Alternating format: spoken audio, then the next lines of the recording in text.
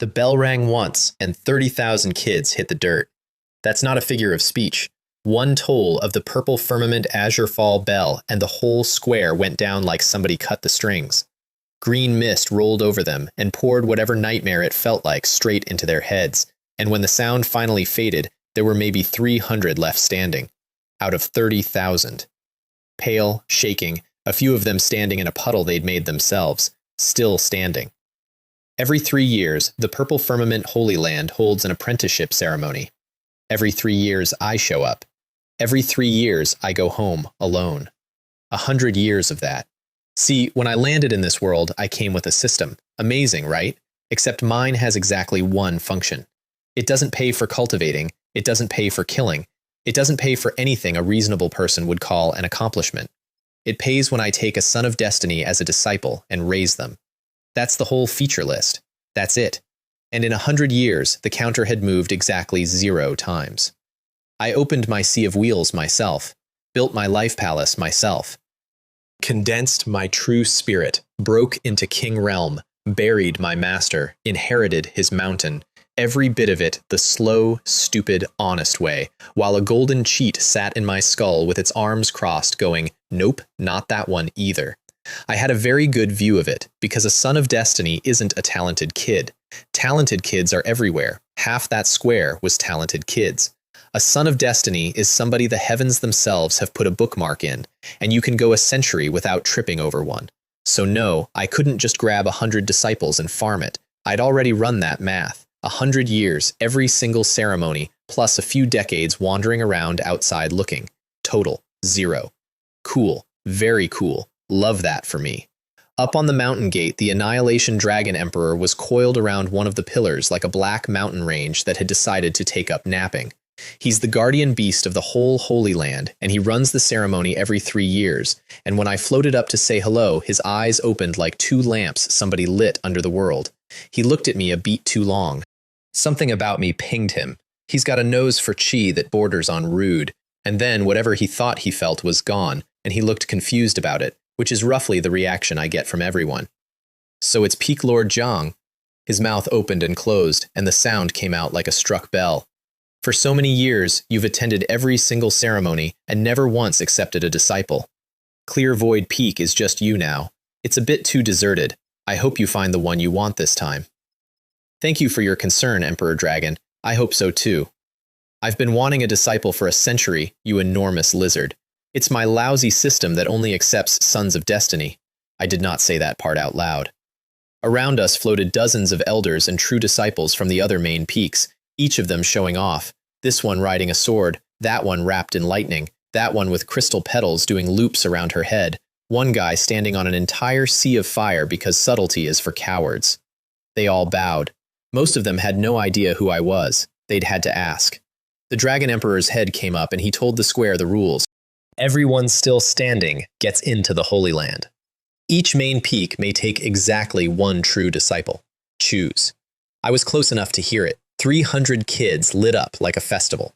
True disciple means resources. It means you're not scrapping with 10,000 outer sect kids over the same pill bottle for the next 50 years.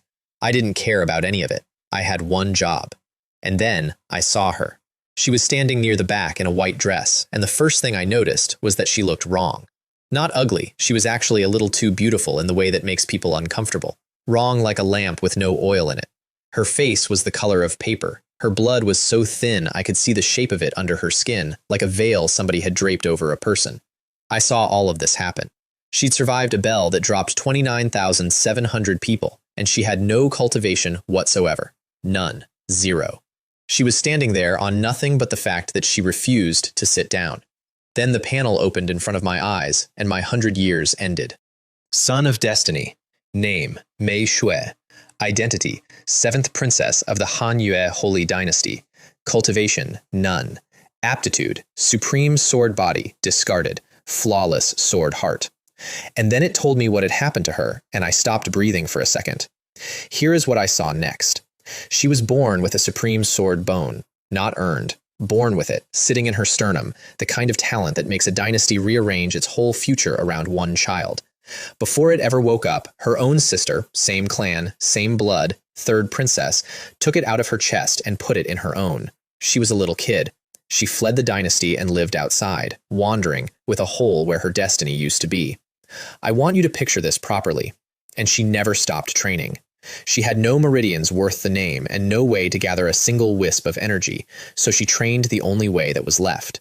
Every day she looked at the world and turned it into swords. Clouds rolling and unrolling were a sword dance.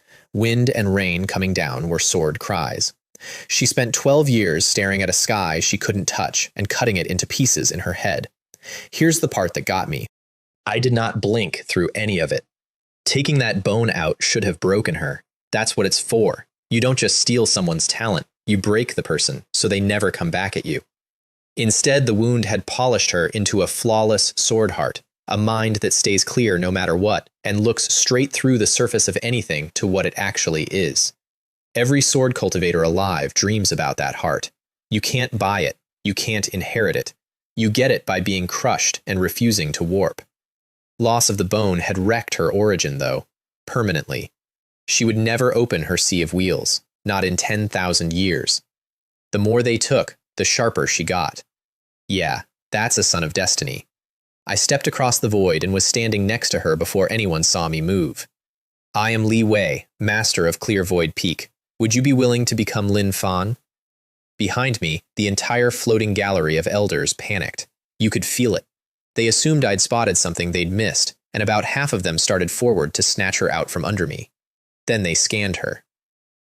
I watched maybe 20 different secret techniques wash over that girl in the space of 2 seconds, and I watched 20 faces do the exact same thing. The little downward pull at the corner of the mouth, the head shake, the "Oh, Peak Lord Jiang." The Dragon Emperor's voice came down from the gate, and to his credit, he sounded like he was genuinely trying to save me from myself. This woman lacks innate ability. Unless she encounters a heaven-defying opportunity, she'll have difficulty even beginning to cultivate. You'd better think twice. 20 elders nodding along. Thanks for the input, everybody. Thank you for the reminder, Dragon King. I didn't look away from her. When I accept disciples, I don't consider aptitude, only fate. This one is destined to be with me. The Dragon Emperor nodded slowly and shut up, which is more than the rest of them managed. She'd been looking at me the whole time, that clear, terrible gaze that reflected everything back at me, and I got the distinct feeling that she saw considerably more of me than I was comfortable with. No hesitation, no conditions, no, "Are you sure?" Just that.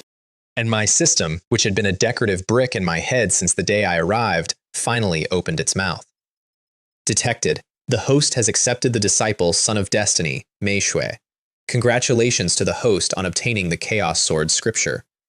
Due to the host's first acceptance of a Son of Destiny and the boundless luck thereof, congratulations to the host on obtaining the 10,000 tribulations undying body. Awaken? The information dumped into my head all at once, and I had to actually work to keep my face doing normal face things. I remember the sound of it. The Chaos Sword scripture. With the sword you enter the Tao, unmatched in attack, and if you take it far enough, every single bone in your body turns into a Chaos Sword bone, each one carrying a supreme sword technique. It was so precisely built for her, it was almost embarrassing, like the heavens had it wrapped and waiting and had been tapping their foot for 12 years. And then mine. The lotus showed me every second of this. 10,000 tribulations undying body. The supreme physique of the eternal era. Cultivate it to the top and you're indestructible through countless eons. One thought births eras, one thought ends them. It carries the source of every calamity there is. It transcends fate, and it breaks the machinery of heaven. That last one mattered most, and I knew it immediately. Once it awakened, it would hide me. My background, my luck, my aptitude, my soul, my cultivation, all of it. Sealed. No being anywhere could look at me and see anything but a guy. Which is the only reason I'd survive what came next, because every Son of Destiny I ever take is going to drag catastrophe along behind them like a plow, and this body is the only thing in existence that can eat that much backlash and ask for seconds. 100 years of waiting. Worth it. I said my goodbyes to the Dragon Emperor, wrapped the girl in divine power, and we were gone before anyone finished a sentence. Behind us, I could hear them. Such profound spatial mastery. It's a pity he recruited such an inadequate one. I really don't know what he was thinking. Yeah, nobody ever does. I followed it through the lotus route. Clear Void Peak is 1,000 feet of ancient pine, cracked stone, mist, running water, and pavilions nobody has used in 80 years. It's beautiful. It's also extremely, aggressively empty. Shulan took one look at it and frowned. Master, why is our Clear Void Peak so deserted? Where are the other elders and disciples? There aren't any. The entire mountain is you and me. You could watch her process that. An entire main peak of one of the great holy lands, and the roster is 2. Why doesn't Master accept more disciples? When I accept disciples, I don't look at anything else. Only fate. In all these years, you're the only one who's had a karmic connection with me. Technically true, deeply misleading.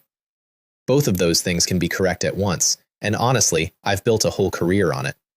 I gave her the standard, true disciple package. Identity token, 2 sets of the purple cloud robes, fasting pills so she wouldn't waste time eating, a jade book of the Holy Land's rules and maps, and a world chronicle so she'd have some idea what the shape of everything was.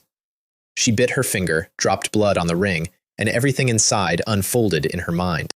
Then she went quiet, and her eyes went dim, and she said the thing she'd probably been rehearsing since the moment I asked her. Master, I suffered a great calamity in my childhood. My origin was damaged, and my chi and blood declined. I'm afraid I will fail to live up to your expectations. There it was. 12 years of every single power in the world looking at her and turning away, compressed into one polite sentence offering me an exit. I didn't even slow down.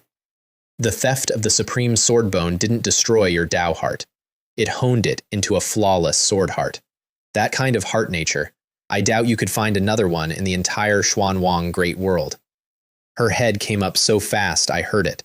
Master knows my origins? Since you had the chance to become Lin Fan, I naturally know your background. She was still staring at me when I put my finger on her forehead and gave her the Chaos Sword scripture. I watched it go in. Her eyes closed, and something in the air around her changed key, like a room where somebody's just started singing very quietly. She told me afterward what it was like on her end. Syllables that weren't sounds, each one packed with more than a mind should hold, like 1,000 sword immortals blessing her at once, or 10,000 ancient beings reading scripture in the dark. Then her eyes snapped open with 2 thin lines of sword light in them, and she just looked terrified. I was watching from inside the void. She'd caught maybe the outermost edge of that scripture, and even that edge was enough for her to know what she was holding. Not a Holy Land technique, not even close. This was the kind of thing that ends with somebody ascending. I'd told her, right before, that if she took it far enough she could kill with a single strike, that she could stand at the top of the sword Tao. She hadn't believed me. She'd been too polite to say so, but she hadn't. Thank you for your guidance, Master. Her voice had gone rough. Disciple will obey any command, no matter what. I finally managed to get a disciple. How could I bear to send you to your death? She got very still, and I decided not to look directly at that.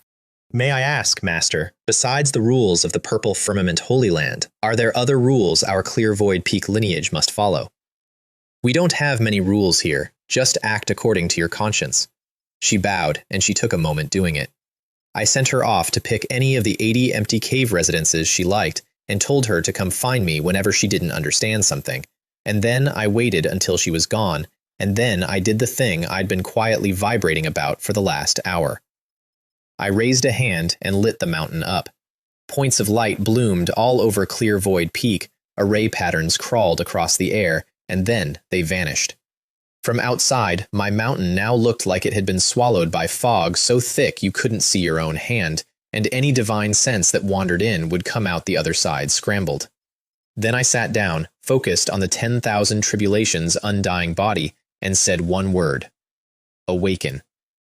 Here's the thing nobody tells you about the supreme physique of the eternal era.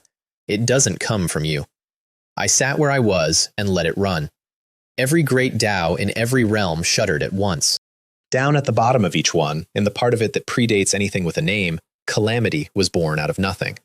Not fire, not lightning, not anything you could point at. Just calamity, formless and everywhere, seeping into every inch of the myriad worlds. I could see the whole thing from where I sat, the calamity of heaven and earth, of creation, of all things, of all living beings. of gods and demons, of life and death, of reincarnation, of annihilation, of yin and yang. I did not move an inch while it happened, all of it, at once, everywhere, braiding together and evolving like it was building up to something that would either erase every heaven that exists or give birth to something nobody has words for yet. She told me the rest of this herself. It lasted about as long as a blink, then it was gone, and the world looked exactly like it had before, and the whole thing had the texture of a dream you can't quite prove you had. Nobody ignored it. Ancient monsters who had been asleep for uncountable years opened their eyes. All across the 3,000 great worlds, things that had not moved in ages started moving, and every single one of them turned their divination on the sky and got absolutely nothing.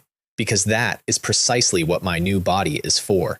It hides. It breaks the heavenly secrets. If it hadn't, the pitiful little array on my mountain would have lasted about a second and a half against the first ancestor who came looking. I heard some of it later. The whole world heard some of it later. The great calamity of 10,000 generations will surely bring great chaos to all the heavens. I have been lying dormant for countless years. It is time for me to emerge. So what if there are countless tribulations? I am enough to suppress them. So that's how the Golden Age started. Me, sitting on a rock, on a mountain with 2 people on it, turning on a body. I opened my eyes and there were calamity runes crawling through them, and I could feel something threaded between me and every disaster in existence, like I'd been wired into the world's fuse box. I looked inward and found tribulation runes burned through my limbs and bones, my whole sea of wheels rebuilt out of raw calamity, an ocean where there used to be a lake. My life palace, my true spirit, my understanding of king realm and emperor realm, all of it reshaped by an origin that had not been there an hour ago. I was still a king, technically, on paper. I was also, conservatively, 10,000 times stronger than I had been that morning, and I had absolutely no idea that 400 miles away a coffin was cracking open, because right then the purple firmament azure fall bell rang 3 times, and 3 tolls means every peak master to the main hall, and 3 tolls means something has gone very wrong. Great. Perfect timing. I stood up and went to find out what I'd done. She described this to me afterward, twice. The purple zenith hall sits on top of the main peak, and it's built to hold tens of thousands of people without anybody's elbows touching. Auspicious clouds drift around inside it. It is, as a rule, a no-fly zone. She gave me this part word for word. That day, the sky over it looked like somebody had knocked over a paint rack. Rainbows coming in from every direction, nearly 100 peak masters, everybody talking at once, and nobody knowing anything. I bowed to the Holy Lord, found a corner, sat down, and listened very carefully to 100 powerful men learn nothing. He told me about this later, at length. Then the purple cloud Saint Lord turned around, tall, hair down his back, wrapped in a haze of divine light, with a dozen half-real worlds spinning and dying around him. He's the kind of person who makes a room feel like the ceiling got lower. Old ancestor Xuandao has sent a message. In my corner, I blinked twice and thought, very calmly, oh no. Because I had absolutely felt myself pull something out of the bottom of every Tao in existence about 40 minutes earlier, and I had assumed, the way you assume when you're an idiot, that it was a private matter between me and my own body. It was not a private matter. It was the loudest thing that had happened since the beginning of recorded history, and the only reason 100 ancient monsters weren't currently reducing my mountain to gravel was that my brand new physique had scrubbed the fingerprints off it. Nobody in that hall looked at me. Why would they? I was the guy with the empty peak who never talks. Around me, panic. An unknown catastrophe? Then the Holy Lord raised a hand and the room shut off like a tap. Everyone, there is no need to panic. And the entire hall changed temperature. He described this to me with his mouth full, because every cultivator alive has heard the stories about a golden age, and half of them think it's a fairy tale. Opportunities erupting out of the ground like geysers, ancient relics dragged back into the world by the pull of heaven and earth. You trip over a treasure walking down a road. You fall asleep and wake up enlightened. Every buried lineage stands up at once. Every prodigy who's been hidden away for 1,000 years walks out into the light, and half the immortal old powers get burned to ash by kids. Then the Holy Lord dropped the announcement that actually mattered. From this day forward, every divine ability, Tao technique, magic treasure, and secret realm of the Purple Firmament Holy Land is open to everyone in the Holy Land. He acted the whole thing out for me afterward. You should understand what that means. A Holy Land that's been hoarding for tens of thousands of years just unlocked the vault. Every peak master in that hall started doing arithmetic with their eyes. I did some arithmetic of my own on the walk home, and mine went, I caused this. Nobody knows I caused this, and I now have exactly one disciple who cannot cultivate. Shulan was waiting outside my cave when I got back. She'd already left once, heard the bell, and come straight back. Master, the bell rang 3 times. Has something important happened? Then I waved all of it off. You don't need to pay much attention to this. Her eyes did something bright. I found out much later what she was actually thinking in that moment, and it was, with the scripture Master gave me, I'm not weaker than anyone in this era. She had no cultivation at all. None. She could not have beaten a healthy farmer. She was completely correct, now, about what she did next. I'd like to be clear that I did not tell her to do any of it. I gave her a scripture and a mountain and told her to figure it out, and then I went off to drink tea and hunt for the next son of destiny. And by the time I looked up, she had become a legend in a place I had never been. I got this account from 4 separate people. The Creation Sword Ruins is not a place you walk to. It's a sea of consciousness realm, half real and half not, that only the spirit of a sword cultivator can enter. Inside it are creations, sword intents left behind by dead masters, standing there like monuments. Crack one and you take what's in it. Most of them are ordinary. A few of them have been recognized by an immortal sword intent, and those are the ones that make sword cultivators lose their minds, because they don't decay. 3,000 years, 5,000 years, doesn't matter. Whatever the maker was, the thing still is.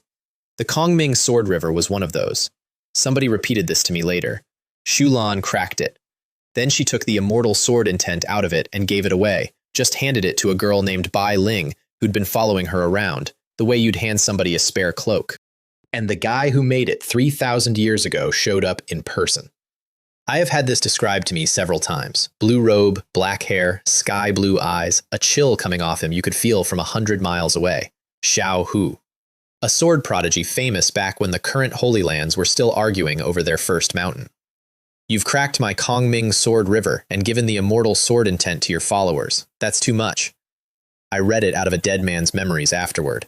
Then he rebuilt the whole river on the spot, and it came out better than the version she'd broken, because 3,000 years of comprehension had happened to him in the meantime. Every sword intent in it fused, every one amplified to its limit, the entire thing rolling toward her like a flood.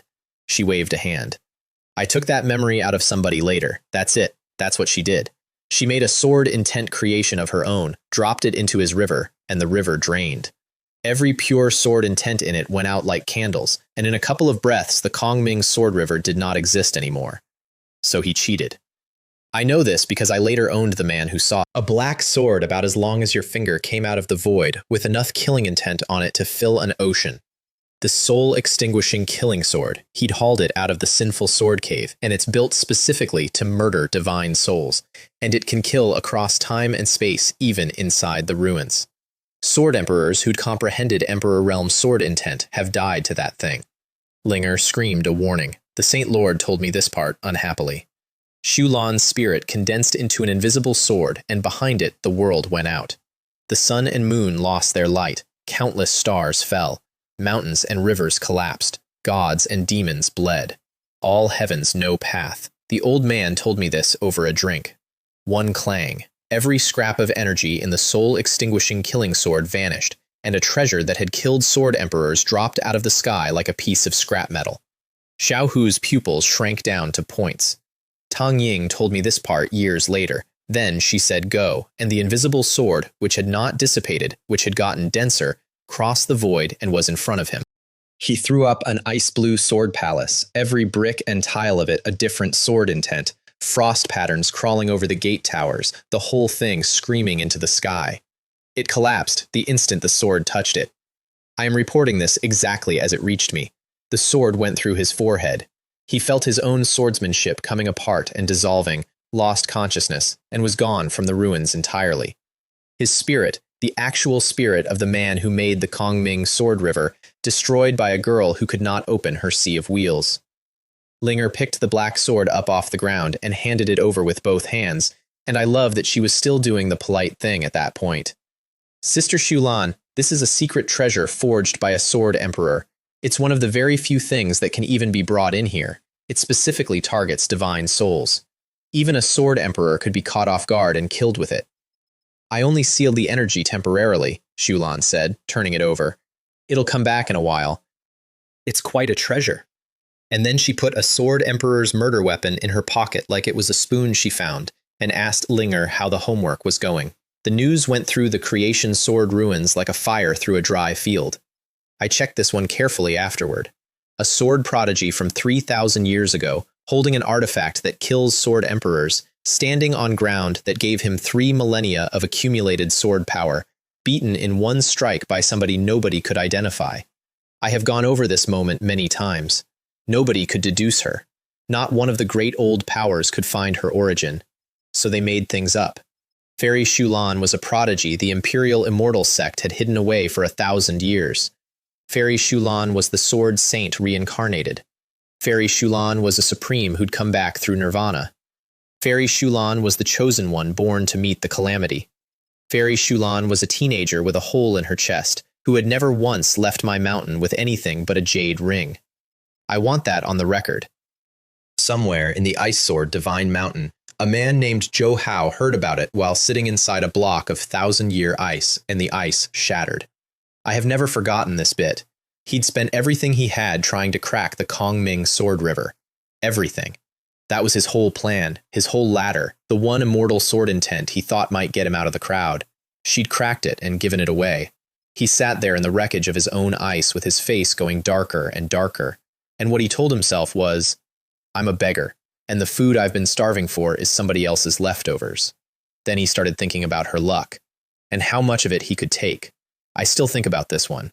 His master's voice came out of the void before he got very far, and honestly, if there's one thing this world does consistently, it's that the moment a young man decides to do something stupid, an old man appears to explain exactly how stupid he is. In this golden age, many of those who bear luck have already become kings in their own fields. I now seriously doubt whether you are still fit to be the divine child of my ice sword divine mountain. That'll wake you up. This is the part I keep coming back to.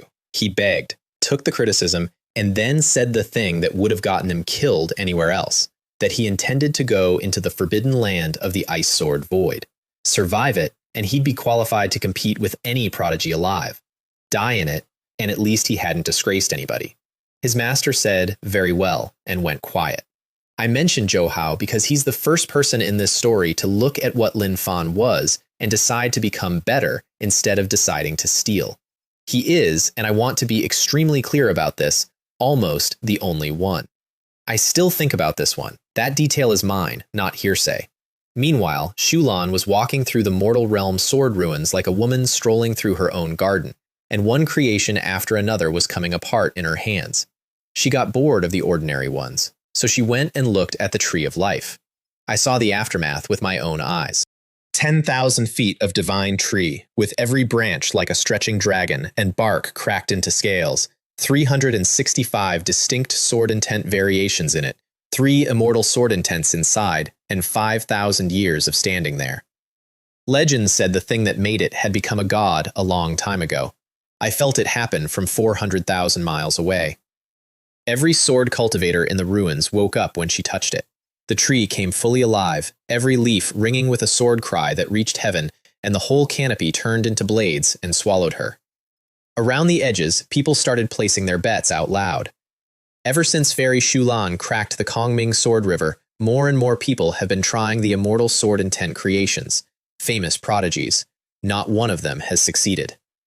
Linger planted herself in the air 1,000 feet out with her sword intent screaming, and told the entire crowd that anyone who came inside that line would answer to her, which, given that she was a middling talent riding on a gift, was one of the braver things I've heard about. Nobody came inside the line. Not because of her. Because of what happened to the last guy. It took an incense stick. My system told me before anyone said a word. Not a day, not a night. An incense stick. Leaves lost their light and stopped existing. The tree poured out immortal energy and grew them back, endlessly. and it could not grow them back faster than she was taking them off. Then the branches went, then the trunk, then the roots buried deep underground, all the way down until the world where a 5,000-year divine tree had been standing was simply empty. 3 immortal sword intents went into her. Her sword intent realm broke another level. Then she walked to the next one. The panel in my head reported it first. The 10,000 swords bridge of life and death, 5 immortal sword intents, a maker long dead, and an unknown number of sword prodigies who had tried to cross it and failed. Gone. I found out about this while drinking tea. Then the unfettered sword palace, the iceberg sword lotus, the seat of 10,000 sword kings, the sword star shining in the sky, the divine firmament thunderous sword sea, the heartless and destructive great sword abyss. By the time she stopped, a crowd of sword cultivators had been following her around for hours in a state I can only describe as spiritual concussion. Her cultivation method. I want that on a plaque. And then Ling looked at the direction she was walking and went very quiet because she'd figured out where this was going. I was pouring a cup when it happened. Ahead of them, hanging in the clouds, was a palace of glazed tile with golden dragons coiled around jade pillars and fire phoenixes on the flying eaves, with a full moon over it pouring light down like something out of a dream. The Bright Moon Sword Palace. Left behind by the Han Yue Holy Maiden. Left behind by the 3rd princess of the Han Yue Holy Dynasty. Left behind by her sister. Shulan stopped in front of it, and later she told me what went through her head, and it was 4 words. Time to collect interest. Then she started walking. I had a teapot in my hand for this one. Here's the thing about the Bright Moon Sword Palace that the crowd didn't understand, and she did instantly because of what her heart does. It wasn't a building. It was 3,688 sword intents fused into a single object, and every one of them could change, and every change rippled through all the others. The number of shapes that thing could take was effectively infinite. It was, in every way that counts, the best thing her sister had ever made with the bone she'd cut out of a child. I did nothing at all while this happened, on purpose. Shulan took 1 step and her aura doubled. Took another and it doubled again. By the time she was 1,000 feet out, the pressure coming off a girl who could not open her sea of wheels had gone past the pressure coming off a 5,000-year palace, and the palace noticed. I let it run without stepping in. The whole thing woke up. The moon over it went from gentle to blinding. Moon-white blades came out of the light in numbers that blacked out the sky, and the tiles started throwing sword chi, and the golden dragons roared, and the fire phoenixes screamed, and the entire construct came down on her like divine punishment. Every sword cultivator watching went white, and then Shulan did something I genuinely admire, which is that she deliberately went slow. I stayed exactly where I was. She could have ended it. She cracked it just fast enough to stay a hair ahead of its regeneration, and no faster. And she did that for half an hour. And the reason she did it was that she wanted to see exactly how far her sister had gotten with her bone. The audience, obviously, read it completely wrong. Han Yue Holy Maiden has the innate Tao embryo and the supreme sword bone, 2 supreme talents. What she left behind is enough to illuminate eternity. I believe in Han Yue Holy Maiden. There's absolutely no possibility of Fairy Shulan breaking that palace. There's absolutely she'd been watching her methodically for weeks. Sister Shulan wasn't stuck. Sister Shulan was waiting for it to get to full power. After half an hour, the Bright Moon Sword Palace hit its ceiling. It could keep changing forever, and it could not get any stronger. Shulan shook her head slightly and said, to herself, out loud, in front of the whole ruins, "That's it?" Then she waved her hand. I got this account intact. None of this is embroidered. Sun and moon shining together. 10,000 stars. Wind rising. Clouds surging. Thunder rolling. Swords howling. Every single thing in heaven and earth generated out of nothing at once and poured into the palace. The Bright Moon Sword Palace froze solid. Then it wasn't there. No collapse, no debris, nothing. It simply stopped having ever existed. I have not improved a single detail here.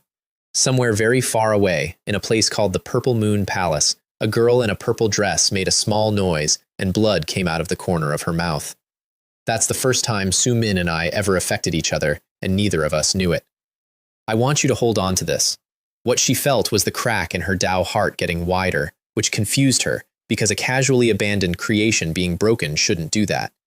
She tried to divine the person who'd done it. Nothing.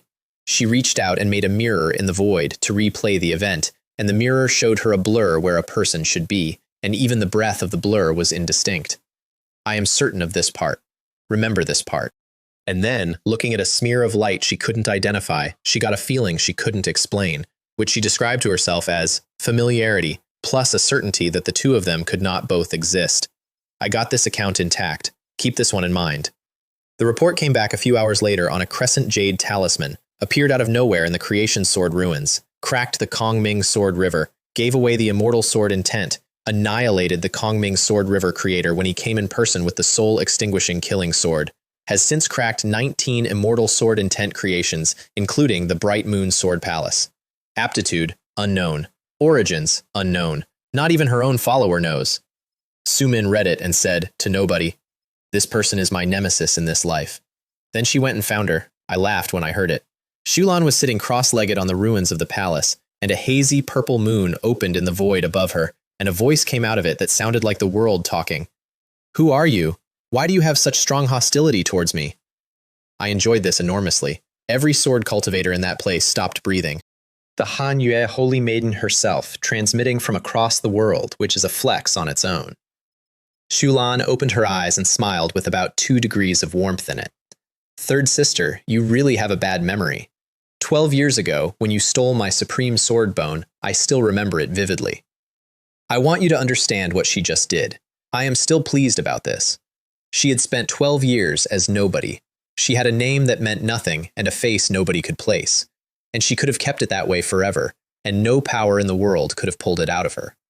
And she stood on the wreckage of her sister's masterpiece and told everybody, on purpose, at maximum volume. The mortal realm sword ruins came apart. What? This person is Hanyue Holy Maiden's sister? Linger just stood there with her mouth open because she'd been following this girl around for weeks and had never once been told any of it. And Su Min, and I'll give her this, she is not slow, put it together in one breath. You cracked the Bright Moon Sword Palace. Are you trying to challenge me? Shulan's answer was to wave a hand and build a C. I did the arithmetic on this later. Boundless sword intent poured out of her and turned into an ocean standing on end above the ruins. And then something happened that no one there had ever seen and no record anywhere describes. The immortal sword intents came. I worked out afterward what it had cost, not from her, from everywhere. Thousands of them, tearing in from every direction of the mortal realm sword ruins, ancient and undying, diving into her sea one after another, like they'd been called. 10,000 swords coming to pay homage. People started fumbling for photo stones, not because they thought it would be valuable, though it was, because they didn't trust their own eyes. There must be tens of thousands of Daos. I only understood this bit much later. From the outside, that sea looked about 10,000 feet across.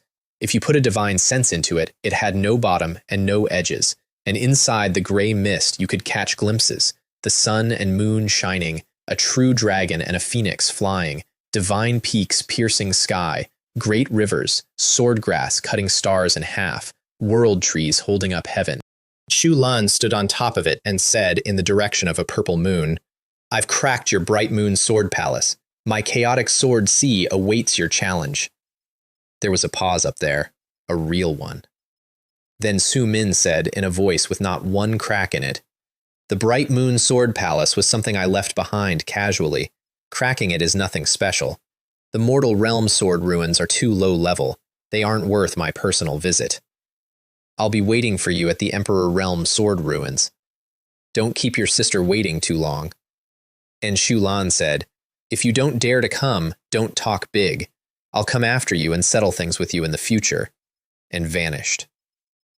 I am not embroidering any of this. The chaotic sword sea is still there, by the way. She left it. Thousands of sword prodigies have gone to look at it since, including saints and saintesses from half the Holy Lands, all of them arriving with the very reasonable plan of cracking Fairy Shulan's creation to make their names.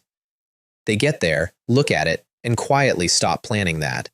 The ones who try get their divine souls hurt in the first few seconds. So that was Lin Fan's first month. I was not there for any of it. Nobody told me. I found out considerably later from an extremely agitated Holy Lord, and my reaction, and I stand by this, was to think, that's a lot of commotion for a girl who lives on my mountain. What she actually came home with was better than the fame. I had a very good view of it. Every day since she made that sea, pure sword power had been flowing out of the creation sword ruins into her, not in a trickle, in a current. She sat on Clear Void Peak for 10 days with a river of sword Tao going into her, and on the 10th day something in her went off. A tiny golden figure appeared in her life palace, an inch tall, wearing her face. True Spirit Realm. I checked this one carefully. You need to understand the joke here. True Spirit is the third realm. It requires that you have opened your Sea of Wheels and built your life palace, and it's the point where you can start talking to heaven and earth and manifesting phenomena. And, this is the part that matters, once your true spirit exists, if you die badly enough, a scrap of it can still bring you back. 12 days earlier, she had not been able to gather one wisp of energy. Now she could make the chaotic sword sea appear in the real world, not in the ruins, here, in the air over my mountain, whenever she liked. She thought about it for a while, and then came and told me she'd taken care of her annual trial mission, because true disciples of the Purple Firmament Holy Land have to do one a year, and hers had been an ice scorpion king that was eating a town 80,000 miles to the southeast. She'd done it on the way home. She hadn't mentioned it. It hadn't seemed worth mentioning. Meanwhile, 400,000 miles away, in a town so unimportant that the maps get bored, my system finally pinged for the second time. Qingyang City is a nowhere. No resources worth mining, no spiritual veins worth fighting over, a cultivation ceiling that a mid-tier sect would find embarrassing. I'd been sweeping the region around the Holy Land with the Chi Luck Golden Eyes for weeks. That's an eye technique that came bundled with my physique and lets me look at the shape of a person's luck instead of their body, and I'd found a lot of nothing. Then, in a nowhere town, something lit up, and on the way in, the system caught up with itself. Detected. The host's disciple, Mei Shui, has broken through to True Spirit Realm. Luck repays the host. Congratulations to the host on obtaining 50 years of cultivation. Congratulations to the host on obtaining the Chaos Green Lotus Juvenile. 50 years just handed to me, and I felt my own cultivation lurch straight up to Emperor Peak while I was walking down a street. That's what the system does. That's the whole mechanism. She grows, and it pays me. She grows faster than I could ever cultivate, so it pays me faster than I could ever earn. But honestly, I barely looked at the 50 years because of the other thing. Chaos Green Lotus. Juvenile. I was close enough to hear it. A primordial green lotus born out of endless chaos. 12 leaves, 24 petals, 5 crystal clear seeds at the heart, about a foot across, hazy at the edges like it wasn't sure it belonged in a world with ploring. Nourishes all living things, grows on luck alone. And when it matures, every part of it, flower, leaf, root, stem, carries a divine ability. I hid its chi with my physique before I did anything else, because there is a list of names that go with that kind of object. The God-slaying spear, the creation green lotus, the world-destroying black lotus, the karma golden lotus, the congenital 5 directions flag. Those aren't treasures. Those are the things that ancient myths are about. And I had a baby one in my chest, in a town whose main export was probably turnips, because a girl on my mountain had learned to make a sword. I put it away, straightened my robe, and walked into the Ye family mansion through the wall, which is where I found 40 people in a council hall staring up at a bronze token stuck in the roof beam, and the token was dripping. Blood refining order. I saw all of this happen. That's what was on it. One ancient character, blood red, branded into bronze, and the thing put out a demonic light and a smell that made everyone in the room want to be somewhere else. Look at it too long, and you started seeing an ocean of blood behind your eyes. Here is what I saw next. At the head of the hall sat the patriarch, Chen Long, elders down both sides, the young ones standing at the back, and most of them kept glancing at one particular boy. I want you to picture this properly. He was maybe a hand shorter than the rest of them, and considerably thinner, and he had the specific smile of somebody who has already decided how this ends. The ancient, desolate, sacred body is cursed by heaven and earth, he said. Its sea of wheels is dormant and harder than divine iron. The family has spent countless resources on me and failed to open it. The so-called ancient, desolate, sacred body is now just a useless body. The blood refinement hall wants to use me to refine blood pills, so let me contribute my strength to the family. And he sighed. 16 years old and sighing like an accountant. Lin Fan, shut up. Chen Long came out of his chair, and the pressure that came off him shut every mouth in the room. As long as I, Chen Long, am alive, the Ye family will never push our clansmen into the abyss. The Grand Elder asked the question everyone was waiting on. What did the Crimson Flame ancient sect say? The Patriarch took a long breath. Not long after I reported the blood refining order, the Crimson Flame ancient sect publicly declared it was severing all ties with us. We've been abandoned. The hall detonated. I was standing inside the void about 8 feet from the Patriarch's shoulder, and I was doing arithmetic. Because here's what the panel had told me on the way in. Son of Destiny. Name, Lin Fan. Cultivation, none. Aptitude, ancient, desolate, sacred body. I did not blink through any of it. The ancient, desolate, sacred body is one of the great physiques. It's also cursed by heaven and earth, and the curse works like this. To open the sea of wheels at all, you need either an elixir of immortality or an obscene amount of life essence, and after that, every single realm you break through, you have to shatter another shackle that heaven has personally welded onto you. Not a bottleneck, a shackle, put there on purpose. I remember the sound of it. Which is why the Ye family had poured everything they had into this kid for 16 years and gotten nothing, and why the Crimson Flame ancient sect had refused to take him in, and why he'd grown up in a house where everyone called his body useless, including him. And I knew what happened next if I stayed in the wall and watched, because the panel told me that too. The Lotus showed me every second of this. The family dies. All of it. Lin Fan gets taken to the blood refinement hall, and somewhere in there he stumbles into a heaven-defying opportunity, opens his sea of wheels, breaks several realms in a row, and comes out the other side carrying a blood feud the size of a mountain range. He crushes the blood refinement hall. He wipes out the 100 refinements demon hall. He sweeps the world, and the ancient, desolate, sacred body shines again, exactly the way it's supposed to. Great story. Genuinely great story. The kind where the great rock rises out of the worst possible situation and becomes untouchable. It's also a road so long and so cruel that a normal person doesn't come out the other end recognizable. Meanwhile, the Patriarch had made his decision, and every elder in that room said yes. Then Lin Fan tried again, because he'd clearly been working up to it. How fortunate I am to be born into the Ye family. The family has treated me with kindness as heavy as a mountain, and I cannot implicate all of you. If my life can be exchanged for the safety of the whole clan, then Lin Fan's death will be worthwhile. And Chen Long turned on him and roared. You think you can just throw your life away like that? Did I agree to that? If you die, then every resource this family has invested in you for 16 years is wasted, which is the single best thing I have ever heard a man say while lying. I followed it through the Lotus route. Lin Fan argued. Chen Long trapped him in an invisible field so he physically could not make a sound, and then looked around the hall and said, with actual satisfaction, "Very good. Not one of you suggested handing him over. You've all done a great job." I was watching from inside the void. Then he gave the real orders. Every member of the family scatters tonight, in small groups, as far as they can get. The old ones cover the young ones. He personally holds the door. As long as the bloodline continues, my Ye family will rise again. Whoever survives by sheer luck will be the one to destroy the blood refinement hall in the future. They dare to plot against us? Even knowing we're no match, we'll tear a piece of flesh off them on the way down. And the fear went out of that room like somebody had opened a window. I stood inside the void with my arms folded and thought, honestly, what is happening? Because I know how this genre works. I've read this. The protagonist's clan is supposed to despise him. That's the setup. The uncle sneers, the cousins mock, somebody throws coins at his feet, and then he rises from adversity and comes back, and it's very satisfying. Instead, I was watching an entire family cheerfully organize their own funeral, rather than hand over one kid whose body had never once worked. The art style of this family is a bit off, I thought. Then I clapped. 3 slow claps, and I stepped out of the void and landed in the middle of their council hall. Excellent. Really excellent. It's been a long time since I've seen such an interesting family.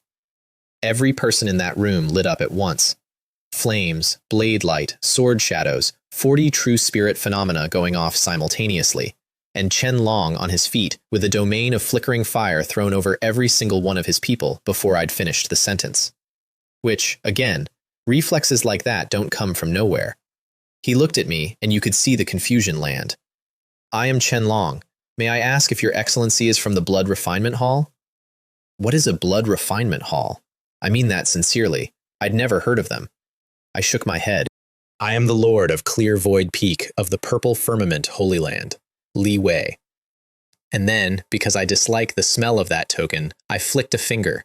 An ancient purple jade token came off my hand, hit the blood refining order in the roof beam, and turned it into dust that hung there spinning. My token stayed in the air where everybody could see it. Purple Firmament Azure Fall Bell on one face, 2 ancient characters on the other, and 3 smaller ones in the corner reading Clear Void Peak. I sat where I was and let it run. At the same moment, every phenomenon in that hall went out. Every flame, every blade, the Patriarch's whole fire domain. Gone, quietly, like someone had turned a dial. Qianlong's pupils contracted so hard I heard him inhale. Purple Cloud token. He bowed so fast he almost folded. So you are a senior from the Purple Firmament Holy Land. I was blind to the sacred mountain. If Senior has any orders, the Ye family will do anything to fulfill them, even at the cost of our lives. I could see the whole thing from where I sat. Here's the thing about that. The Blood Refinement Hall was a nightmare to these people. The 100 refinements, Demon Hall behind it, was the end of the world. The Purple Firmament Holy Land is on a level where both of those things are just weather. Some of them started hoping. I could see it happening. Others went the other way immediately, and I could see that too, because I said the next sentence badly. I came down the mountain for him. 40 faces changed color. Oh no, the Holy Land wants the blood pill as well. But before anyone could get themselves killed, the kid spoke. He put his hands together, very calm, and his voice hadn't finished breaking. Senior came specifically for me, which must be related to my ancient desolate sacred body. Could it be that Senior can help me break the curse of the ancient desolate sacred body? I did not move an inch while it happened, and his breathing had gone heavy while he said it, because he'd worked out the only version of this that was good, and he was standing there holding it with both hands. I nodded. Not bad. You do have some insight. I can resolve the curse of the ancient desolate sacred body. Would you be willing to become Lin Fan? He was on the floor bowing before I finished. Disciple Lin Fan greets Master. Detected. The host has accepted the disciple, Son of Destiny, Lin Fan. Congratulations to the host on obtaining the Heavenly Emperor Suppressing Prison scripture. Congratulations to the host on obtaining the primordial ancient character, Kill. I want to walk you through both of those because they're the reason for basically everything that happens later. She told me the rest of this herself. The Heavenly Emperor Suppressing Prison scripture. You visualize yourself as the Heavenly Emperor seated in the heavenly court, suppressing all ages. All 840 million particles in your body can each become a microprison, and each one can hold and crush a supreme being. The bigger your life essence, the more brutal the prison gets. Form 1, and it can kill a king realm outright, and at the top end, it becomes a place where emperors, venerables, gods, saints, and immortals are sealed for eternity. And there's a line at the bottom of it that I read twice. In prison, all secrets are exposed. That line means anything I kill with it, I take. Not just its life, its entire cultivation, refined and compressed and poured into me. Its divine abilities, its techniques, its insights, its memories, browsable at leisure. The second gift was one word. She described this to me afterward, twice. Kill. One of the primordial ancient characters that existed before the world did. Every divine ability and every technique in existence that has anything to do with killing came out of that character. Killing intent surging through the ages. Slaughtering gods and destroying immortals is a thought away. I looked at the boy kowtowing on the floor of a house in a turnip town and thought, they gave me a scripture tailor-made for his body, and they gave me the concept of murder. Okay, sure, great. I helped him up and told him I'd protect him, gave him the scripture the same way I'd given Sholan hers, one finger, one touch, and watched him come out of it looking like he'd been struck by lightning in a way he enjoyed. Thank you, Master, for bestowing this power upon me. With this Taoist scripture, Disciple is confident he can restore the ancient desolate sacred body to its former glory. 16 years of being told his body was garbage, and it took about 90 seconds to flip him all the way to the other end. I liked him immediately. The curse on the ancient desolate sacred body is too strong, I said.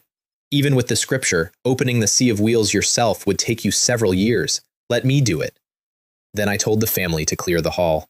Qianlong bowed so deeply I thought he might stay down there, and marched 40 relatives out in single file, and every one of them was vibrating because they'd spent 16 years buying pills for a boy who couldn't use them, and now somebody from the Purple Firmament Holy Land had said the words, "Let me do it."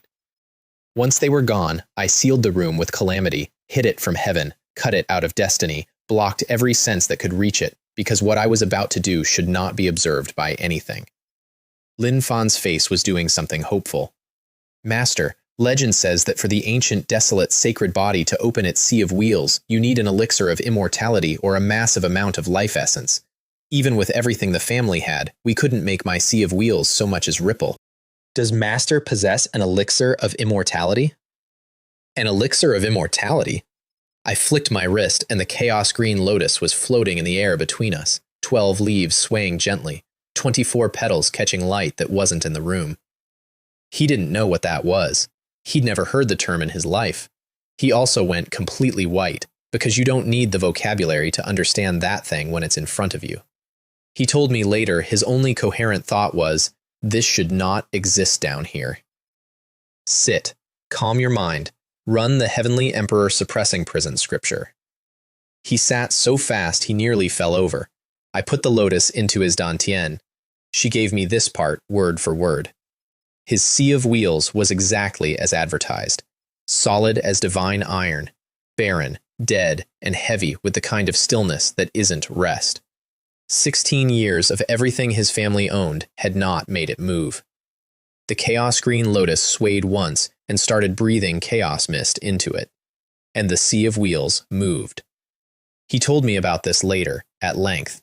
Then a shackle appeared, black, phantom, covered in dense ancient runes, glowing faintly, carrying the weight of primordial heaven and earth. The first of them, sitting across his dantian like a hand held over a mouth.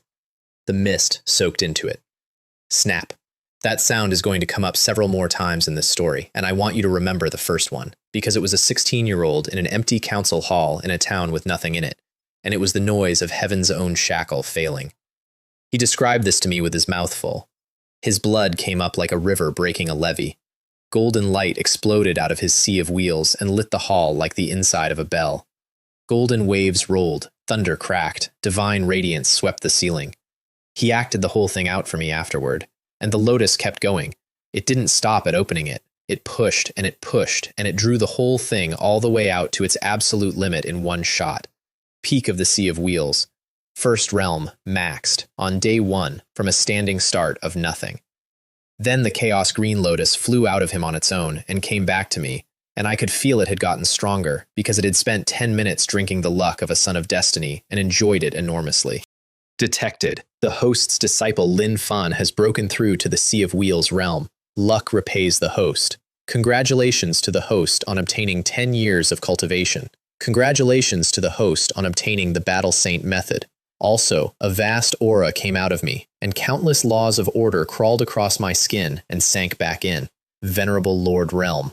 I had walked into that house as an Emperor Peak. I left as a Venerable, because a boy I'd known for 20 minutes had opened a door. I didn't care much about the realm. I cared about the Battle Saint method, which is one of the 9 secrets, the strongest close combat technique there is, capable of evolving into an unlimited number of forms, and it scales with your physique, which meant it wasn't really for me at all. It was for him. Lin Fan opened his eyes, and there was a person behind them now. Thank you, Master. Disciple has no way to repay Master's life-saving grace. Whatever your orders, Disciple will obey even at the cost of his life. It's good that you have that intention. But I would never let you deliberately go to your death. Then I gave him the Battle Saint method too, because at that point, what's one more? And then I dropped a 3-story pagoda into the middle of the hall. This is the reincarnation dream trial tower of my clear void peak. Meditate inside it and you enter the trial dream. In the dream, you'll face opponents from Sea of Wheels all the way up to Emperor Realm. I looked at him. He didn't even pause. And then he walked past the first floor, past the second floor, went straight up to the third, sat down, and closed his eyes. I went outside and told the Ye family he'd be in seclusion for 3 days, and nobody was to disturb him. The cheering was audible from the street. 3 days. I got this account from 4 separate people.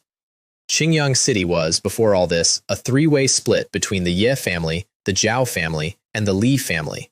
And the moment the blood refining order came down from thousands of miles away, with enough imperial pressure on it that every cultivator along the route felt it pass overhead, the other two families started measuring the furniture. Somebody repeated this to me later. On the morning of the third day, Wu Lei and Yang Shu booked the top floor of the Drunken Immortal Pavilion, which is the nicest restaurant in a town with 4 restaurants. Full banquet. And they hauled up an ancient bronze mirror and pointed it at the Ye compound because they wanted to watch. I want to stress this. 2 grown men ordered lunch so they could watch their neighbors get slaughtered on a mirror. Yang Shu had a theory, which he delivered while scraping the lid of his teacup with one finger, like a man in a play. The Blood Demon Lord only wants the ancient desolate body. If the Ye family hands it over, they may survive. I suspect Qianlong is preparing to hand over that useless body. I have had this described to me several times. Wu Lei sneered at him. Hand him over? That's not the Ye family's style. And do they really think that would save them? For 1,000 years, wherever the blood refining order has gone, rivers of blood have followed. So the Ye family is doomed no matter what. I read it out of a dead man's memories afterward. 8,000 miles southeast in the Crimson Flame ancient sect, the sect leader Feng Wu was standing in front of a divine mirror with flame patterns on it and dragons of fire coiling around his arm, and he was not enjoying himself. I took that memory out of somebody later. He'd looked. He'd seen the whole Ye family gathered on their own martial field, nervous, waiting, and he could not see Lin Fan anywhere in the mirror, which he found extremely interesting. His elder Wang didn't understand why they were bothering. Master, the Ye family is an insignificant little family, and Qianlong is an ordinary king realm. The blood refining order was issued. They're finished. Why waste a divine mirror on them? And Feng Wu said the sentence that would save his entire sect, though he had no idea. I know this because I later owned the man who saw it. Elder Wang, who was about to have a very educational day, scoffed. Their sacred body can't even open its sea of wheels. Even our sect failed to do it. He'll never embark on cultivation at all. And even if he could, his foundation is a puddle. How could he compete with the Blood Refinement Hall, never mind the 100 Refinements Demon Hall behind it? That's true, Feng Wu said, and I still feel uneasy. Then his pupils shrank. They're here. The Saint Lord told me this part, unhappily. Qianlong had called the whole clan back and put them on the training ground. Most of them already knew Lin Fan had opened his sea of wheels and that somebody terrifying was standing behind him, but knowing that and standing on open ground waiting for the Blood Refinement Hall are 2 different experiences. A ripple in the sky, a figure in a blood-red robe. The smell hit before he finished arriving, a stench across the whole compound thick enough to make people gag. He raised his head, and he had an old, sinister face full of wrinkles, and he was already smiling.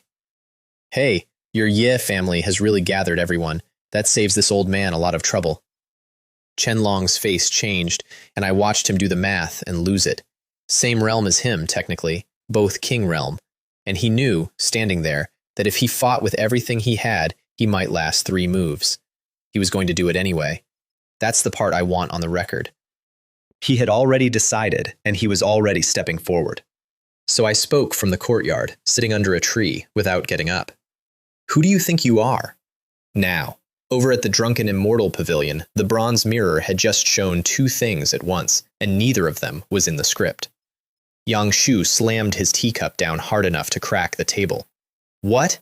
That ancient, useless physique of the Ye family has started cultivating? And who is that person next to him?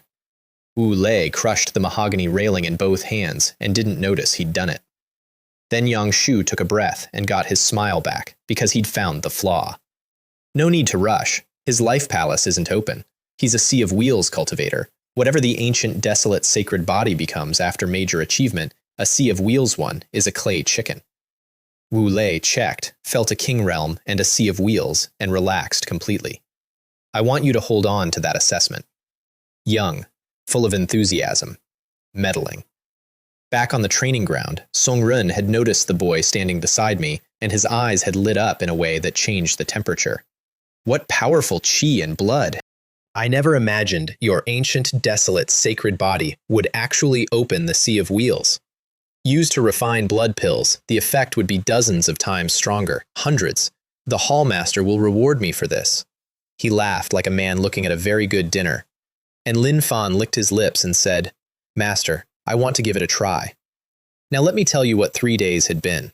The old man told me this over a drink. He'd gone into the 3rd floor of the tower, which means 3 years, and in 3 years he had fought humans, demons, and beasts every single day without stopping. He had been injured more times than he could count. He had died more times than he could count. He still remembered, vividly, in his body, what it felt like to be torn apart, and that memory had made his will something like 100 times harder than it had been. Tang Ying told me this part years later. His cultivation was still Sea of Wheels peak, but in the dream he'd been comfortably killing Life Palace opponents, and when he went all out he could fight true spirits. And now he wanted to know what a king realm felt like. I looked at him. This kid is really that reckless. Go. If he got in trouble, I'd step in. And frankly, he was getting cocky, and I found that the fastest way to fix a cocky teenager is to introduce him to a professional. Song Ren's face went ashen. You mere Sea of Wheels peak, how dare you provoke a king realm? A newborn calf unafraid of tigers. Fine, I'll cripple you first, and then I'll wipe out your entire Ye family. I am reporting this exactly as it reached me. Blood-red mist came off him and turned into a domain that swallowed the sky over the compound. The smell got worse. Underneath it you could hear faint wailing, which is a design choice. Lin Fan crossed his arms and a small blue-green mountain appeared between his palms. Embracing mountain seal, he threw it. It grew in the wind and hit the domain as a green peak tens of meters tall with the force of a thunderclap. The mountain crumbled. The domain rippled and kept coming without slowing down at all. I checked this one carefully afterward. His face changed slightly, and then he started stacking. Battle Saint method. A blazing sun, a bright moon, an ice mountain, a raging sea of fire, one after another, bombarding the crimson domain in sequence. The domain churned lazily and took all of it apart. I have gone over this moment many times. That's the honest gap. Battle Saint method is the strongest close combat art there is, and it does not care, because he was several realms below the man, and no technique bridges several realms. So he went to the thing he'd been saving. I want that on the record. Golden divine power boiled in his Sea of Wheels. His blood roared like a river in flood, and behind him, in the void, a figure condensed, enormous, faceless, wearing a tall crown and a golden imperial robe patterned with Tao marks, and the pressure that came off it said one thing, which was that it owned everything it could see. Town! The heavenly emperor raised a palm, slowly and very fast at the same time, and struck across the distance. A golden palm print left the hand carrying a sealing force like the bottom of an abyss. Heavenly emperor suppressing prison. Suppressing all evil. I have never forgotten this bit. Boom. The crimson domain stopped and started churning violently, and the golden palm print dissolved in front of everyone, visibly, and the heavenly emperor behind Lin Fan shattered. The boy grunted. Blood came out of the corner of his mouth, his face went the color of paper, and he dropped out of the air. The whole family shouted at once, which tells you something about a clan that supposedly considered him useless. I raised a hand, and an invisible force went straight through the crimson domain, picked him up, and set him down next to me. How do you feel? And here is why I kept this kid. He was bleeding, he had just been comprehensively beaten, and he took a breath and thought about it properly before answering, and his eyes were gold. The pressure is immense, but Moho, once I break through to Life Palace realm, I might very well have a chance to fight them. Not, I lost. Not, I'm sorry. He'd gone into the fight to take a measurement, and he'd come out with the measurement.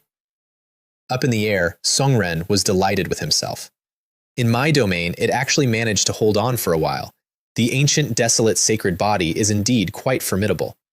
I won't give you any more chances. Now, I'll let you watch the Ye family be destroyed. And he dropped the entire sky on them. I still think about this one. Chen Long got the flame domain up over his people, and it held, and the crowd could see it thinning at a rate you could count, and they could all feel the blood-red energy getting in through their pores anyway and making their divine power sluggish, like it was rusting them from inside. I looked up and flicked a finger. The crimson domain stopped existing. Songren spat blood and shouted, and for the first time there was something under the smile. Who exactly are you?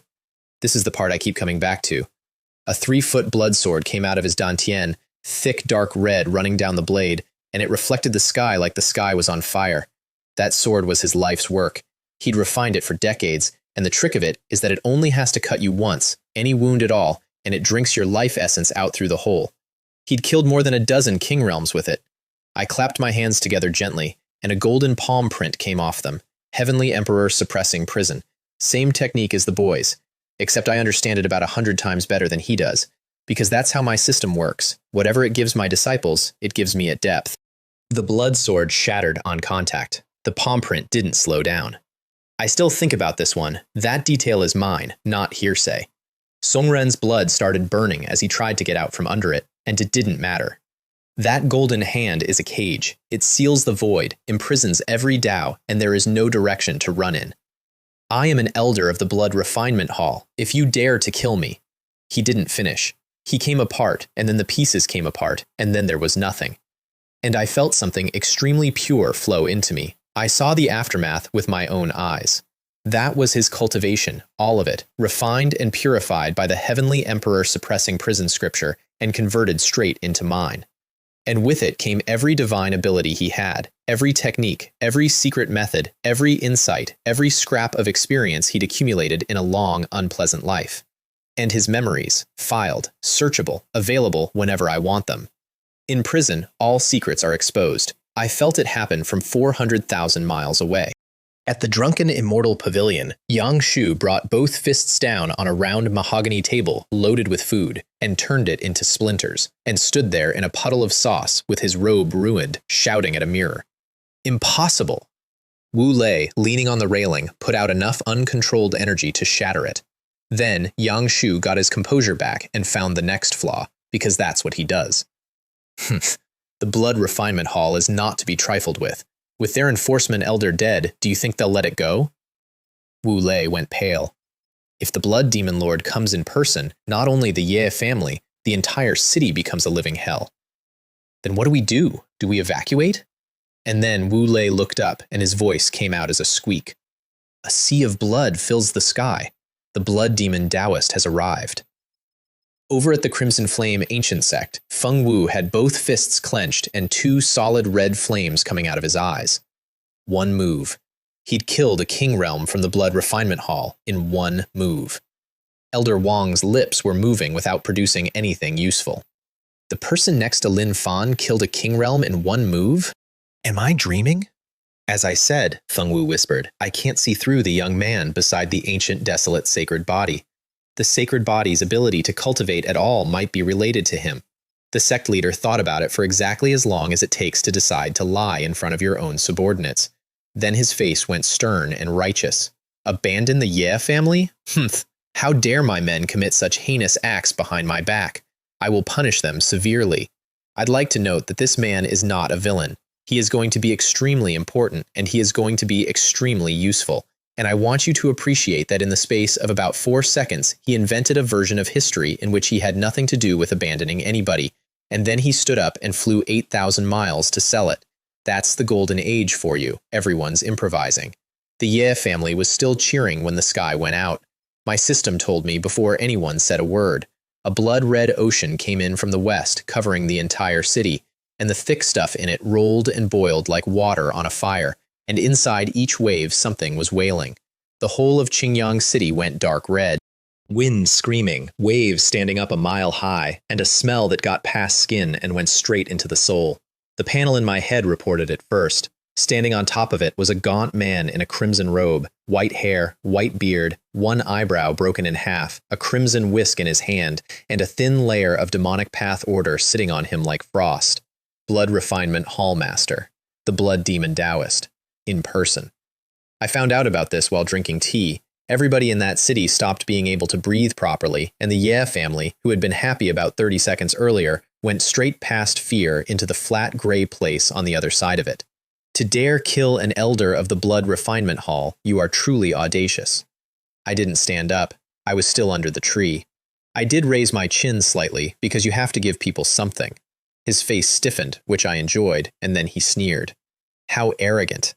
Today, the entire Ye family will be buried with my enforcement elder. And then the sea of blood tore open. I was pouring a cup when it happened. Fire came through the rip. Half the sky turned into a crimson ocean of flame in about a second and a half, and it planted itself in front of the Ye family and stood there, facing the blood. I had a teapot in my hand for this one. Inside the fire, a tall, slender man in a high crown and a white robe with flame patterns scholarly, refined, and completely unbothered, with 81 fire dragons circling him in slow loops. The Ye family is under the protection of my Crimson Flame ancient sect. Blood Demon Taoist, you have overstepped. 8,000 miles in the time it took to have one conversation. Say what you like about Feng Wu, the man commits. I did nothing at all while this happened, on purpose. The blood demon raised what was left of his eyebrows. Feng Wu, didn't your Crimson Flame ancient sect already abandon the Ye family? Why are you jumping out now? Aren't you afraid of offending the 100 Refinements Demon Hall? And Feng Wu delivered his brand new history without blinking. I was in seclusion. My subordinates made a fool of themselves because they didn't know the rules, and I have already punished them severely. The Crimson Flame ancient sect will do everything in its power to protect all of its affiliated forces. The ancient desolate sacred body, I am going to protect it. The Ye family lost their minds. The Crimson Flame ancient sect has not abandoned us. He came in person. I've never heard of any family receiving such an honor. They must have seen Lin Fan's potential. Who else could have persuaded the sect leader to come himself? Which was all very moving, and I was trying to drink tea, and the two of them were shouting at each other directly over my head. So I said, every flame in the sky went out at once. Feng Wu dropped, not gracefully. He came down out of the air like a man who had been standing on a floor that stopped being there, landed, and stared at me. I was sitting behind a stone table under the shade of a tree with a white jade cup, enjoying the smell of the leaves, and I'd been enjoying it for a while. I watched him recalculate everything he thought he knew. He'd already seen me kill a king realm in one move through his mirror. He had not extrapolated correctly from that because nobody ever does. He had gone all out to hold that position, and I had turned him off like a lamp, and he was now standing on the ground with 81 dead fire dragons and doing arithmetic about the boy. The ancient desolate sacred body is probably more valuable than we imagined. With this person here, the Ye family is safe whether I stay or not. He bowed deeply. I am Feng Wu of the Crimson Flame ancient sect. I apologize for my abruptness, senior. I hope you will forgive me. He did not ask my name. He specifically did not ask because asking might be rude, and he had just been switched off in front of 200 people. After watching from the shadows for so long, you've finally decided to make your move? His face did something complicated. He'd used the bright, fiery cloud mirror, which is a treasure specifically designed to observe without being observed, and I'd noticed it from 8,000 miles away without looking up from my tea. I am ashamed. I am willing to accept punishment. I took a sip and waved him off. Never mind. Step aside. He stepped aside so fast he nearly bowed a second time, and inside he was quietly ecstatic, because whatever my background was, the ancient desolate sacred body was clearly going to fly, and he'd made it in under the wire. The blood demon Taoist watched the sect leader get folded up and put away, and something in his face finally went wrong. Just who is your excellency? Because he'd done the same arithmetic. If that person can suppress the Crimson Flame sect leader silently, that person can suppress me the same way. And Lin Fan, who was standing next to me with his blood still up from losing a fight, said, "You are not worthy to know the origins of my master." I want it noted that he came up with that himself. Nobody taught him that. He'd been Lin Fan for 3 days. The blood demon turned into a blood shadow and ran. I was unaware that the ancient desolate sacred body was Senior's disciple. I have offended you greatly, and hope Senior will forgive me. Farewell. Return. I said it the way you'd call a dog, and raised a hand. I let it run without stepping in. A colossal hand appeared in the sky with a jade sheen on it, and every line in its palm carried the ultimate principle of heaven and earth, and it reached out and closed the distance he'd spent everything to open. He threw a whole ocean at it. Thick blood, howling wind, waves a mile high, the dead screaming in the water. It shattered on contact. I stayed exactly where I was. He put a blood-red spear through the middle of his own forehead and out. An Imperial Tao secret treasure, refined over a lifetime, every wisp of evil energy on it heavy as a mountain. And if you're wondering how it got that heavy, it's because of how many people went into it. That spear could kill an Emperor realm instantly. Against the heaven-shrouding hand, it was a toy. It came apart inch by inch and fell out of the sky in clots that punched craters into the city wall. The hand didn't slow down, caught the blood demon Taoist while he was still coughing, and threw him back down onto the Ye family's martial field. Did I say you could leave? He got up with blood on his mouth and his face the color of old paper, and he tried the only card he had left, and it was the one I'd been waiting for. My Blood Refinement Hall is a branch of the 100 Refinements Demon Hall.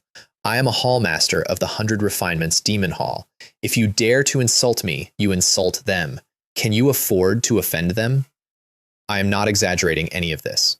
Feng Wu's stomach dropped out through the floor because that was news to him, and it meant that his sect had been about 11 seconds from a war it could not survive. I meant it as a question. I genuinely did not know.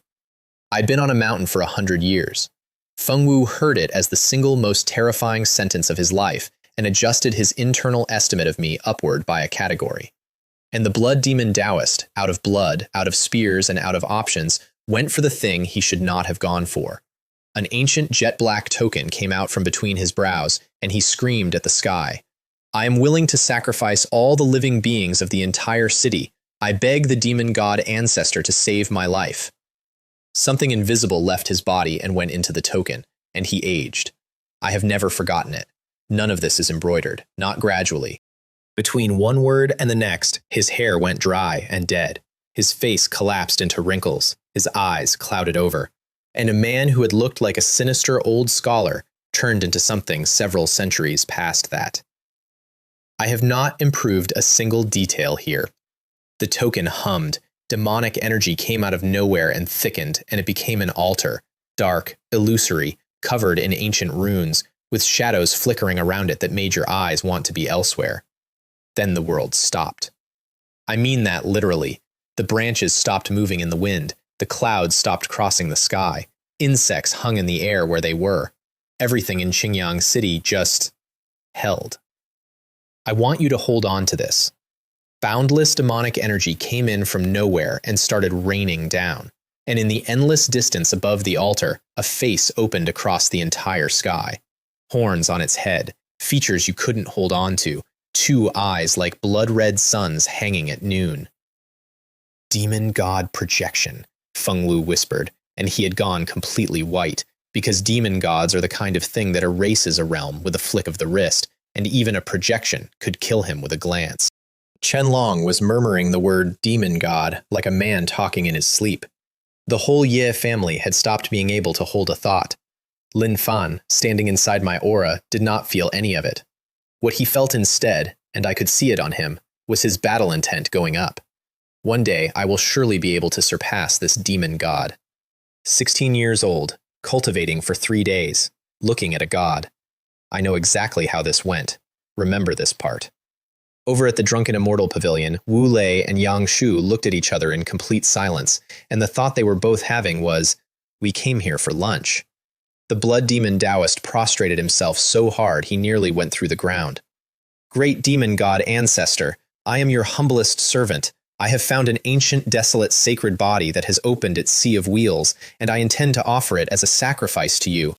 Unfortunately, this person's protector is too powerful, and I can only presume to disturb your slumber. The blood-red eyes came down and landed on my student, and I watched the boy's golden divine power start moving in his sea of wheels without his permission, roaring, and every drop of blood in him try to leave through his skin. It really is the ancient, desolate, sacred body. Blood demon, you have made a meritorious sacrifice. I grant you 1 entry into the blood god's secret realm. Ecstasy on the old man's ruined face. Ancient, desolate, sacred body. Come, become the blood food of this ancestor. And the mouth in the sky opened, and Lin Fan went up off the ground toward it, fast, with his feet trying to find something to push against. I was standing next to him with my hand on his shoulder before he'd gone 10 feet. Everything stopped pulling. We came down together. Thank you so much, Master, for saving me. I waved it off, looked up at the face filling the sky, and smiled. Bullying the weak? Come on, I'll play with you. Guardian of the ancient, desolate, sacred body. The projection sounded amused, which is a mistake people make around me with some regularity.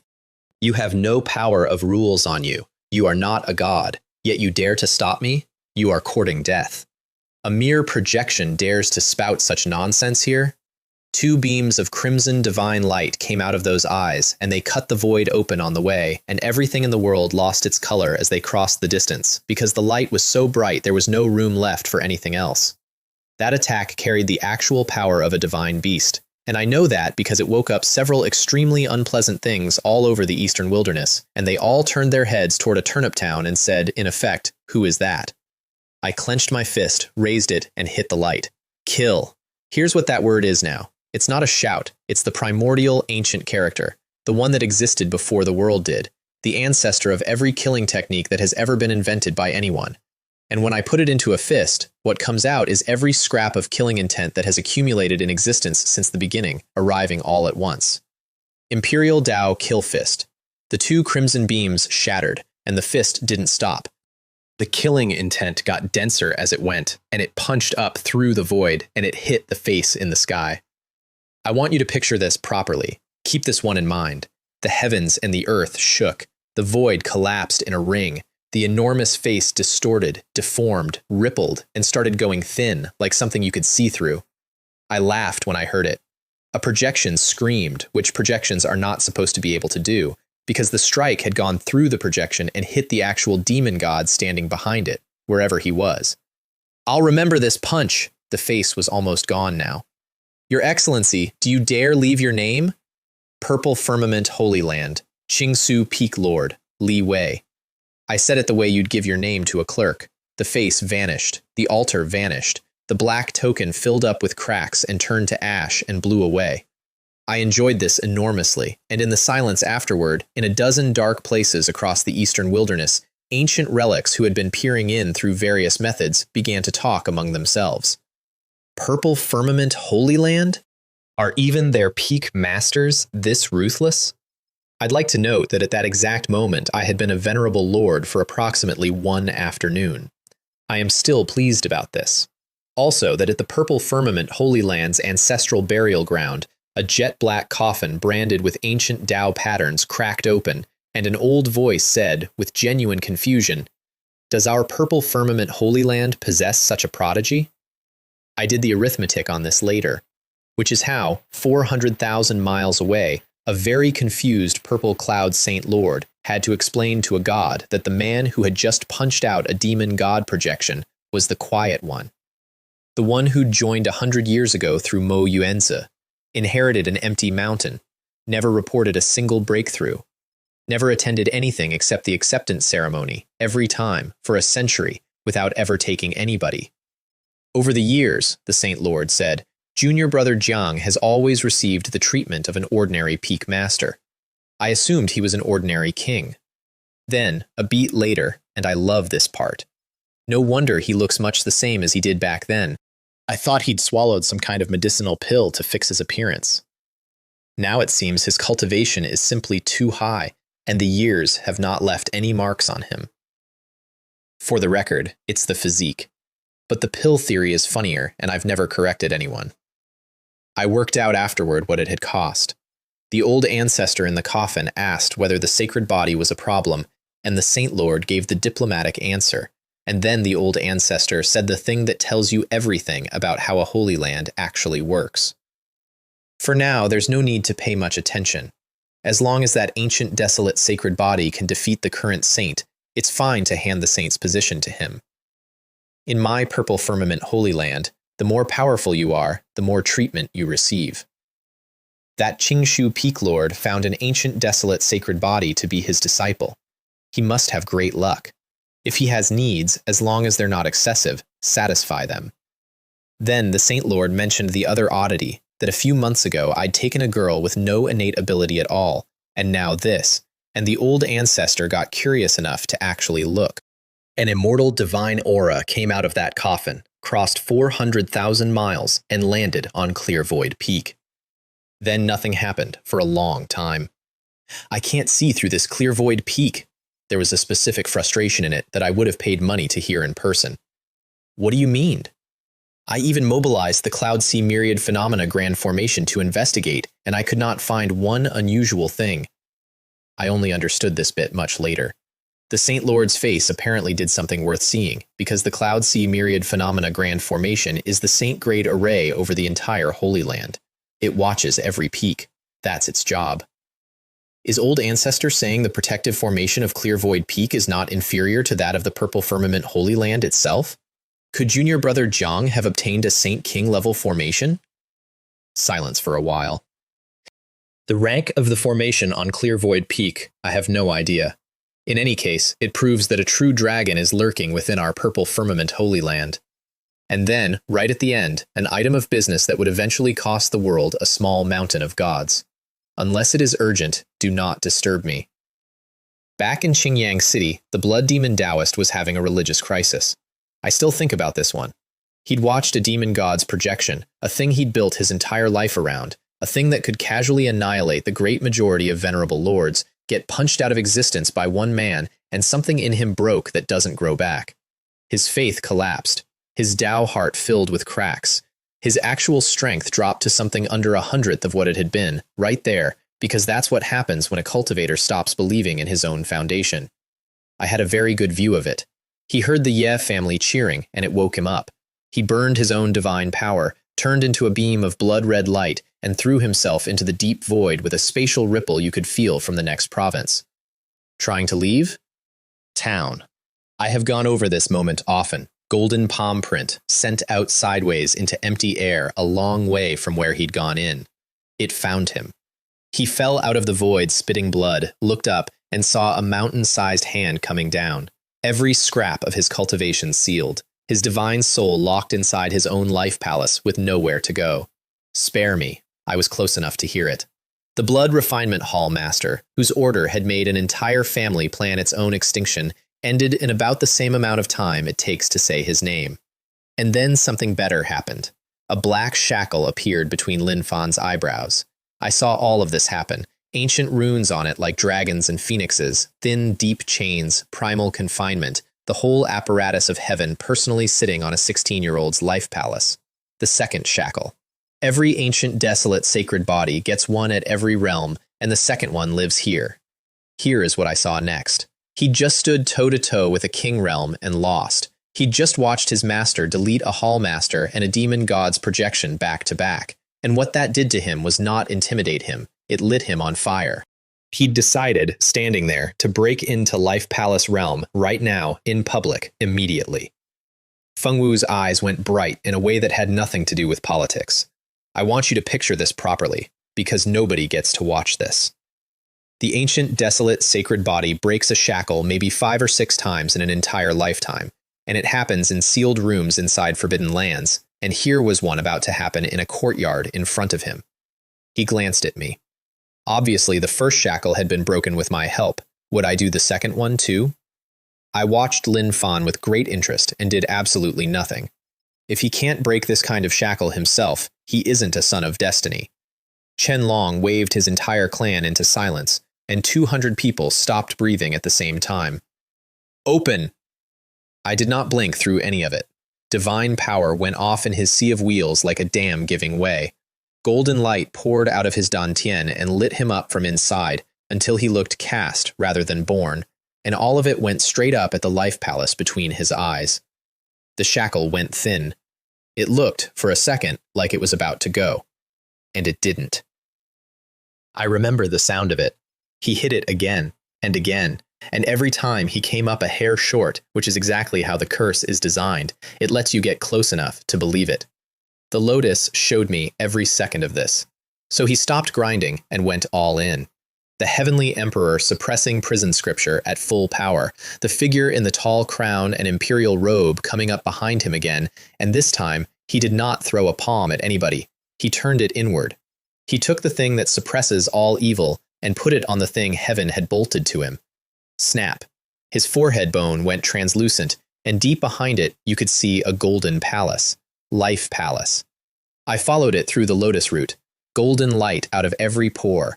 Immortal will, inexhaustible mental energy, blood surging like a tide, and Feng Wu, who had been a sect leader for a long time and did not startle easily, actually flinched, because the aura coming off that kid was now comparable to an ordinary king realm.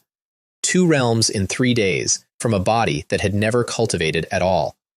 Detected, the host's disciple Lin Fan has broken through to the Life Palace realm. Luck repays the host. Congratulations to the host on obtaining 20 years of cultivation. Congratulations to the host on obtaining the Enlightenment Ancient Tea Tree. I would like to say that I reacted with dignity. I was watching from inside the void.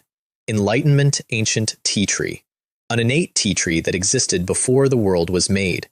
one of the spiritual roots, and there can only be one of it in existence. The phrasing the system used was, one plant lives, one plant dies, and they never meet again. I sat where I was and let it run, 10 feet tall, leaves and no flowers. 3,000 leaves, which are the 3,000 great Taos, and every leaf is shaped differently. Some look like sacred cauldrons, some like divine bells, some like immortals, some like clouds or phoenixes or real dragons.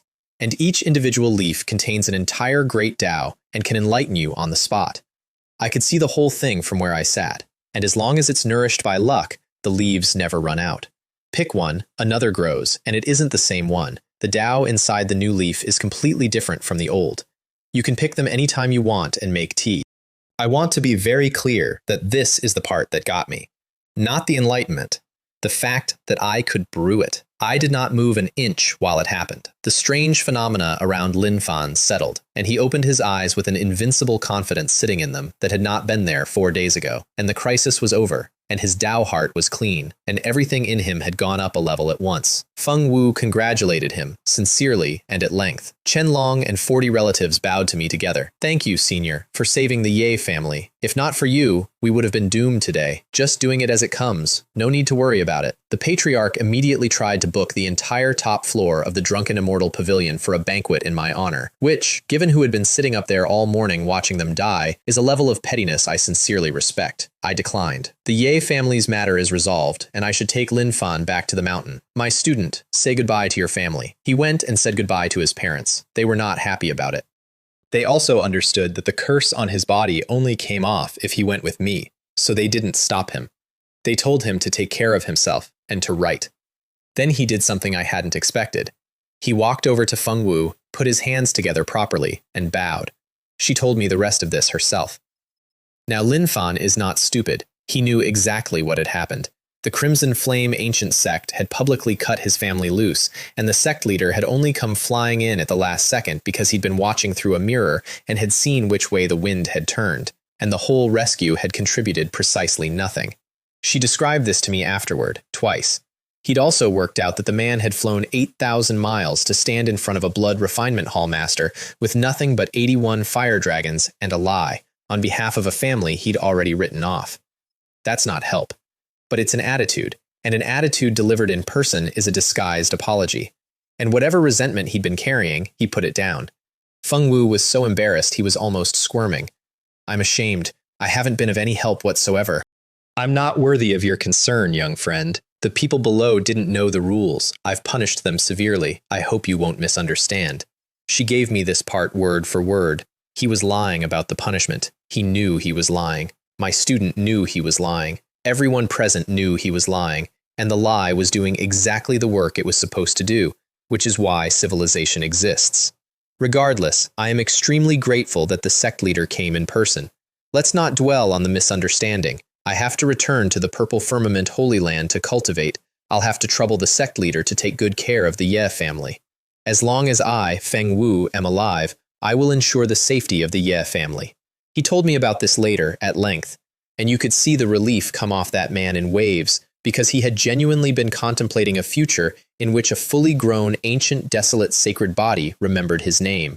Then, once we'd left, he turned around and did something generous, which I've always thought was the real measure of him. By the way, any young people of the Ye family between 12 and 18 who are excited in joining the Crimson Flame ancient sect, as long as their aptitude isn't too bad, can come back with me today. He described this to me with his mouth full. Normally, the Crimson Flame ancient sect sends an elder to Qingyang City once every 3 years and takes 1 or 2 Ye kids. 9 stepped forward.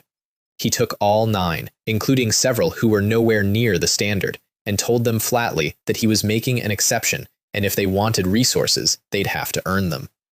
He acted the whole thing out for me afterward. Chen Long lined them up and told them that if any of them embarrassed themselves in the Crimson Flame ancient sect, he would personally disown them, which visibly relieved Feng Wu, who had been worried about exactly that. And then, as he was leaving with 9 kids in tow, he had one last thought, which somebody repeated to me later, and which I have treasured ever since. Hey, you've messed with an ancient, desolate, sacred body who broke the curse of heaven and earth. 100 Refinements Demon Hall. Good luck to you. I got this account from 4 separate people. Wu Lei and Yang Shu came to apologize the next morning with gifts, in person, on foot, and the Ye family went back to normal, except that it was now extremely obvious to everyone in Qingyang City that the Ye family was about to become something else entirely. Lin Fan and I took several days getting home because there was no reason to hurry and I wanted him to see things. When the purple firmament Holy Land came up over the horizon, he actually stopped in midair. I've lived there a century, and I forget what it looks like from outside. Thousands of peaks with auspicious clouds moving slowly between them, exotic flowers, pavilions hidden in the cloud line, phoenixes and cranes drifting around like they're bored, spiritual mist lying across everything in ribbons. The gate held up by 4 purple pillars with runes like dragons and phoenixes flashing across them, and 4 ancient characters over the top. Somebody repeated this to me later. And the Annihilation Dragon Emperor coiled on one of the pillars with his head down, every scale putting out enough dragon pressure to make your teeth ache. A truly amazing purple firmament Holy Land, Lin Fan said. The foundation here is unfathomable. What you're looking at is the tip of the iceberg. Then the Dragon Emperor opened his eyes and they lit up the sky. Congratulations, Peak Lord Jiang, on taking on such a fine disciple. This must be the ancient, desolate, sacred body? Which surprised me for about a second and then didn't, because I had recently punched a demon god in front of an entire province. Dragon Emperor is certainly well informed. Indeed, this is Lin Fan. The boy bowed properly, and the Dragon Emperor looked him over and made a sound of genuine approval. Such powerful qi and blood, unmatched by anyone of his level. Truly worthy of the ancient, desolate, sacred body. I hope the glory of the ancient, desolate, sacred body can be restored in you. Then a jet-black, teardrop-shaped scale came out from between his brows and floated over. This is the reverse scale I shed when I broke through to the Emperor realm. It can protect you, and it can kill. I'll give it to you as a gift for our first meeting. I raised an eyebrow because that is not a scale. A reverse scale shed by the Annihilation Dragon Emperor at the moment he became an emperor is worth more than the lifetime treasures most emperors ever managed to refine. Lin Fan immediately waved both hands. This is too valuable. I can't accept it. A gift from an elder cannot be refused. The dragon's mouth opened and closed, and the sound shook the gate towers. In any case, this thing is useless to me now. Keep it. Since Emperor Dragon insists, I said, just take it. Remember the kindness. He took it, wrapped it in divine power, and tucked it into his sea of consciousness, with his eyes shining. For the record, when I joined the Holy Land 100 years ago, nobody gave me anything. That is not bitterness. That is an investment strategy, and the Annihilation Dragon Emperor had just made an extremely good one, and both of us knew it. He also, while he was in a generous mood, told me 2 things. The first was that my punch had gone further than I'd realized. Xuandao Old Ancestor had witnessed it. The Holy Lord had reported it. The entire purple firmament Holy Land knew. And the Holy Lord had said in front of people that the position of Grand Elder was vacant and awaiting its rightful occupant. I declined. Our Clear Void Peak lineage has myself and 2 newly recruited disciples. They're both too young. I'm not able to serve as Grand Elder. I can only politely decline the Holy Lord's favor. Which was true, and also I wanted to be left alone with a teapot. The second thing was the one that mattered. By the way, Peak Lord Jiang, the Holy Lord mentioned another piece of news not long ago. Old Ancestor Xuandao sensed that an unnamed celestial palace is about to be born above the chaotic cloud sea.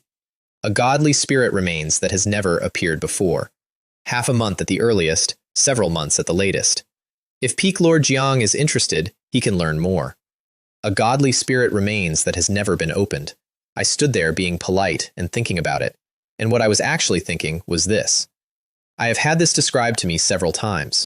Ruins like that are full of opportunity, and they're full of restrictions, and they're full of ways to die that nobody has cataloged yet, because the way you catalog them is that wave after wave of people go in and don't come back, and eventually somebody draws a map out of the pattern of the corpses. Which means every young prodigy in 8 great domains was about to be pointed at one hole in the ground, and a godly spirit remains is son of Destiny Country, That is where they go. That is what they are for. I said, "Thank you for informing me, Emperor Dragon. It's still early. We can discuss it later." And I went home to plant a tea tree. Master, from what you just said, do I have a senior brother above me? Lin Fan's face did something I'd describe as unconvinced. A physique no weaker than the ancient desolate sacred body? Disciple is really looking forward to it. If you're not convinced, feel free to try your luck with her. I said it with a straight face. Just don't cry if you get beaten up. I read it out of a dead man's memories afterward. We came through the two instruments' dust array, and the real clear void peak opened up in front of him. 1,000 feet of ancient pine and old stone, water running down through it, pavilions half hidden in the mist, mountain roads appearing and vanishing. I took that memory out of somebody later, and a vast field of chaos sitting on everything below the mountainside, with sword light flashing inside it, and sword cries coming out at intervals like 1,000 people were dueling in there. Lin Fan's eyes went gold. Is Great Master Sister cultivating? The commotion is quite loud. I can't wait to test my skills against her. I said, huh, out loud, like an idiot, because I just felt what she was doing. She was growing a second chaos sword bone. I know this because I later owned the man who saw it. Inside the chaotic sword sea, she was sitting with her eyes half closed, her flawless sword heart turned inward on her own sword Tao, connected all the way down to the sword at the deepest part of creation. The chaos mist around her was contracting and expanding like something with a heartbeat, and it kept making faint sword cries, thousands of them, quiet. Then all of it contracted at once and went into her forehead. Her forehead bone went almost transparent, and inside it a sword-shaped jade bone formed, about an inch long, narrower than a finger, crystal clear. The moment it finished, the first chaos sword bone in her sternum trembled, flew out on its own, and started circling her. Then the new one came out of her forehead, and the two of them chased each other around her head like children, ringing, playing. I have killed things that made the sky bleed. I have not seen anything as ridiculous as two supreme sword bones playing tag around a girl's head. Master, Great Master's two sword-shaped bones are so awesome. Is that the legendary supreme sword bone? Is Senior Sister a supreme sword body? Supreme sword bone? I shook my head. This isn't some supreme sword bone. It's a chaos sword bone. Legend has it that owning a chaos sword bone grants the hope of immortal ascension. The Saint Lord told me this part, unhappily. My student made a noise. Chaotic sword body? Hope of immortal ascension? He'd never heard of it, which is normal. Most people haven't, because it hasn't shown up in an extremely long time.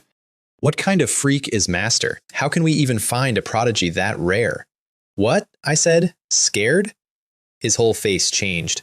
There's an arrogance in that kid that I've decided to encourage. Why would I be afraid? Among those of the same rank, I am invincible. So what if it's a chaotic sword body? I will surely defy the immortals and vanquish them in the future. 16 years old, 4 days of cultivation. I loved it. The old man told me this over a drink. Meanwhile, Shulan was still down in the Enlightenment, working out the divine ability that had come bundled with the new bone, and since she'd conceived that bone herself, it took her about a moment. Sword cry of eternity. Tang Ying told me this part years later. A sword that channels your own sword intent into the sword Tao at the bottom of creation and makes the two of them resonate, and the sound that comes out of that severs the Tao heart, shatters the true spirit, breaks the sky, and shakes the universe. And because of how my system works, the second she mastered it, it arrived in my head at 100 times her depth. I felt it. A sword at the bottom of the sword, Tao's origin, trembled once and let out a chime. An invisible sound swept out across the 10 lands of the 9 heavens, and wherever it went, major 1,000 worlds crumbled and immortals and demons stopped existing. I am reporting this exactly as it reached me. That's the difference between her two bones, incidentally. The first one gave her all heavens no path, which is about cutting. One sword drawn, and every enemy is annihilated. The second one gave her a sound. She opened her eyes with tiny sword lights swimming in them, dismissed the phenomena, and bowed to me across the air. It was not thanks to my guidance. I had given her one scripture and a mountain, and had not spoken to her since. Then her eyes went to Lin Fan, and her face did something like interest, and she said, "Is this Master's newly acquired disciple? His chi and blood are like a dragon, his divine power like the sea. He probably wouldn't die even if he took a few more sword strikes. He's quite a good sparring partner." I watched Lin Fan's expression go through 3 distinct stages. What does that mean? Are they trying to use me as a sparring partner? They're already planning to stab me a few times the moment we meet? I am Lin Fan. His voice had gone very deep. Please enlighten me, Senior Sister. I checked this one carefully afterward. Divine power surged, blood roared, and behind him the heavenly emperor came up, faceless, tall crown, imperial robe, golden light, locking onto her from across the mountain. "Senior sister, watch out. If you can't stop me, I'll stop at any time." Which is, I want to point out, an extremely generous thing to say to somebody, and also the single most dangerous sentence available to a young man. Town. I have gone over this moment many times. The golden palm print came off the heavenly emperor's hand and grew in the wind until it covered the sky, an abyss and a prison, sealing the void and imprisoning every Tao. And Shulan's eyebrows went up in genuine surprise, and she said, "That's interesting. Since you're still stuck at Life Palace realm, then I'll fight with my Life Palace level cultivation. I want that on the record." She reached up and touched her sternum. The chaos sword bone came into her hand.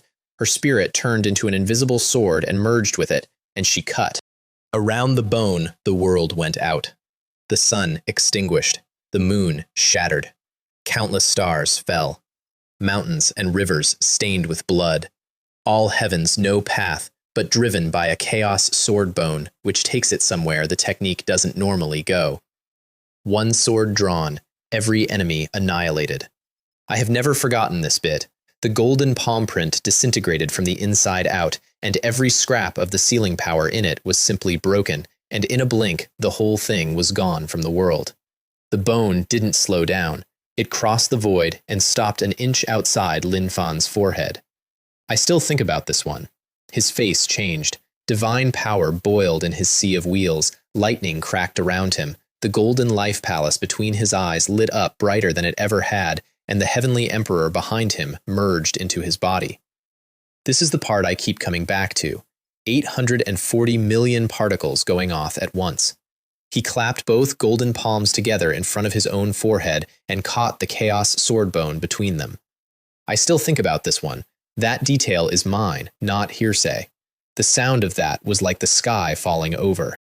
A torrent of destruction went out across the whole mountainside, and then lights came on all over a clear void peak. Complex array patterns lit up in the air, and the two instruments' dust array quietly ate the entire shockwave. Without that array, Clear Void Peak would have been a crater. As it was, not one flower moved. Shulan smiled, thought about it, and the bone she'd sealed between his hands simply wasn't there anymore. Excellent, excellent. If I hadn't used the Chaos Sword Bone, I might not have been able to withstand it. Lin Fan let his phenomena drop and said, honestly, Senior Sister's sword strike was even more unreasonable. I can sense that Senior Sister was holding back. I've lost this battle. Then, immediately, but I just broke through at the Life Palace level, and my control over my own power isn't complete.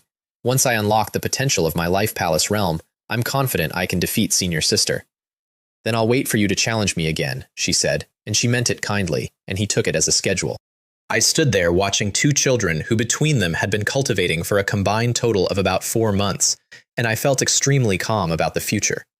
I saw the aftermath with my own eyes. Both of them could already suppress anyone at their own level. In an actual life or death fight, they'd be worse, because life or death fights make them worse in the direction of more dangerous. Lin Fan's foundation was thinner. He'd only started days ago, but the ancient desolate sacred body is also called the immortal golden body, and it's an invincible physical body, immune to evil, and it suppresses strange phenomena as a passive trait. Once he unlocked what was actually in it, that fight goes differently. You two have performed quite well, I said. I will bestow upon you a treasure that will let you go further. And I opened my hand, and the chaos green lotus was sitting in it. I felt it happen from 400,000 miles away, a foot across, rootstock coiled like a dragon, 12 leaves of different sizes in a green that isn't in the normal range of green, 24 petals, crystal clear, 5 seeds at the heart, each a different color. Chaos mist coming off all of it in wisps. Lin Fan's face went reverent because he'd met it before, from the inside. Shulan didn't say anything at all.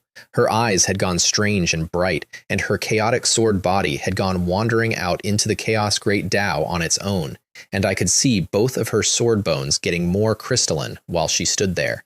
She was learning just from proximity. This is the chaos green lotus, an ancient spiritual root nurtured inside endless chaos. Then I gave them the only warning that mattered. Try not to leak any information about this item. The two of them looked at each other, and both stopped breathing for a second. Lin Fan had heard me say the words chaotic spiritual root before and had no idea what they meant. Now he did, and he arrived at a conclusion he was not shy about. This thing should not exist down here at all. He also arrived, silently, at a second conclusion about me, which I could see forming on his face and elected not to correct. Master might be a reincarnated supreme being from the immortal realm. Shulan's response was to go completely formal. Disciple swears on his life that he will never reveal a single detail about this treasure. Master can set a restriction within Disciple's true spirit. If this is leaked, let the divine soul be annihilated. Lin Fan snapped out of it and started making the same offer. I waved both of them off. There's no need for that. I've already covered up the Chaos Green Lotus's chi mechanism. Even supreme beings of the immortal realm can't sense it. I'm just giving you a heads up. There's no need to swear on your lives. Then both of them looked back at the lotus with an expression I can only describe as hungry. That was Lin Fan, obviously. I reached over and rapped him on the head. What are you thinking about? A whole Chaos Green Lotus is not something the two of you can afford to enjoy. Furthermore, the little bit of luck you carry isn't enough to nourish the whole thing anyway. Shulan frowned. Then what does Master mean? The roots, the flower, the leaves, the pod, and the seeds of this lotus are each rare treasures in their own right. Her eyebrows went up. Master, are you going to separate it? Will it still survive? A chaotic spiritual root isn't like other spiritual roots. Split it into dozens of parts, or hundreds, and separate those parts by entire worlds, and every single one will still grow by drawing on luck. Divide it too finely, and each piece gets weaker, that's all. At which point Lin Fan raised his hand like a man about to make a reasonable proposal. Master, can I select all the flowers, leaves, roots, and stems? Just leave one lotus seed pod for senior sister. Shulan's head turned. Her gaze went across him like a blade, and her voice came out at about the temperature of a mountaintop in winter. Lin Fan suddenly felt two invisible swords resting against his throat, and I watched a boy who had cheerfully stared down a demon god fold like wet paper. Senior sister, don't be angry. Just kidding. I was just kidding. I let him hang there for a second and then rescued him. Jade Yao, there's no need to be angry. The Chaos Green Lotus has a spirit. Whatever choice he makes, the Lotus has to agree. Everyone gets exactly one chance. If he can't win its approval, he never gets another one. My system told me before anyone said a word. That shut both of them up instantly, and they got very serious. Because the roots and stems and flowers and leaves of that thing each have their own destiny. And if the destiny isn't there, not even a son of destiny gets it. They calmed down and looked at it properly. Shulan's two chaos sword bones started shining. Chaos mist swirled around her with sword light flickering through it, and I could see the shapes of all creation moving faintly in the mist as her mind wound into the lotus. The panel in my head reported it first. Lin Fan lit up gold from head to foot, blood surging like a river, divine power roaring in his sea of wheels, his life palace burning like a small sun, and the heavenly emperor coming up behind him again, and he shoved his entire self into it, both of them going absolutely all out to impress a plant. A moment later, Shulan's consciousness locked onto 5 of the medium-sized leaves. I found out about this while drinking tea. Buzz! 5 emerald leaves detached, floated over, and disappeared into the space between her eyebrows. Pure chaos energy started nourishing her spirit, and the 5 leaves went clearer and more dreamlike as it happened. And almost at the same time, Lin Fan's eyes snapped open, and he shouted one word. Roots! I was pouring a cup when it happened. The rootstock came free and went into him. His golden divine power immediately got more refined, and life radiance started nourishing his limbs and his bones and his divine soul at the same time, every moment, permanently. I had a teapot in my hand for this one, and the roots inside him meandered like a dragon and started putting out a profound, vast, extremely unfriendly aura, like something was slowly taking shape in there. I looked at what those two had chosen and had a genuinely strange moment. I did nothing at all while this happened, on purpose, because in the ancient legends, the Chaos Green Lotus disintegrated after the world was created, and its parts turned into a specific list of objects.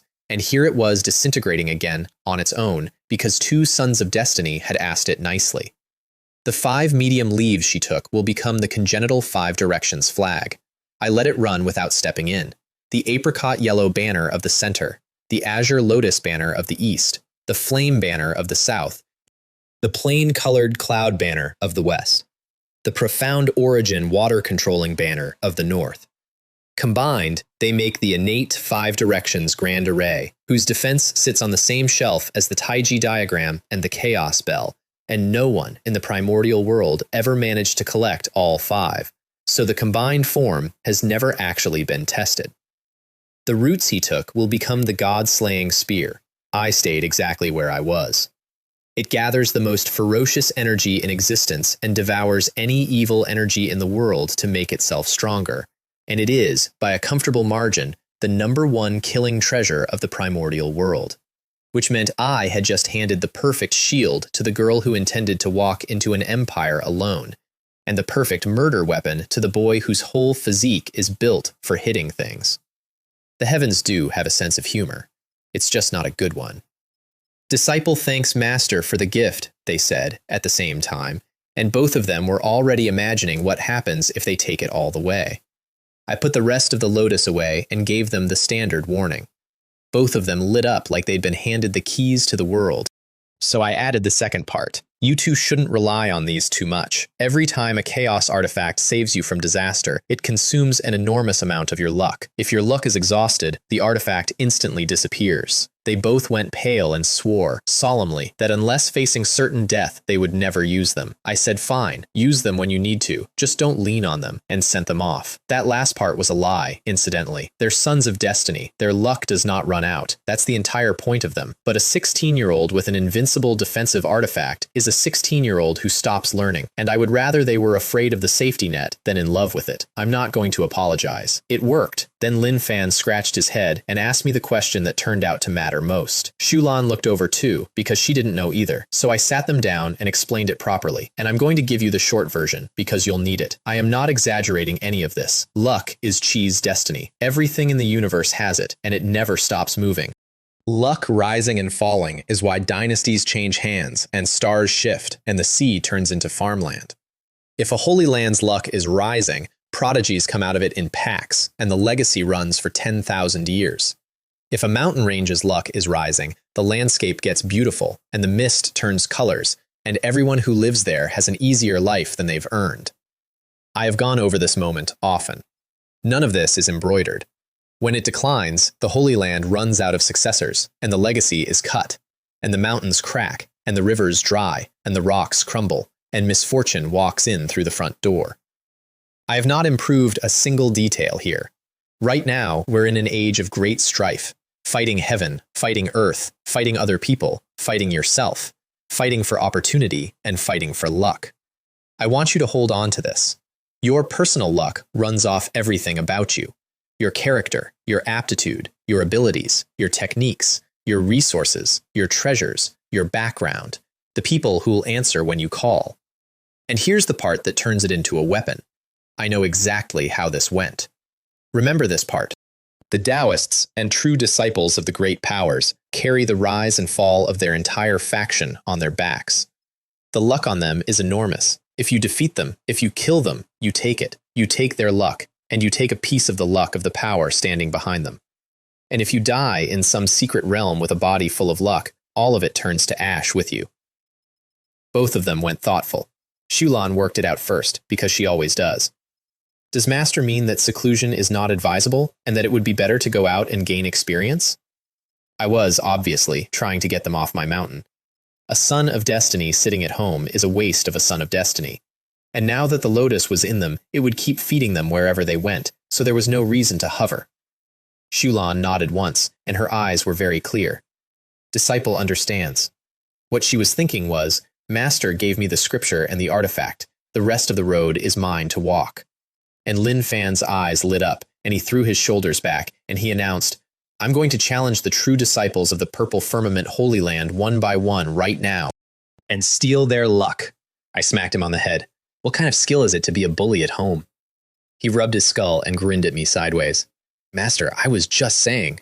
I, a mighty, ancient, desolate, sacred body, would never go so far as to bully other true disciples. Stop being so cheeky. I gave him his white jade ring, the standard true disciple package, same as hers, and he took it with real interest because he'd grown up in a town with 4 restaurants and had been cultivating for under a week, and everything he'd touched since then had been either a supreme scripture, a dragon emperor's scale, or a chaotic spiritual root. He had no frame of reference for how the world actually worked. The rulebook and the World Chronicle were, to him, genuinely useful. I reminded them both that true disciples owe the Holy Land one trial mission a year, which is a light obligation, and Sholan reported that hers was already done, and I nodded, and then she bowed. I raised my eyebrows.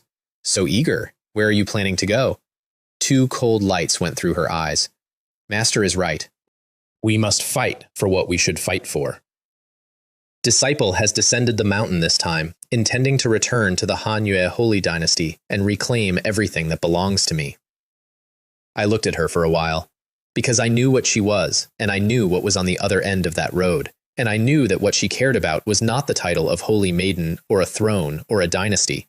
It was her own fate, and her mother's clan. If you wish to return to the Manhwa Holy Dynasty, I will not stop you. But are you sure you've thought this through? She met my eyes without moving. Master, rest assured, I know what I'm doing. I know that innate Tao embryo has been the Manhwa Holy Maiden for many years, and her power in the dynasty is deeply rooted.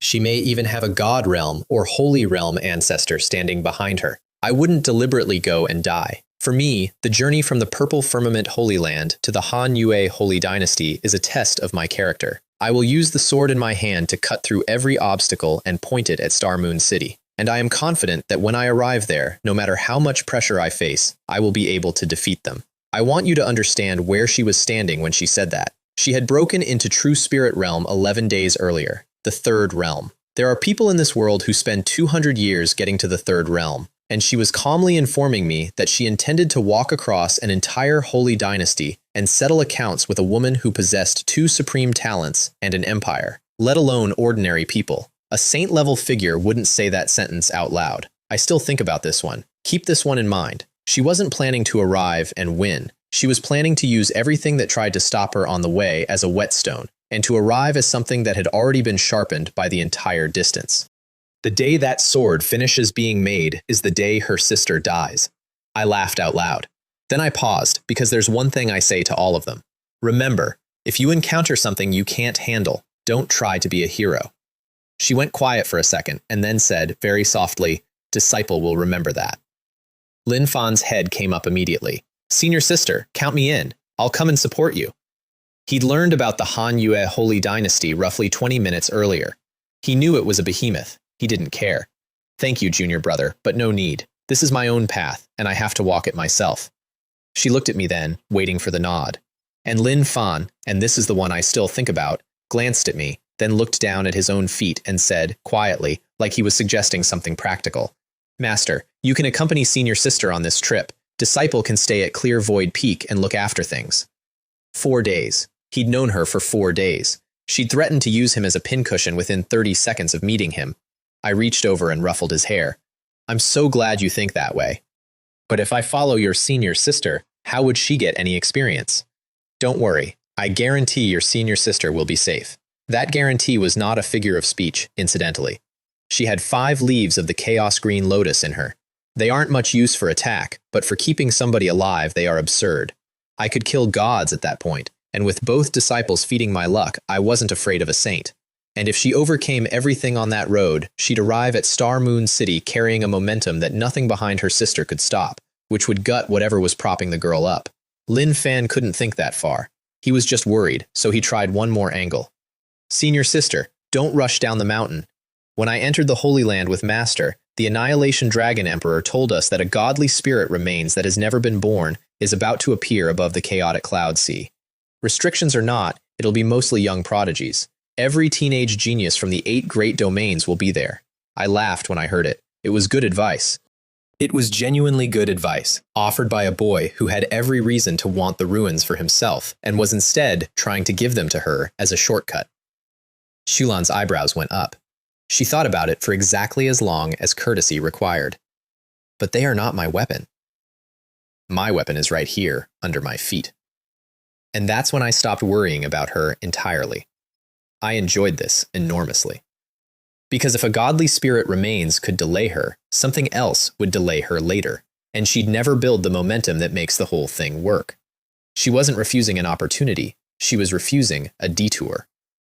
All right, there's no need to be so pessimistic, I told Lin Fan, who looked like he wanted to keep arguing. Your senior sister will be fine. Then I changed the subject, because I had been waiting 3 days to do this, and I am not a patient man about certain things. I happened to acquire a tea tree. I plan to plant it outside my immortal cave. Before you go down the mountain, pick some leaves to take with you and enjoy them on the way. Lin Fan's eyes went round. Master, you actually planted tea trees yourself just so you could have a cup of tea? I want to drink. I want to drink. I've been wanting to drink tea for ages. Master, you don't have any ordinary tea here. If I don't drink this, won't I be losing money hand over fist? Shulan, who had actually read the World Chronicle I gave her, took a guess. I remember that in the Chronicles of the Myriad Realms, it mentions that in the forbidden land of our purple firmament Holy Land, there grows a purple haze cloud mist tea tree. Every leaf shrouded in purple haze, the aroma pure, the taste sweet as dew, cleanses the divine soul and enhances comprehension. A divine tea, and difficult to find. Is this the tea Master was referring to? Purple haze cloud mist tea? You've guessed wrong. I did not elaborate.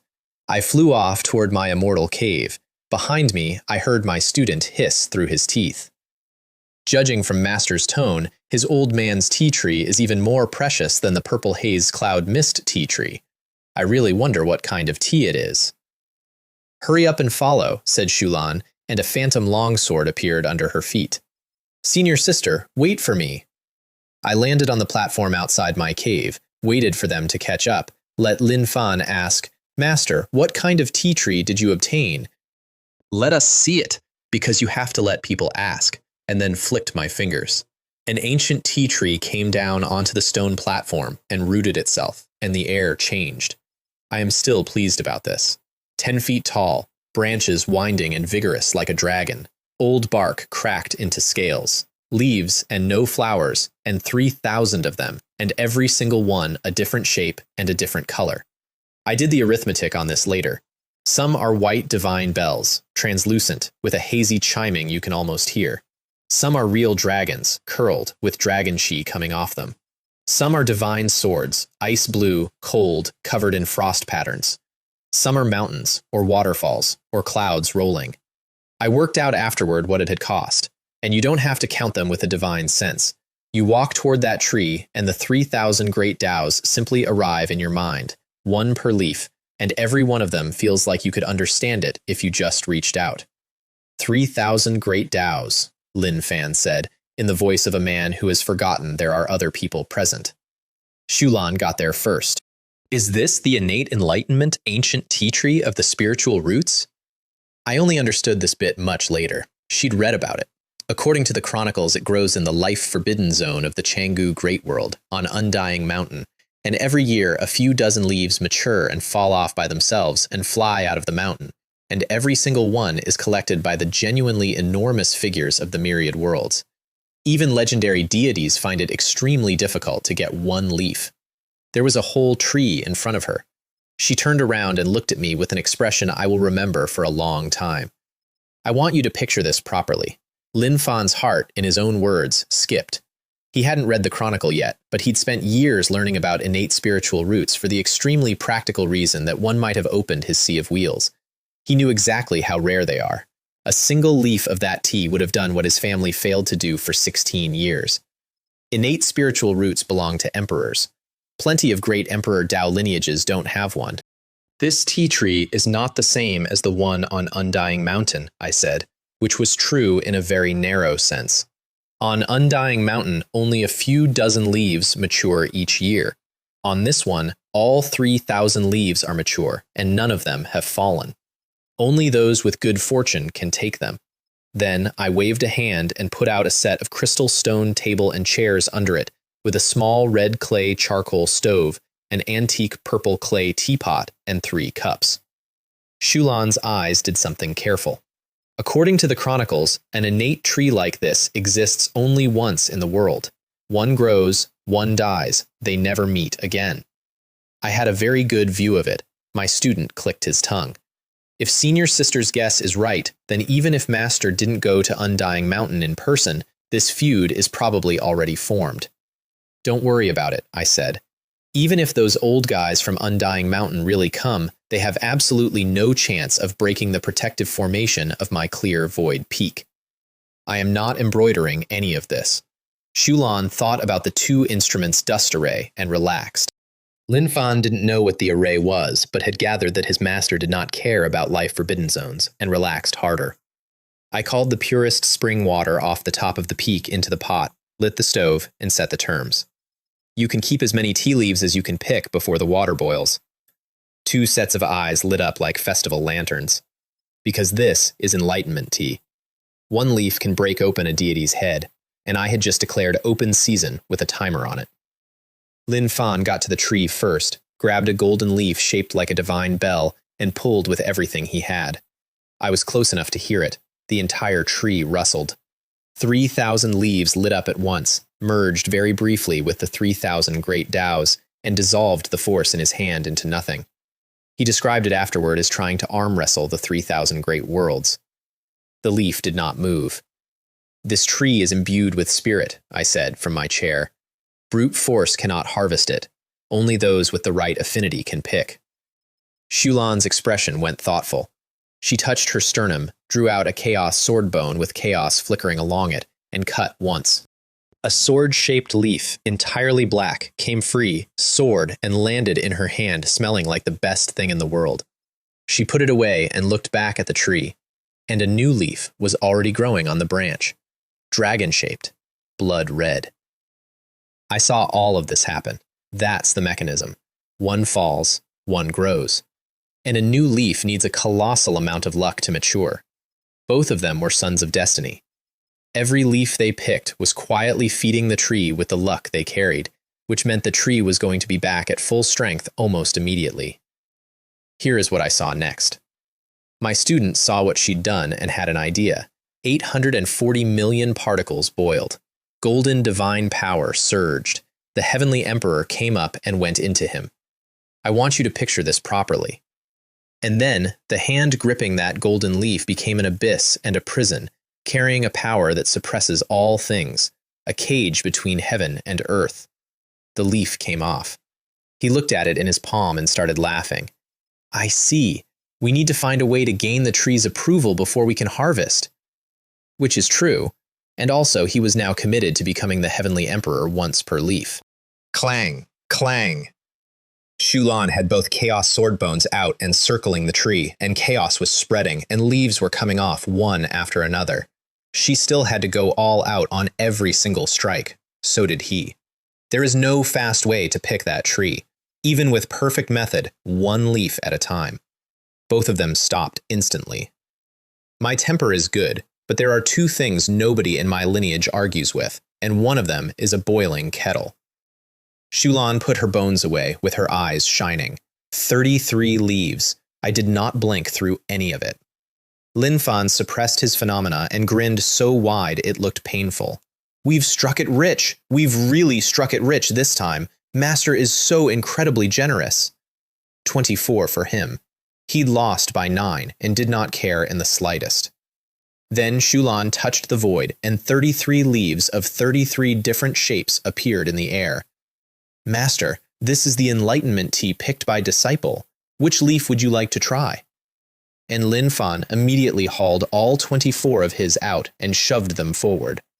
Master, these are the ones I picked. Please drink whichever one you like. I waved both of them off. Put them all away. As I said, whatever you pick belongs to you. Besides, the tree is right here. You can pick tea leaves whenever you want a cup.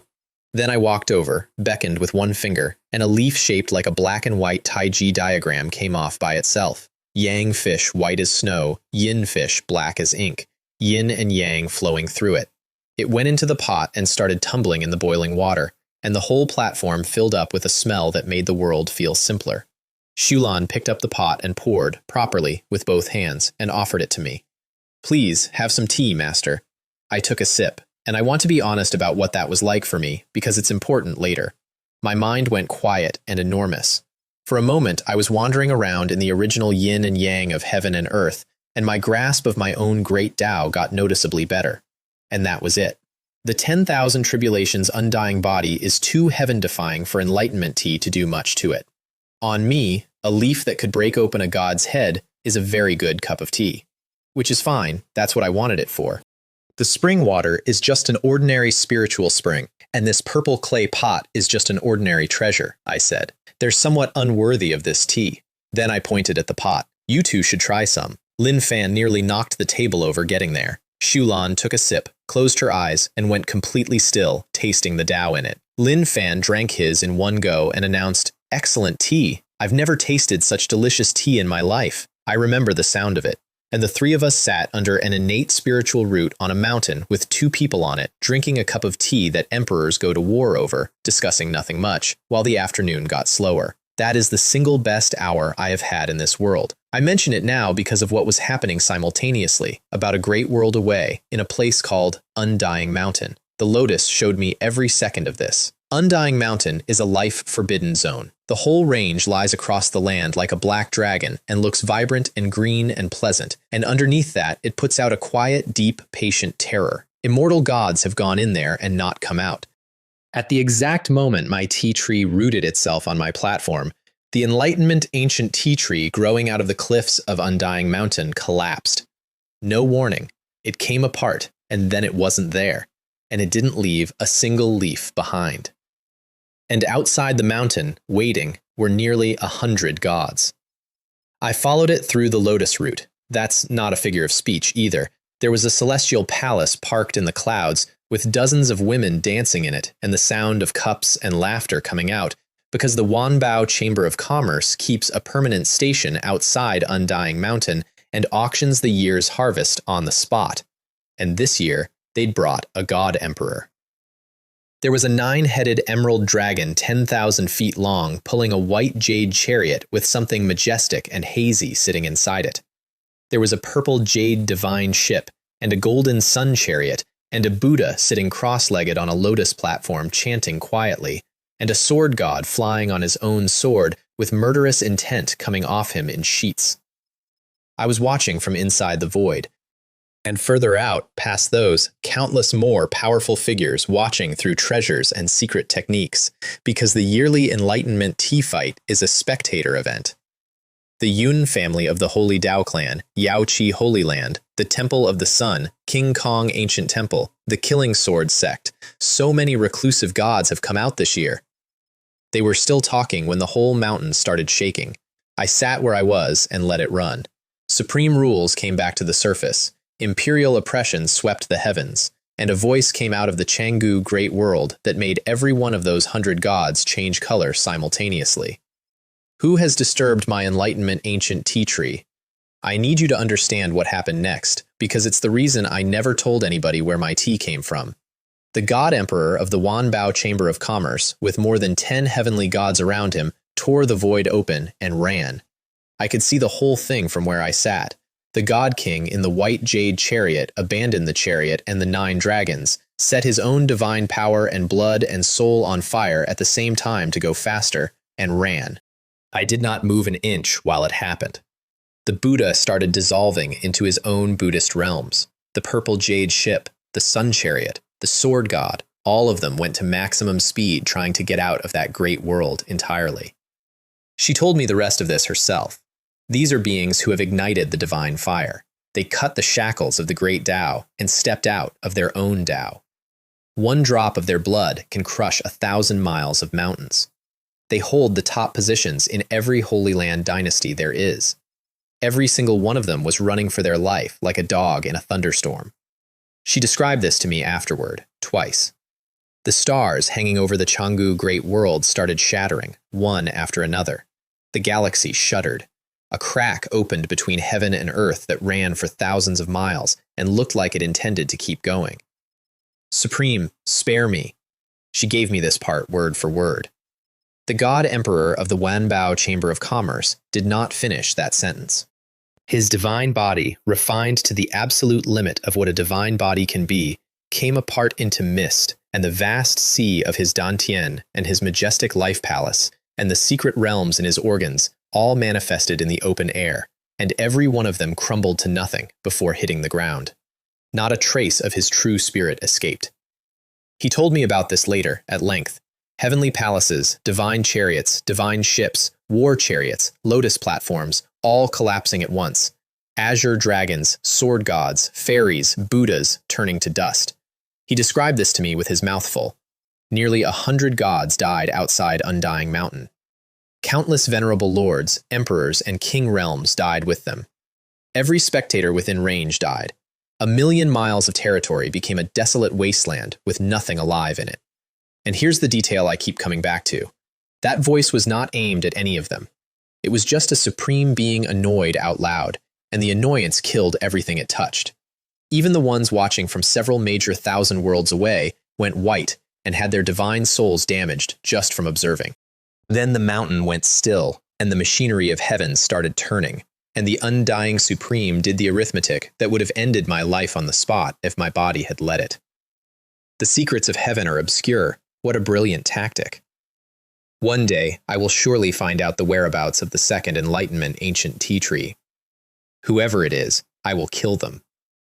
We'd do anything, even if it meant recovery. Again, he said again. The whole world argued about it for weeks afterward. The Enlightenment ancient tea tree on Undying Mountain is gone. Undying Supreme annihilated nearly 100 gods and turned 1,000,000 miles into wasteland. Hundreds of millions of lives lost. One plant lives, one plant dies. I thought that was an unverifiable legend. Someone in the world has actually cultivated a second Enlightenment ancient tea tree? The answer, at that moment, was a mountain with 3 people on it, one of whom had been cultivating for 5 days. We were drinking the tea while they were counting the corpses. I did not know. In my defense, nobody could have told me, since the entire point of my body is that nobody can find me. Shulan finished her cup, thanked me, and went down the mountain. He acted the whole thing out for me afterward. She'd changed the purple true disciple robes into a plain, moon-white silk gown on the way out because she wanted the road to test her, and arriving anywhere with the purple firmament Holy Land written on your chest doesn't test anything. I got this account from 4 separate people. The mountains around a Holy Land are unusually good country because the luck bleeds into the land. Waterfalls 1,000 feet high, lakes scattered around like somebody dropped them, exotic fruit everywhere, spirit beasts everywhere, and the caves and stone platforms in the cliffs almost all occupied and glowing faintly with wards. Somebody repeated this to me later. A dark green dragon 1,000 feet long came up out of a lake and hung in the air, breathing sun and moon essence. A divine eagle that looked cast out of gold went up into the clouds and turned into a dot, fighting wind and divine thunder. A giant ape asleep on a mountaintop. 100-foot black tortoise sunbathing. A golden lion king drinking a small river dry in one go. Her flawless sword heart looked at all of them and reported, almost no sin, so she left them alone. I want that on the record, because it's the difference between her and about 90% of everyone else in this story. I have had this described to me several times. Great demons near a holy land are mostly just ordinary demon cultivators who've been there for centuries and probably know some of the elders by name. There are exceptions. Plenty of great demons eat people, but those go onto the trial mission list and get beheaded fairly promptly. The Frost Scorpion King she'd killed the previous week was one of those. The rest were beneath bothering. I read it out of a dead man's memories afterward. She flew on looking for heaven and earth treasures because she had 33 leaves of enlightenment tea in her pocket and no money whatsoever, and you cannot spend enlightenment tea. And she passed a lake with a blade of ice grass in it, and a dark blue snake coiled nearby that was, judging by the aura, a demon king. She could have killed it with one strike and taken the grass. She flew past. I took that memory out of somebody later, not because it was dangerous. Because, and this is her reasoning, exactly as she gave it later, many people say that in an age of great competition, cultivators will inevitably compete. That isn't competing, that's robbing. And she wouldn't deign to. I know this because I later owned the man who saw it. So she went looking for the things nobody was guarding, which is harder, and dug up a few dozen 1,000-year spirit medicines along the way, and ignored the 100-year ones entirely. 80,000 miles out, she stopped in mid-air. Something strange. The Saint Lord told me this part, unhappily. She dropped through a waterfall into a cave nobody had ever found, because the cave had a natural formation in it that blocks senses, Even her heart had nearly slid past it, and walked down into the dark, and at the bottom she found a zhuguo tree 3 feet tall, with thumb-sized red fruit hanging off it like pearls, at least 2,000 or 3,000 years old. And she didn't look at the tree twice, because of what was under it. A groove in the sand about 10 feet across, full of milky white liquid that bubbled almost imperceptibly, with spiritual chi coming off it like fog. The old man told me this over a drink. 10,000-year earth core milk. A single drop takes 10,000 years to condense. 1 drop heals anything, however bad. Taken when healthy, 1 drop adds 100 years of life, and yes, the effect halves each subsequent time, and yes, it is still obscene. A pool of it. She cut the entire stone trough out of the floor with sword chi, took the fruit tree as well, and drifted back out through the waterfall.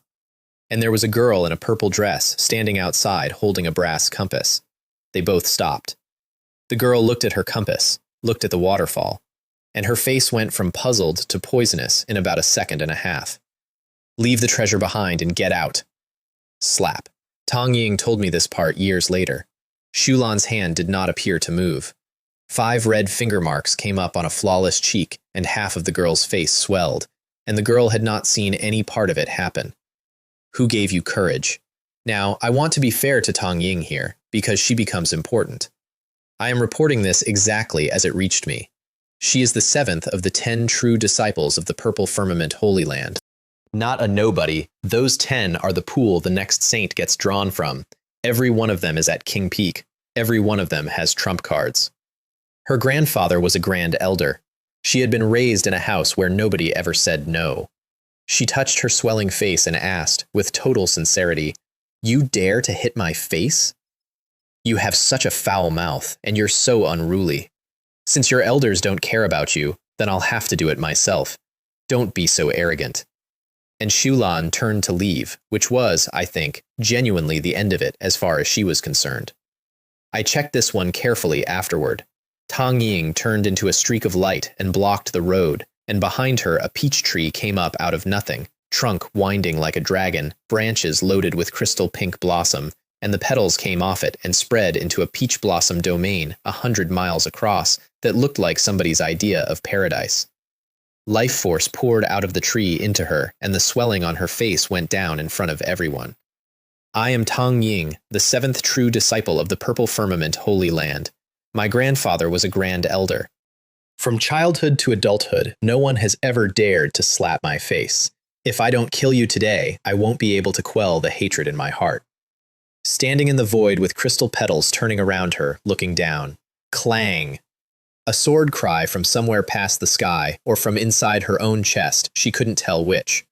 I have gone over this moment many times, and in her consciousness, a peerless immortal sword appeared that blotted out everything, and under its light, the sun and moon and stars looked like specks of dust, and it came across thousands of worlds at her, magnificent and completely unstoppable, and she understood in one instant that there was nothing in the universe except that sword, and that she was an ant looking at a dragon. Sword cry of eternity. I want that on the record. Every peach blossom in a 100-mile domain cracked and came apart. The tree collapsed like a soap bubble. The whole paradise blew away in a breath and stopped having existed. I have never forgotten this bit.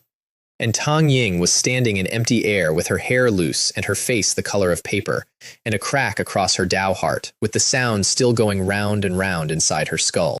Here's what I want you to notice. Shulan had held back 99% of that strike. I still think about this one. If she'd meant it, that sword would have erased the girl's divine soul. Instead, she calibrated it to leave a crack, which is a wound that will make every breakthrough for the rest of that girl's life several times harder unless she repairs it. And repairing it is easier said than done. It seems you've been spoiled since childhood, quick to kill, quite the firecracker. And she shook her head slightly and drifted away. Tang Ying did not stop her. She had a divine ability she hadn't used. She had a life-saving jade talisman from her grandfather in her sleeve. She used neither, and the reason she gave herself was excellent. A girl who can throw that sword casually is a girl with a background, and a girl who says a grand elder is an ant may be speaking from experience. And if I summon my grandfather, I might be handing him a problem instead of a rescue. And most importantly, she could tell she'd been spared. So instead of screaming, she called out, "Thank you for showing mercy, fairy. Dare to ask Immortal's name?" The voice came back from a long way off.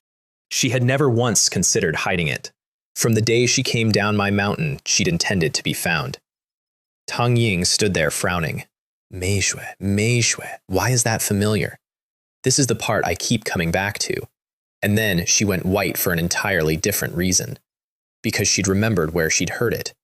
Sword Inquiry Peak, the exchange meeting a few days ago where the 10 of them had sat around discussing the prodigies of the new golden age, and the brightest name on the list had come from Qin Guang. I still think about this one.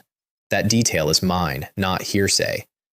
The swordsman, who appeared out of nowhere in the creation sword ruins, cracked 12 immortal sword intent creations, including the Kongming sword river, challenged the Hanyue holy maiden from across the world, had her supreme sword bone dug out and came back stronger, made the chaotic sword sea.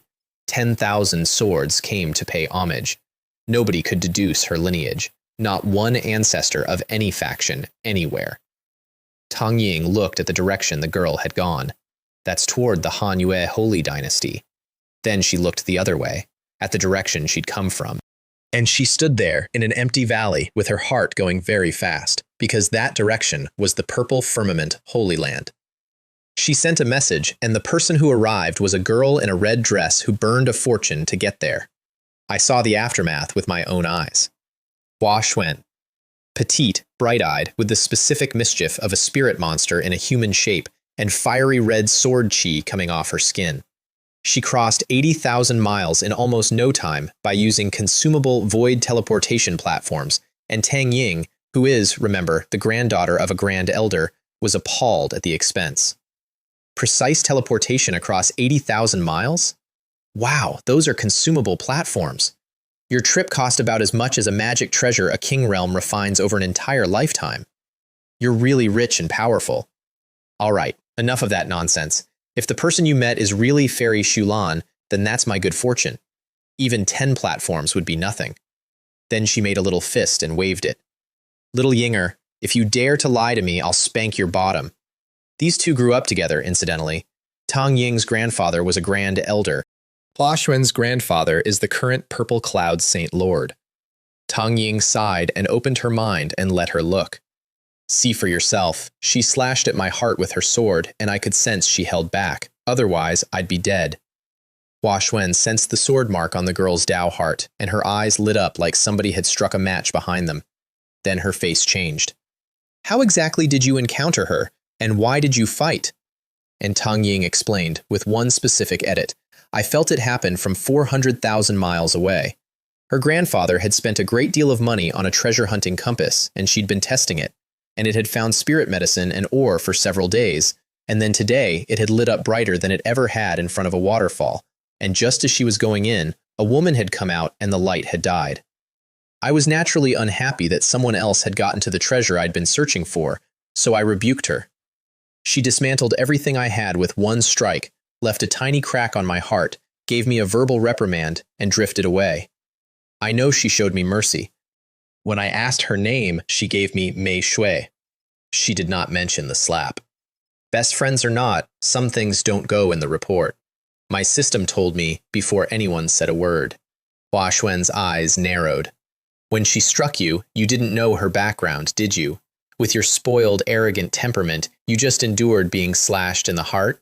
You haven't used any of the protective treasures Grandpa Xia left you. And Tang Ying's eyes went clear, and she said the thing that made me decide she was worth something. That sword cleaved my Dao heart, but it also broadened my horizons and cut away a lot of distracting thoughts. After taking that strike, it was as if I suddenly had an epiphany, and the way I look at everything is completely different from before. Once I repair the crack, I will surely reach greater heights. Hua Xuan clicked her tongue. I really didn't expect that the willful, capricious little Wei Wei would undergo a transformation after being struck by Fairy Shulan's sword. Now can you tell me where she is? She went toward the Hanyue holy dynasty.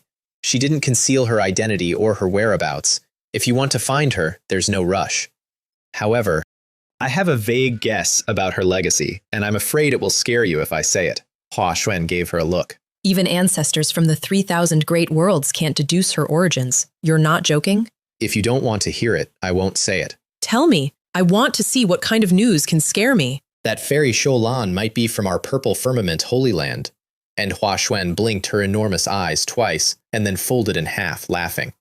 I'm told this went on for some time. Haha, Fairy Shuolan comes from the purple firmament Holy Land. Haha, this joke is so funny. Ha! Tang Ying stood there and waited. Hua Xuan got herself under control, took several deep breaths, opened her mouth to speak, and then went straight back down into it. Haha, I usually don't laugh unless I can't help it. Haha, which, in fairness, was the correct reaction. A sword prodigy who came out of nowhere and dominated the creation sword ruins is supposedly from our Holy Land, where nobody has ever heard of her, where my grandfather, the Saint Lord, has never heard of her, where the old ancestor, an actual god, has never heard of her. Do you think everyone is blind? Tang Ying said it in a specific, clear tone, and the other girl's head cleared, though she couldn't get the grin off. Then Tang Ying pointed. Fairy Shulan left in this direction. Tens of millions of miles ahead is the Han-Yue Holy Dynasty. She must be going for her nemesis, the innate Tao embryo. Hua Xuan turned around and her pupils contracted. Then they went and checked. Properly. They went back through the waterfall and found the enormous pit where a stone trough had been cut out of the floor. As expected, that's Fairy Shulan's sword. What a surprise. I wonder what she dug up. And then they backtracked her route by simply asking the neighbors. The panel in my head reported it first.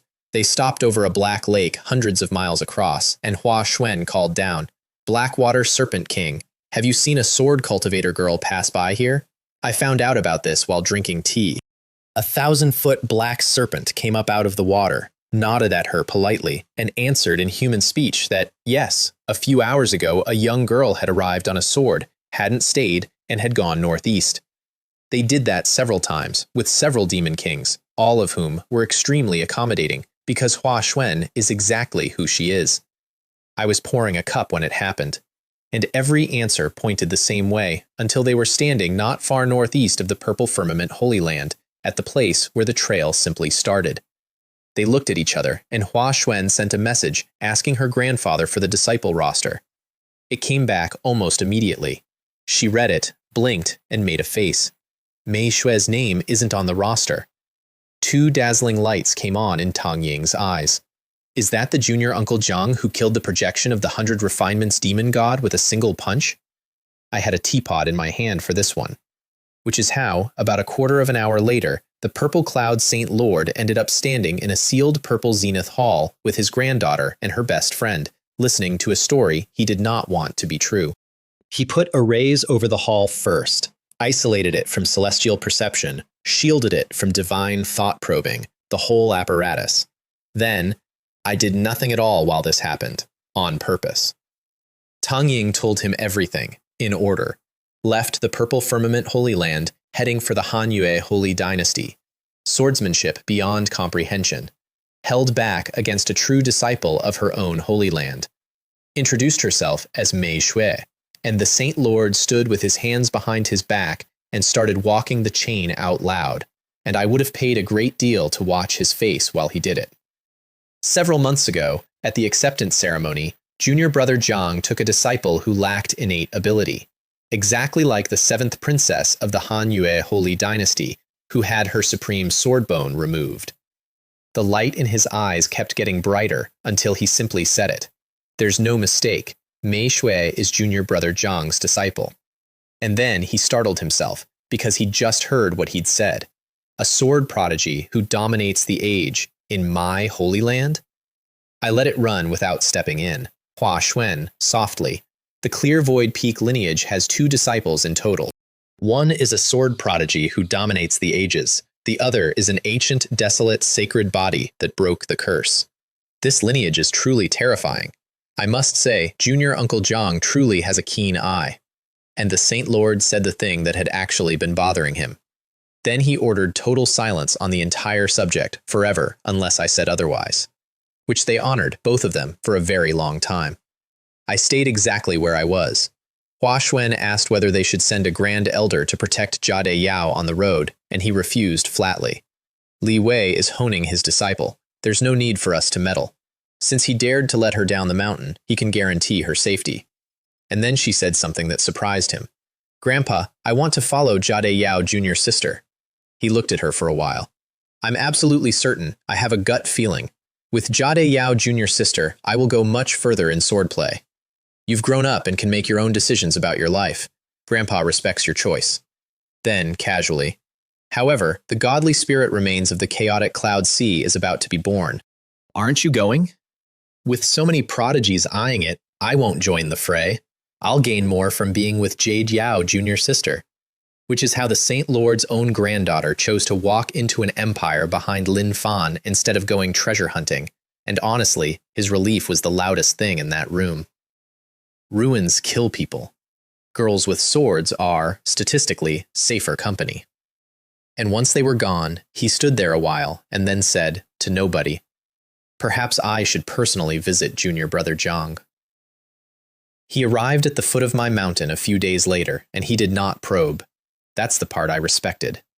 He knew the old ancestors' divine thought had gone in and never come out, so he just stood there and transmitted, politely, "Qin Hong has come to pay a visit.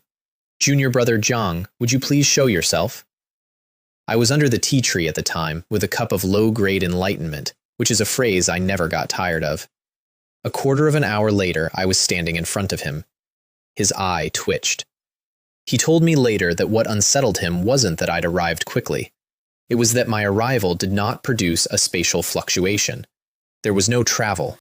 It was as though I had simply been standing there the entire time and he had failed to notice. That gave him a chill up the spine and a thought he did not say out loud, which was, if junior brother Zhang wanted to harm me, I would have real difficulty resisting. He suppressed all of that and smiled.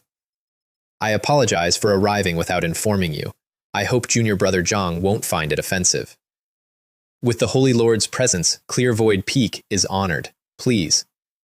And then we walked up my mountain, and I got to watch a man's entire understanding of himself quietly come apart on a staircase. I am not exaggerating any of this. The purple cloud Saint Lord cultivates the purple heaven and azure sky holy scripture, and it contains an eye technique called the purple extreme demon eye. He has been developing it for several hundred years. It sees through every illusion in existence and looks straight at the origin of things, without effort, all the time. Outside my mountain, it had told him nothing unusual, and he'd assumed that was the guardian array doing its job at the perimeter, which is normal. Inside my mountain, he could see the scenery around him, and nothing else.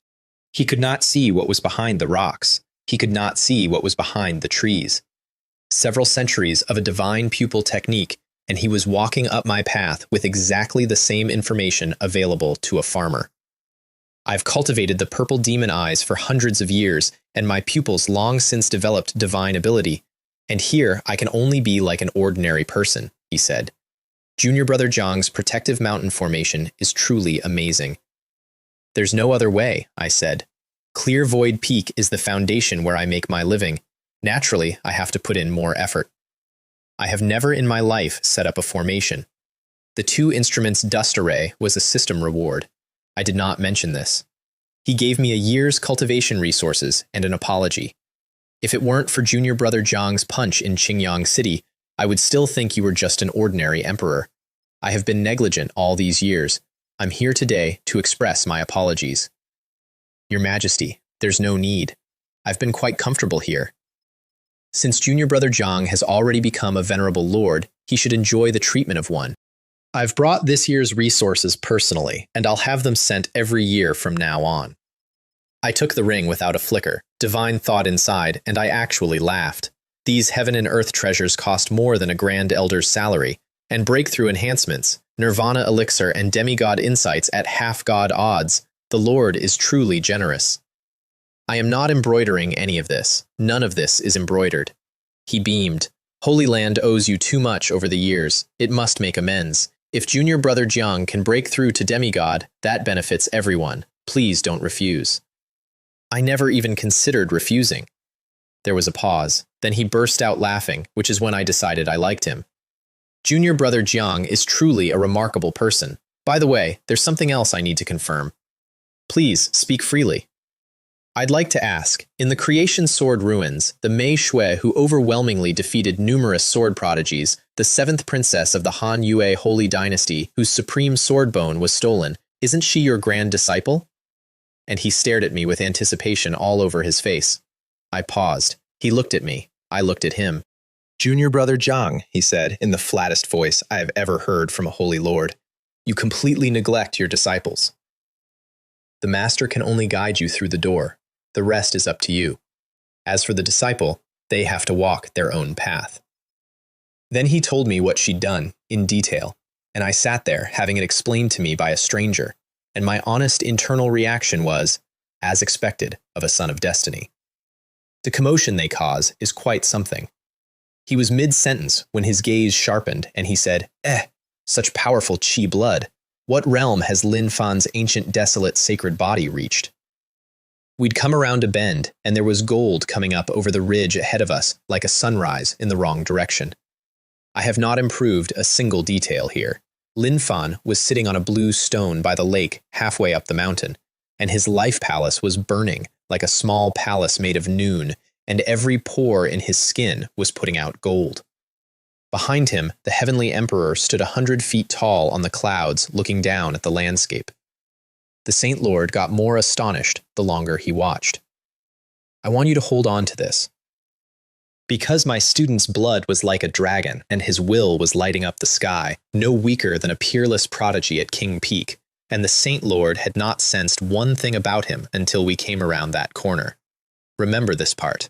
Even standing there, with Lin Fan in plain sight, he said it felt like looking at him across countless worlds, hazy, indistinct, like a dream or an empty flower.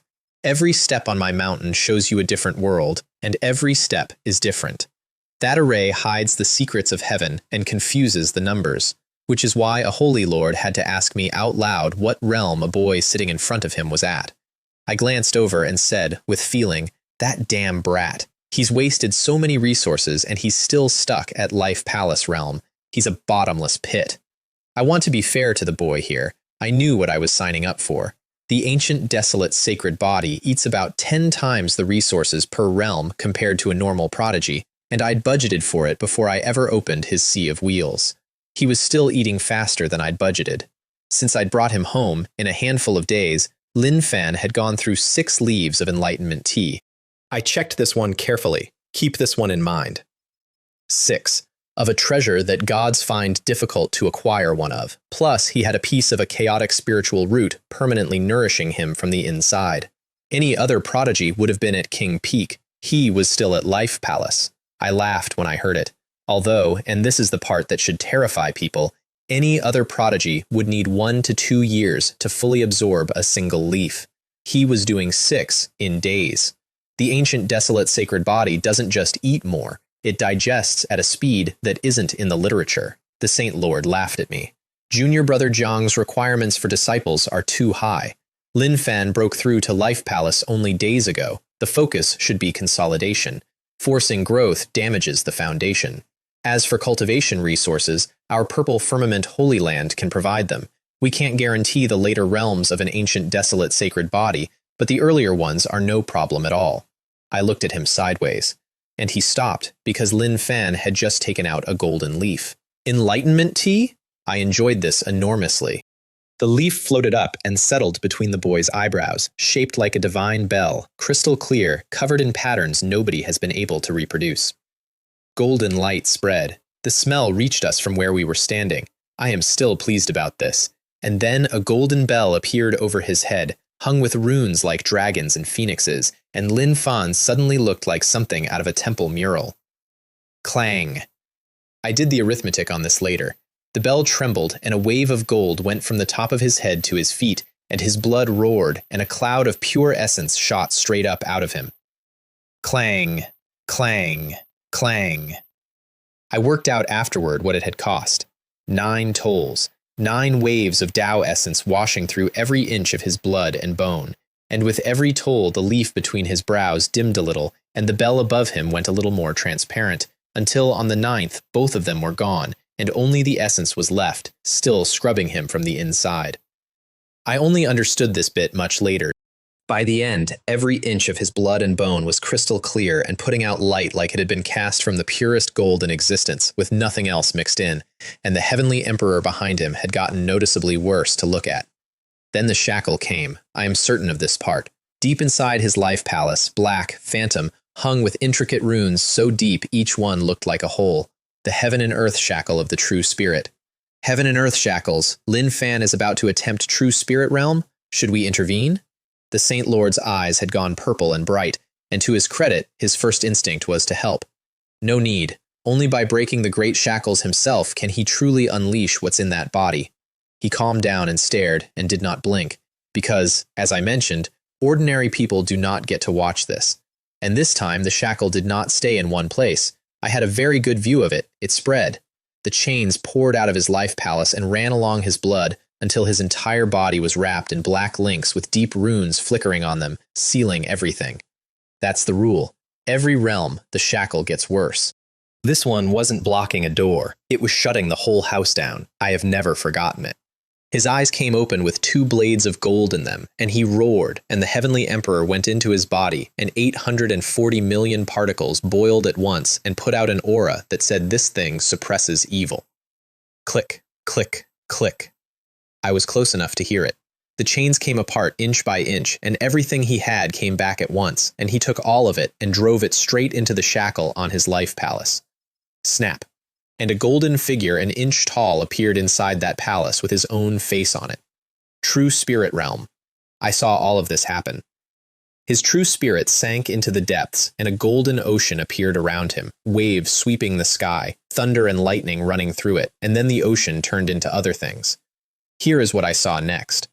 A golden bell shaking the heavens, a celestial blade splitting the universe, a blazing sun, an ancient mountain in the clouds, great rivers running through eternity, a sky-covering Qilin roaring over the landscape. I want you to picture this properly. The golden ocean was the ancient, desolate, sacred body's own phenomenon. Every single one of the others was something he'd learned from those 6 leaves of tea. I did not blink through any of it.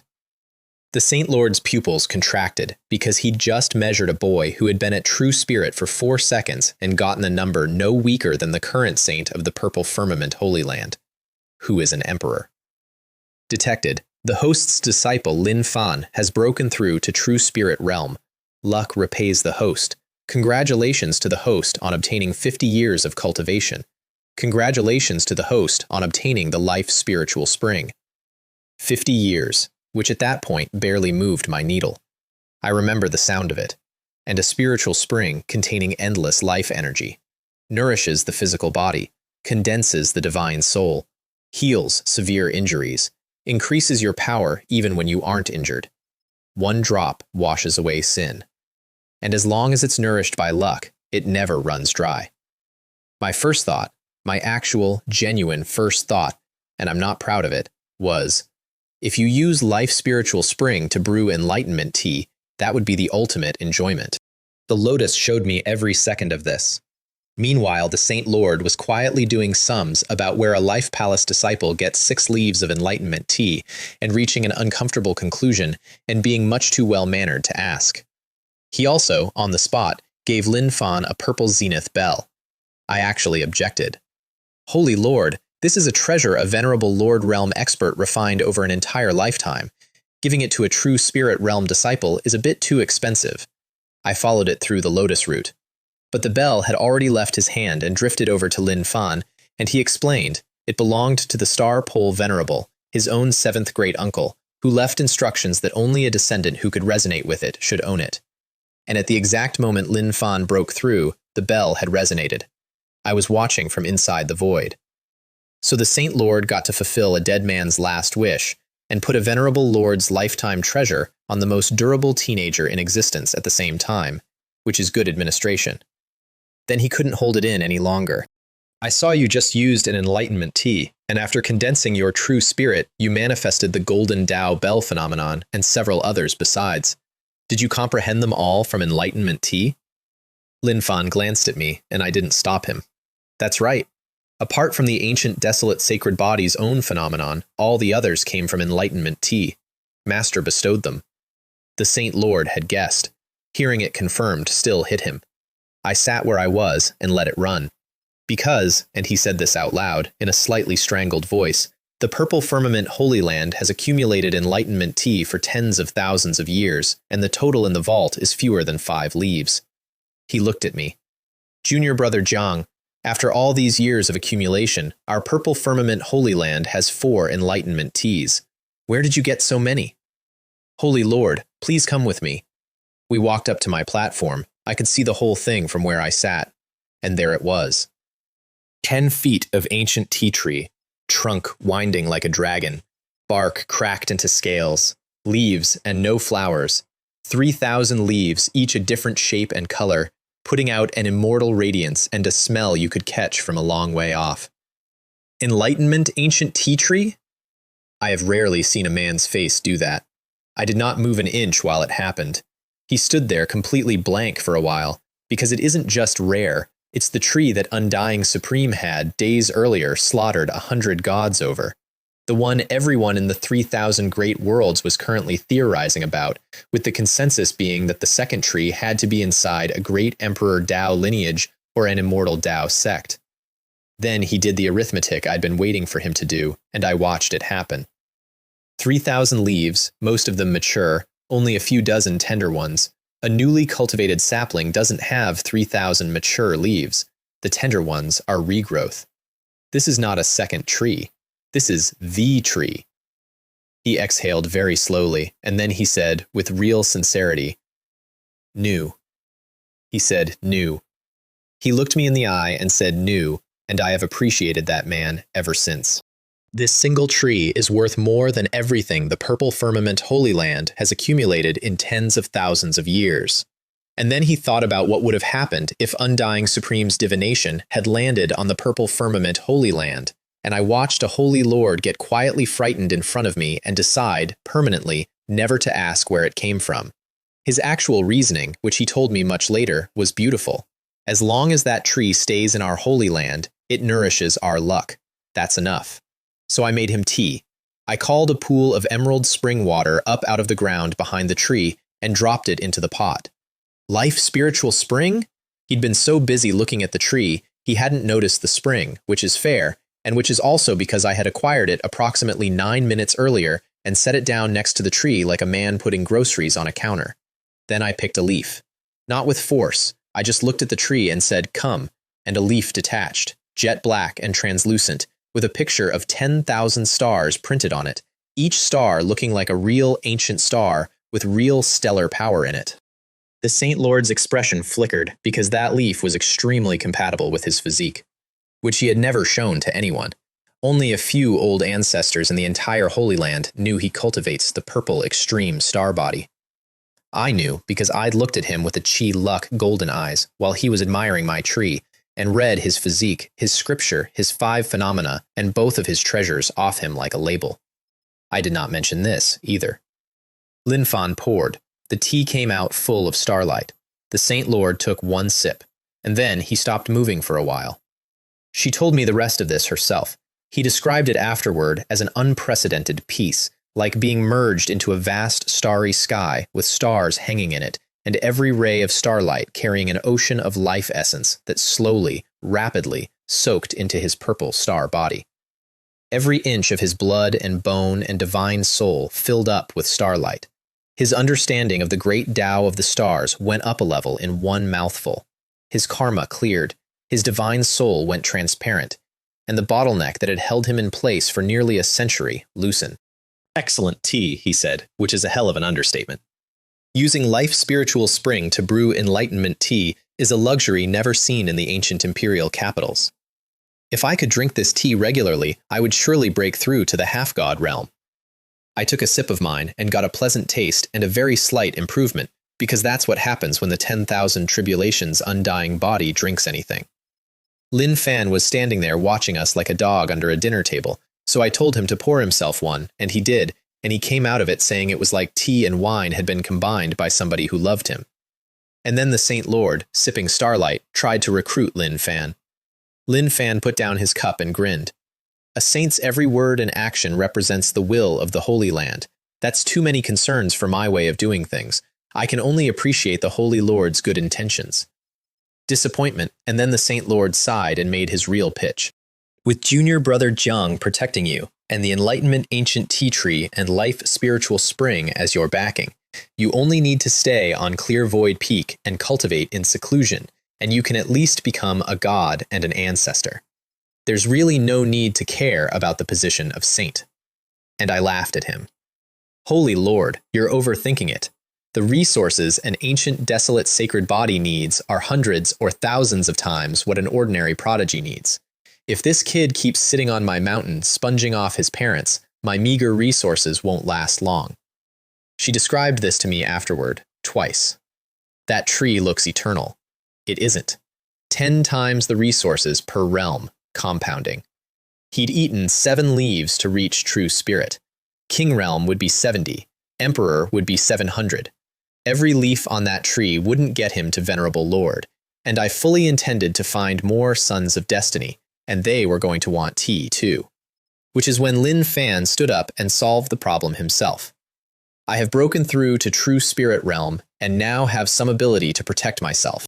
Today I was originally planning to bid farewell to Master and descend the mountain. If one stays in the mountains and cultivates in seclusion, wouldn't one be a flower in a greenhouse, unable to withstand wind and rain? I nodded, extremely pleased, and asked, where? Isn't the godly spirit remains above the chaotic cloud sea about to open? Most of the prodigies from the 8 great domains will go. I estimate quite a few are already waiting. My goal is the godly spirit remains of the chaotic cloud sea. I clapped. Good lad, you have good taste. Your teacher supports you. The Saint Lord did not support this at all, and said so, at length, and everything he said was correct. Junior Brother Jiang, this is a relic that has never been opened. There are opportunities everywhere and endless dangers, and it usually takes many years to explore properly. And Lin Fan said, no matter what danger there may be, I am not afraid. In this age of great competition, everyone strives to be first. If we can't handle this little bit of danger, how will we compete with unparalleled prodigies later? He also had a private reason, which he told me later, and which I found genuinely clever for a 16-year-old. The chaos green lotus root inside him needed endless luck to grow, and a godly spirit remains full of divine children is, from a certain angle, a field of concentrated luck standing around waiting. In the past, I said, the great powers would have explored a place like this slowly. In an era like this, prodigies will rush in and fight for it. Cultivation is heaven-defying by nature. When you're faced with something, confront it, never back down. She gave me this part word for word. The Saint Lord looked at both of us like we were speaking a foreign language, because he did not know about the lotus, and therefore could not know that even a resurrected god would have trouble hurting the boy. Then Lin Fan said goodbye, and I told him to skip the tea this time since he had a stockpile, and to take some life spiritual spring instead. He produced a long white jade bottle and started siphoning. 1 breath, 2 breaths. After 10 breaths, he had not stopped. He told me about this later at length. The pool under the Enlightenment ancient tea tree, a 3-foot pool that had been holding a perfectly constant level since the moment it appeared, was visibly, noticeably lower. My face went flat. Are you still planning to leave some for your teacher? And he capped the bottle, turned into a beam of golden light, and was off my mountain before I could get up. The Saint Lord watched him go with his eyes actually turning red. He described this to me with his mouth full. That's life's spiritual spring. 1 drop washes away sin. That boy had just walked off with, he did the estimate out loud and then stopped doing it out loud, several 100,000 drops. The Purple Cloud Saint Lord has seen more treasure than almost anyone alive. He told me, sitting under my tea tree, that at that moment he had experienced a sense of poverty he had never felt before in his life. Then, because he is who he is, he stood up to leave, and I offered him tea leaves. If your majesty doesn't mind, you can pick a few leaves of enlightenment tea to take back with you. He waved both hands. Genuine shock, genuine refusal, the whole performance. I looked at him with a half smile. If the Holy Lord really doesn't want it, then I won't force you. The pause that followed was one of the great pauses of my life. I was just being modest, he said. How can you take this seriously? He acted the whole thing out for me afterward. The Purple Cloud Saint Lord has weathered a great many storms, and his skin is as thick as a city wall, and he simply acted as though the previous 8 seconds had not occurred. Since Junior Brother Jiang is so hospitable, then I shall accept. Speaking of which, I have never picked tea leaves by hand under an Enlightenment ancient tea tree. Is there a particular method? I said that last part with a completely straight face. What followed was the single funniest thing that happened to me that year. I got this account from 4 separate people. He stood under the tree and his aura started climbing. Chi swept the platform. A purple-tinged ancient bell shot up out of the top of his head, purple and blue clouds churning inside it, emerald mist wrapped around the outside, which is not a real bell but the Tao form of the purple heaven and azure sky Holy Scripture itself. Somebody repeated this to me later. Then a vast star domain opened behind him with an enormous purple star at the center and thousands of smaller stars orbiting it, and all of it, the star, the domain, everything, went into the bell. Clang!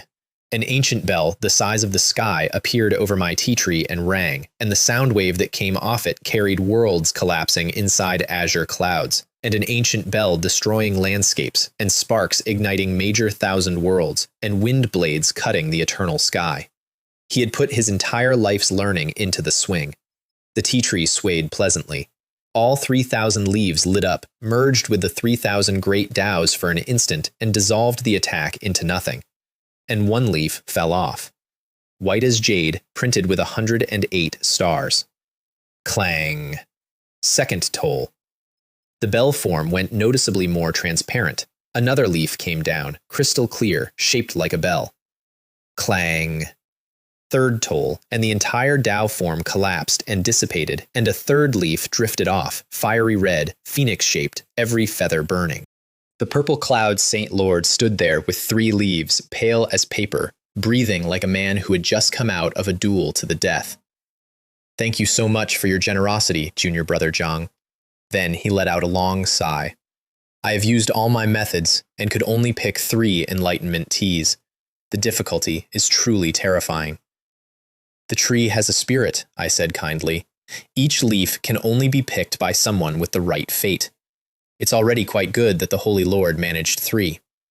He looked up at the few dozen fresh, tender leaves on the branches, the regrowth, and started doing the arithmetic again. Lin Fan alone had gone through 7 or 8, which meant most of the previous crop of tender leaves had been picked by my 2 disciples. He had emptied himself completely and gotten 3. And I want to put on the record what he did not know, and what I did not tell him, and what I have been enjoying privately ever since. They picked 57 while the water was boiling. Now, about what Meishui was doing while I was pouring tea for a holy lord. I have had this described to me several times. The Qingli mountain range sits on the border between 2 Tao domains. Thousands of miles of it, ancient trees blocking the sun, vines hanging down like curtains, and mostly barren and dangerous enough that nobody with a choice goes in. There had been a rumor for a century that something powerful had gathered a horde of demons in there and set itself up as a king. In a small town thousands of miles inside that range, Suiye town, Shulan came down out of the sky because she heard a tiger roar. There were a few thousand people in the town square, and every one of them was on their knees. "Your Majesty, spare us! Your Majesty, spare us!" And on the blue stone in the middle sat a burly thing with a tiger's head and a man's body, taking the town's annual payment. I read it out of a dead man's memories afterward, because that's what this was, a yearly arrangement. Every year, Suiye town hands over a boy and a girl, chosen from among their own children, and in exchange, the Black Tiger King does not come back until next year. This time, the tribute tastes pretty good. I am very satisfied. I will return in a year. If no new ones are found by then, I'll take all of you. I've been in this world 100 years, and I still find that I have a very short and specific list of things I will not tolerate hearing about. And the top item on it is a town that has learned to do the arithmetic on its own children. I took that memory out of somebody later. Shulan's flawless sword heart showed her exactly what that creature was carrying, sin like a stain that had soaked all the way through, and she went from a mile out to directly in front of it without any intervening steps. The Black Tiger King felt something and threw a tiger soul blade, forged out of the bones of some ferocious ancestor, up at the light coming down. I know this because I later owned the man who saw it. One clang, the blade shattered where it stood. The sword shadow went through his forehead, and he came apart into nothing, and the sword strike she'd used had drawn on the Chaos Sword bone because she'd been angry. I cannot express my feelings until I slay this demon. and the town square did not cheer. Not one person cheered. They panicked. She hung there over the square, and I would have given a great deal to see her face. Then an old man came forward, shaking so hard he could barely bow, and explained it to her like she'd broken a window. The Saint Lord told me this part, unhappily. There's an azure dragon old ancestor in the Qingli mountain range. Extraordinary cultivation. 100 years ago, he led a horde of demons and ate the 9 towns and 18 villages, and set himself up as the Qingli demon dynasty, and nobody dares provoke him. A famous king realm once came into these mountains to slay demons, and he swallowed the man whole. Originally, we only needed to hand over a pair each year to avoid disaster. Her eyes went clear and cold, and she said, utterly foolish. You don't need to cry and wail. I will go to the Qingli mountain range now and kill that azure dragon old ancestor and eliminate this scourge completely. And she left. And behind her, the town stood around arguing about whether to run. That little girl really went into the mountains? Isn't that just courting death? Since we can't escape anyway, let's just wait here. If she really does it, I'm willing to build a shrine to her and keep it lit forever. Her own reasoning, which she gave me afterward, is the thing I want on the record. The old man told me this over a drink. She wasn't doing it for the people in that square. She was doing it for the 9 towns and the 18 villages that had already paid, over 100 years, 1 pair at a time. Especially the ones who had been that year's pair. Tang Ying told me this part years later. She went in with her flawless sword heart open, and the chi of 1,000 miles was laid out inside her head like a map, and everything on that map with sin on it was marked. 800 miles to the left, evil chi standing up in a column that wouldn't disperse. I am reporting this exactly as it reached me. She drew an arc in the sky and went into the ravine, and on the mountaintop there was a demon ape sitting cross-legged with the leavings of somebody's family in his hands, and a few dozen lesser demons drilling in the forest below, every single one of them carrying sin, some lightly, some like a second skin. Clang. I checked this one carefully afterward. The sword cry came from past the sky and arrived inside the demon ape king's head at the same time, and his eyes lost focus, and a 1,000-foot body fell into the mountainside with the divine soul already gone. He never got to resist, not one move. Every lesser demon on that mountain went with him. I have gone over this moment many times. She didn't stop, sword following her will, fighting across 1,000 miles, and by the time she reached the Qingli mountain range proper, she'd killed 12 demon kings and more lesser demons than anybody bothered to count, and she made no attempt whatsoever to hide. Today, let the sword be stained. I want that on the record. Deeper in, a 1,000-foot demon eagle covered in black iron feathers came down out of a cloud that blotted out the landscape, eyes like blades, evil energy rippling off every feather. Who dares to run wild in my Qingli demon dynasty? Clang. It froze in the air, and its eyes went out, and 1,000 feet of dead bird hit an ancient mountain. They come fast. They die faster. I have never forgotten this bit. Little demons hidden in caves and cliffs shot off in every direction on winds of green and black. All of them true spirit realm, all of them able to speak, all of them fleeing. Invisible sword chi caught every one of them before they made it out of the range. I still think about this one. Then she made her own chaotic sword sea, 100 miles across, with thunder in it, and fire, and blooming ice lotuses, and a dragon, and a phoenix, dancing, and simply flew forward with it, and every demon carrying sin that the sea touched stopped existing. This is the part I keep coming back to. On a barren peak, a great demon with a boar's head sat on a blue stone in golden armor with jeweled boots, tusks gleaming, mane flying, in the middle of a meal that had been a person. I checked this one carefully. That detail is mine, not hearsay. Most Yao races can take a human shape once they hit Demon King, and most of them keep a few features because they think it looks better. The wild boar demon was a Demon King peak, well past his brothers, with his own armor and his own evil energy rolling off him. He threw down what he was holding and roared, "You're courting death," and turned his tusks into 2 demon blades and came at her. Her expression did not change.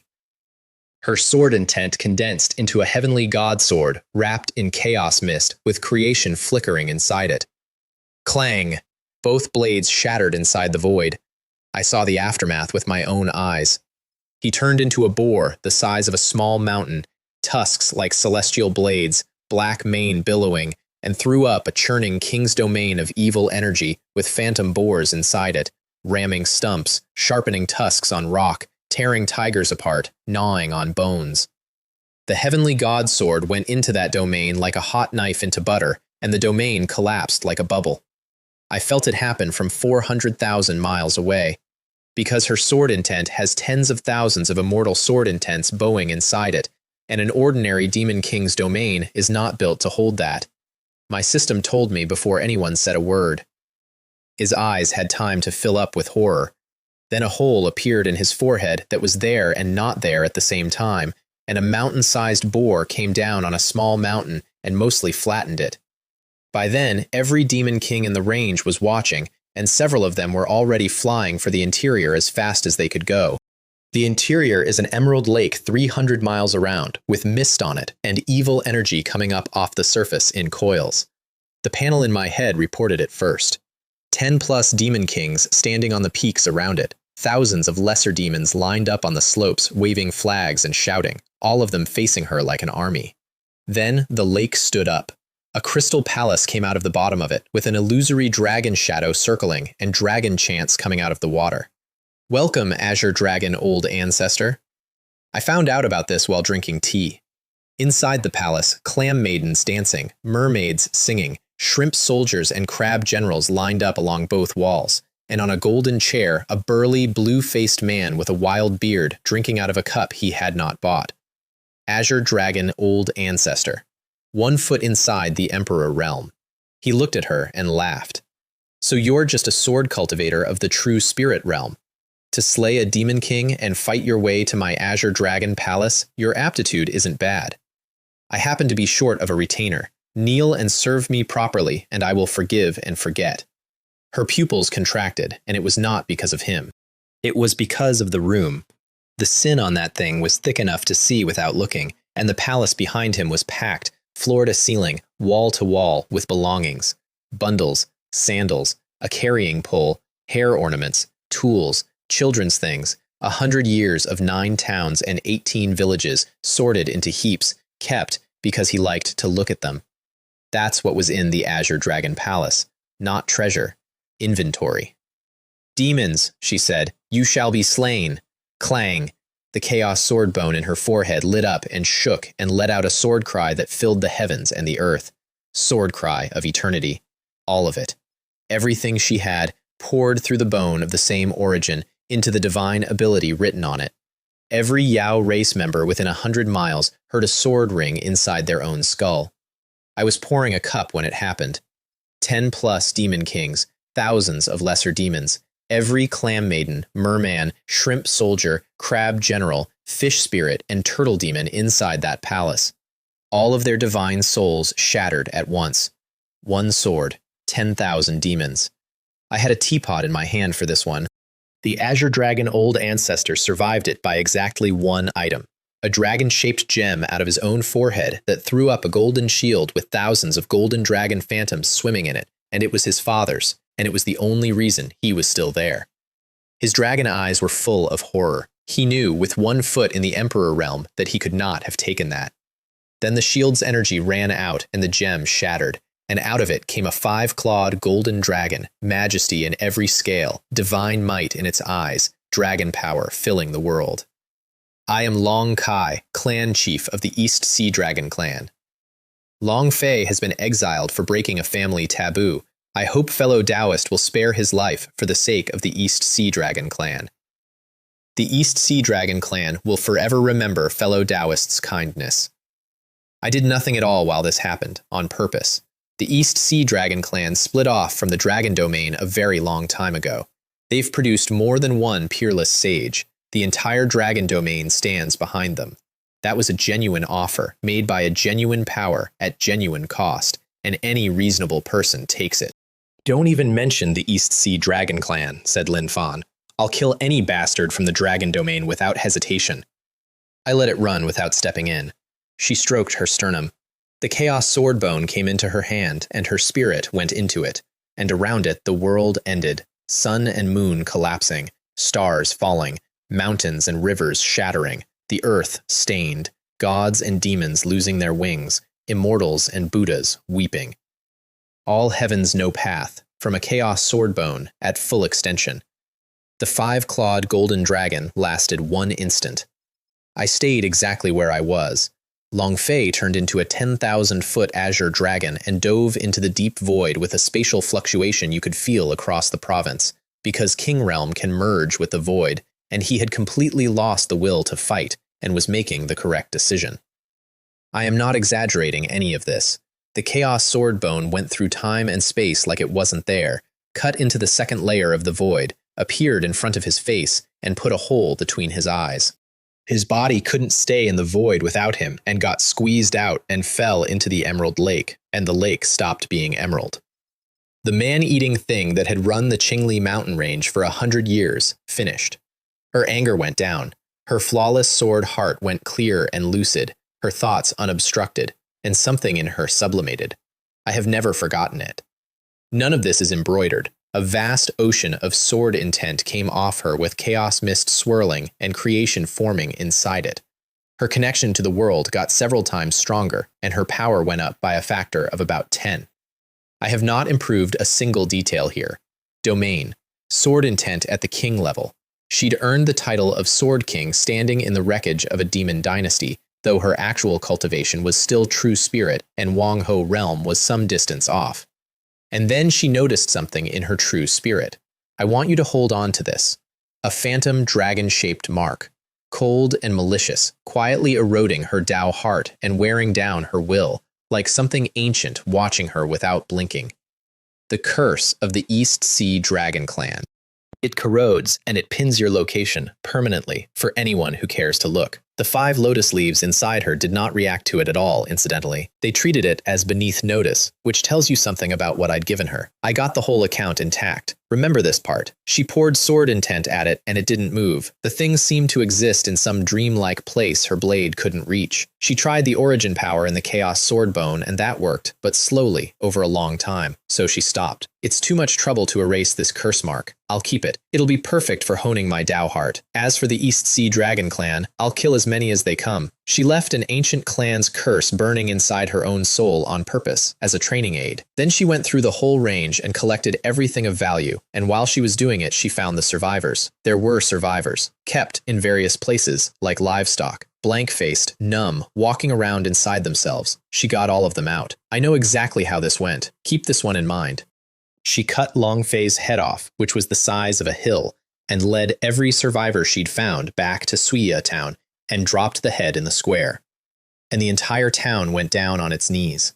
Thank you, Fairy, for saving our lives. I misunderstood, Fairy. I deserve to die. Please punish me. I knew Fairy was sure to save us. We waited here for the outcome. Fairy is truly a living bodhisattva.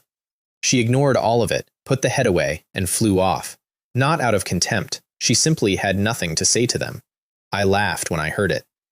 Meanwhile, at the bottom of the East China Sea, a golden luck dragon 1,000 miles long, the accumulated fortune of the entire East Sea Dragon clan given a shape, lifted its head and looked northwest with something like confusion in its eyes. I enjoyed this enormously. Because Long Fei was the clan chief's least competitive child and carried almost none of the clan's luck, and his death should not have registered at all. And it had. It felt, to that dragon, like the luck itself had gone unstable. A voice came out of the dragon palace that carried across hundreds of thousands of miles of ocean, and every living thing under that water heard it. Little 13 is dead.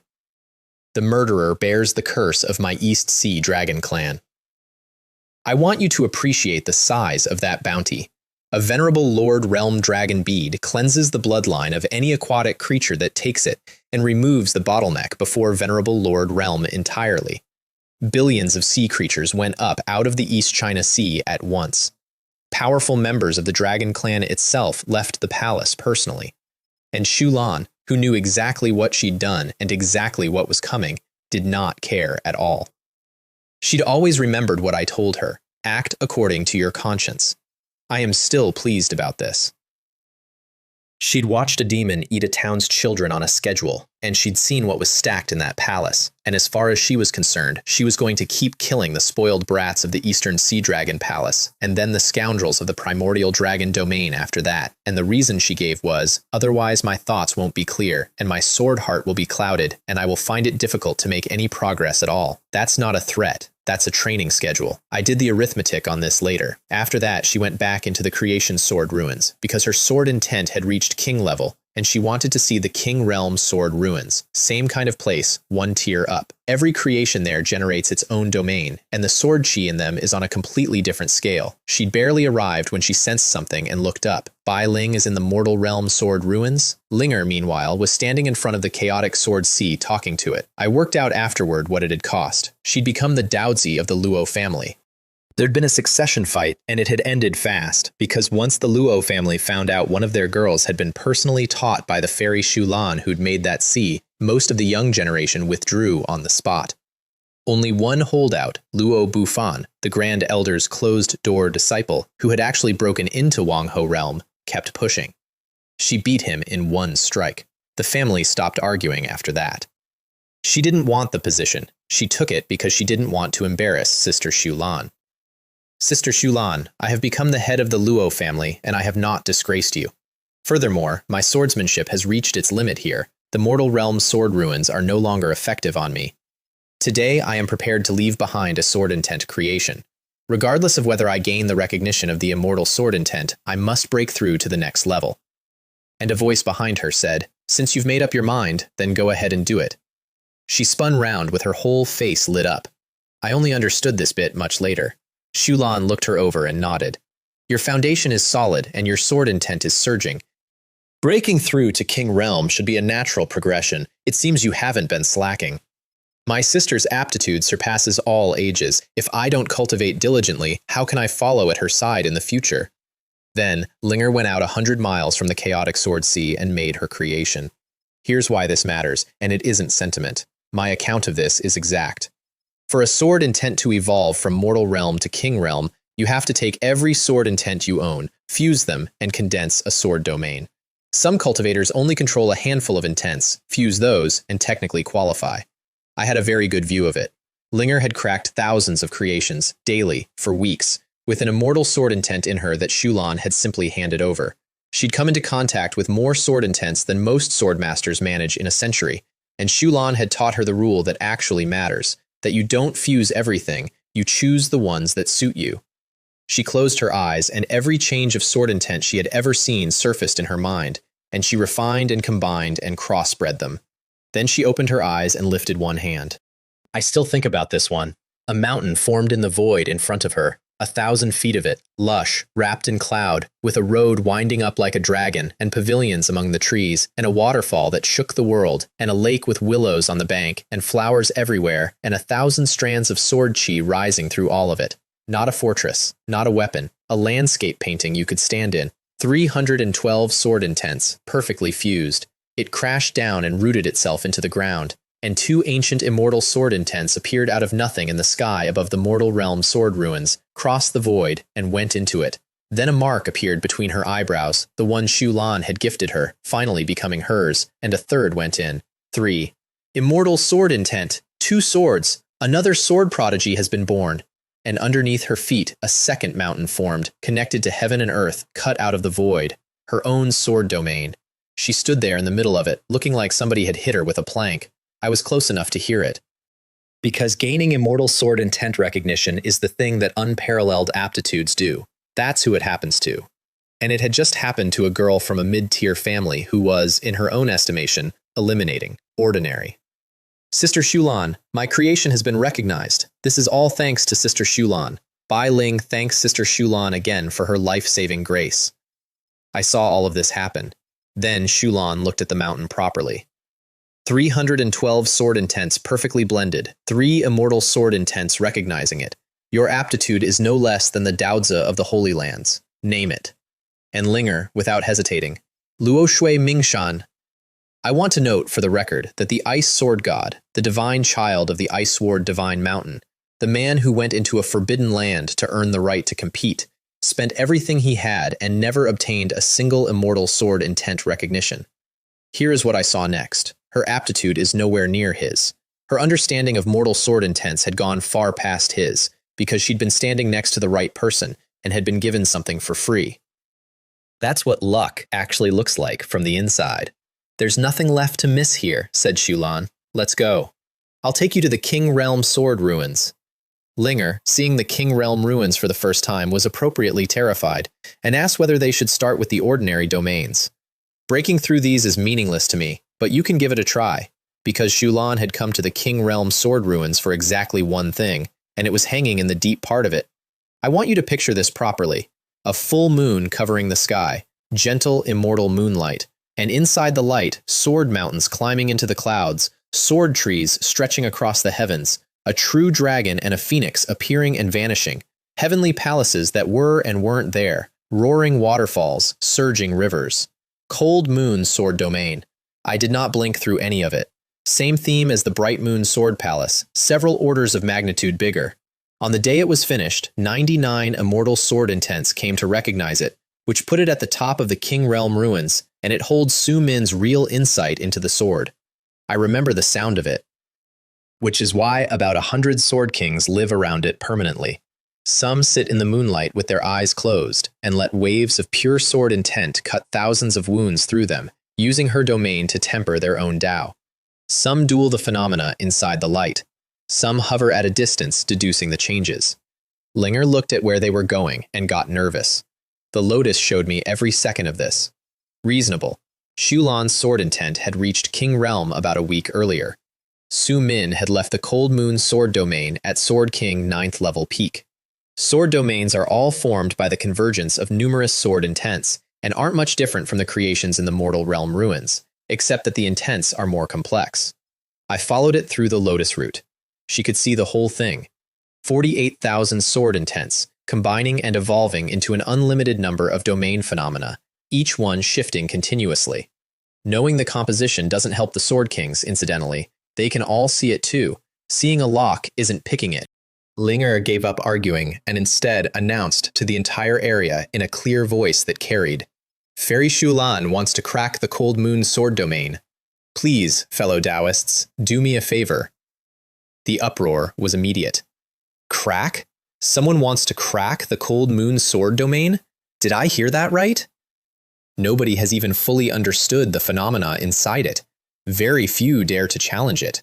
Who would dare try to break it? I was watching from inside the void. The area cleared instantly, and then a great many of them urgently invited their friends and their sect brothers to come and watch, which becomes relevant. Linger pulled back 100 miles and messaged the Luo family patriarch to bring everyone. Shulan stepped up above the moon at the core, and the Cold Moon Sword Domain woke up, and it had never done that before. I sat where I was and let it run. The moon put out sword light brighter than a sun. Immortal sword chi surged without limit. The pressure went across the 10 lands of the 9 heavens. Every phenomenon inside the moonlight turned real. A true dragon roaring across the sky, an immortal phoenix breathing fire, thunder rolling like a prison, rivers surging, and all of it came down on her at once. What a terrifying Cold Moon Sword Domain! Such power is enough to rival an emperor. Every Sword King watching went white. It was the first time in history the thing had fully revived, and it looked like a god being woken up angry. Then a chaotic sword domain opened around Shulan, hazy, boundless, apparently containing countless great worlds, and no one could see into it. And it came down like the ancient heavens landing. I could see the whole thing from where I sat. One collision. Endless chaos sword intent going through every inch of that moon and eating every wisp of light that touched it, hunting the 48,000 sword intents directly at the source. The entire Cold Moon Sword Domain froze. And then it wasn't there, and 99 immortal sword intents turned into sword dragons and flew into her chaotic sword sea. One move. The King Realm sword ruins made no sound for several seconds, and then made a great deal of it. He solved it way too fast. I just notified our senior brothers from the sword sect to come and witness it, and before they even arrived, it was over. They're going to beat me to a pulp. What should I do? Don't even mention your senior brothers. I didn't have time to use a recording stone. I was still reacting to the domain reviving, and then the domain was gone. Haha, luckily I started recording the moment I heard she was coming. It's blurry, but it'll sell for a very good price. I regret everything. Then the purple moon appeared again, and Sumin said, "Seventh sister, you're really getting more and more accomplished. My third sister's sword skills all came from my supreme sword bone. Today, I'm just collecting some interest. Third sister, do you dare to show yourself and fight me here? King Realm sword intent is still too low level, not worth wasting time on." That one landed. I know it landed because the reply had a slightly different temperature. Seventh sister, you can't reach my level, so naturally you can't understand. Your sister is waiting for you at the Emperor Realm sword ruins. Don't keep her waiting too long. Otherwise, I'll go to the even more advanced ruins. Go ahead and hide in the Emperor Realm sword ruins. I will personally go to Star Moon City to find you. Our feud will be settled sooner or later. That day is not far off. I'm waiting for you to come and die. And the moon vanished, and Shulan smiled slightly and left. She noticed on the way out that the 5 chaos lotus leaves inside her had gotten livelier, having just eaten a considerable amount of luck. I did not move an inch while it happened. She also knew perfectly well that her sister had not been as calm as she sounded, because a genuinely unconcerned person does not send the message at all. Afterward, she picked up followers. A great many sword kings offered on the spot, and several of them meant it enough to embarrass themselves in public. I've met Fairy Shulan. I wish to become a follower. I am Zhao Hua of the Xuanfeng sword sect in the eastern wilderness of the Xuanhuang Great World. I believe I can be of some help. I am willing to follow and listen to her teachings. I'm willing to cross boundaries. Please give me a chance. She had no interest in a retinue. She did not want anybody carrying her tea. But she stopped at the words eastern wilderness of the Xuanhuang Great World, and her reasoning was purely practical, and it went like this. If I'd known about the Qingli mountain range earlier, I could have dealt with it sooner, and more people would be alive. She wasn't collecting servants. She was building an intelligence network. She told me the rest of this herself. Zhao Hua got looked at by a flawless sword heart and came back reading as elegant, composed, upright, and not a wicked person. 9th level King Realm sword intent, unusually calm, and willing to lower himself to follow a girl a third his age, which is rare. I am indeed in the Xuanhuang Great World, and I'm about to head to Star Moon City of the Han Yue Holy Dynasty. I'll leave you my location. If you're interested, come find me any time. That sentence went around the 3,000 great worlds in about a day. She described this to me afterward, twice. Because until then, everyone had been guessing. Now Fairy Shulan had personally confirmed where she was, and personally confirmed where she was going, and the target could not have been more obvious.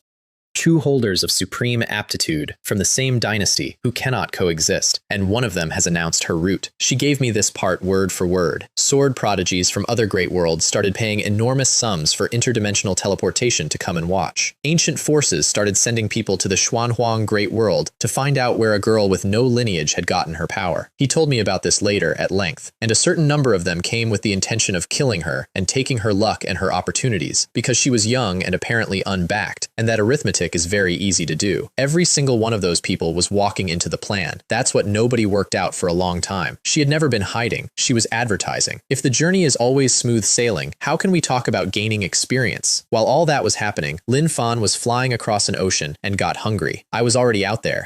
I'd left the mountain after he did, sitting on a cloud above the chaotic cloud sea with a white jade table and a pot of purple haze cloud mist tea, running the Chi Luck golden eyes over an enormous crowd of arriving prodigies looking for a third son of destiny.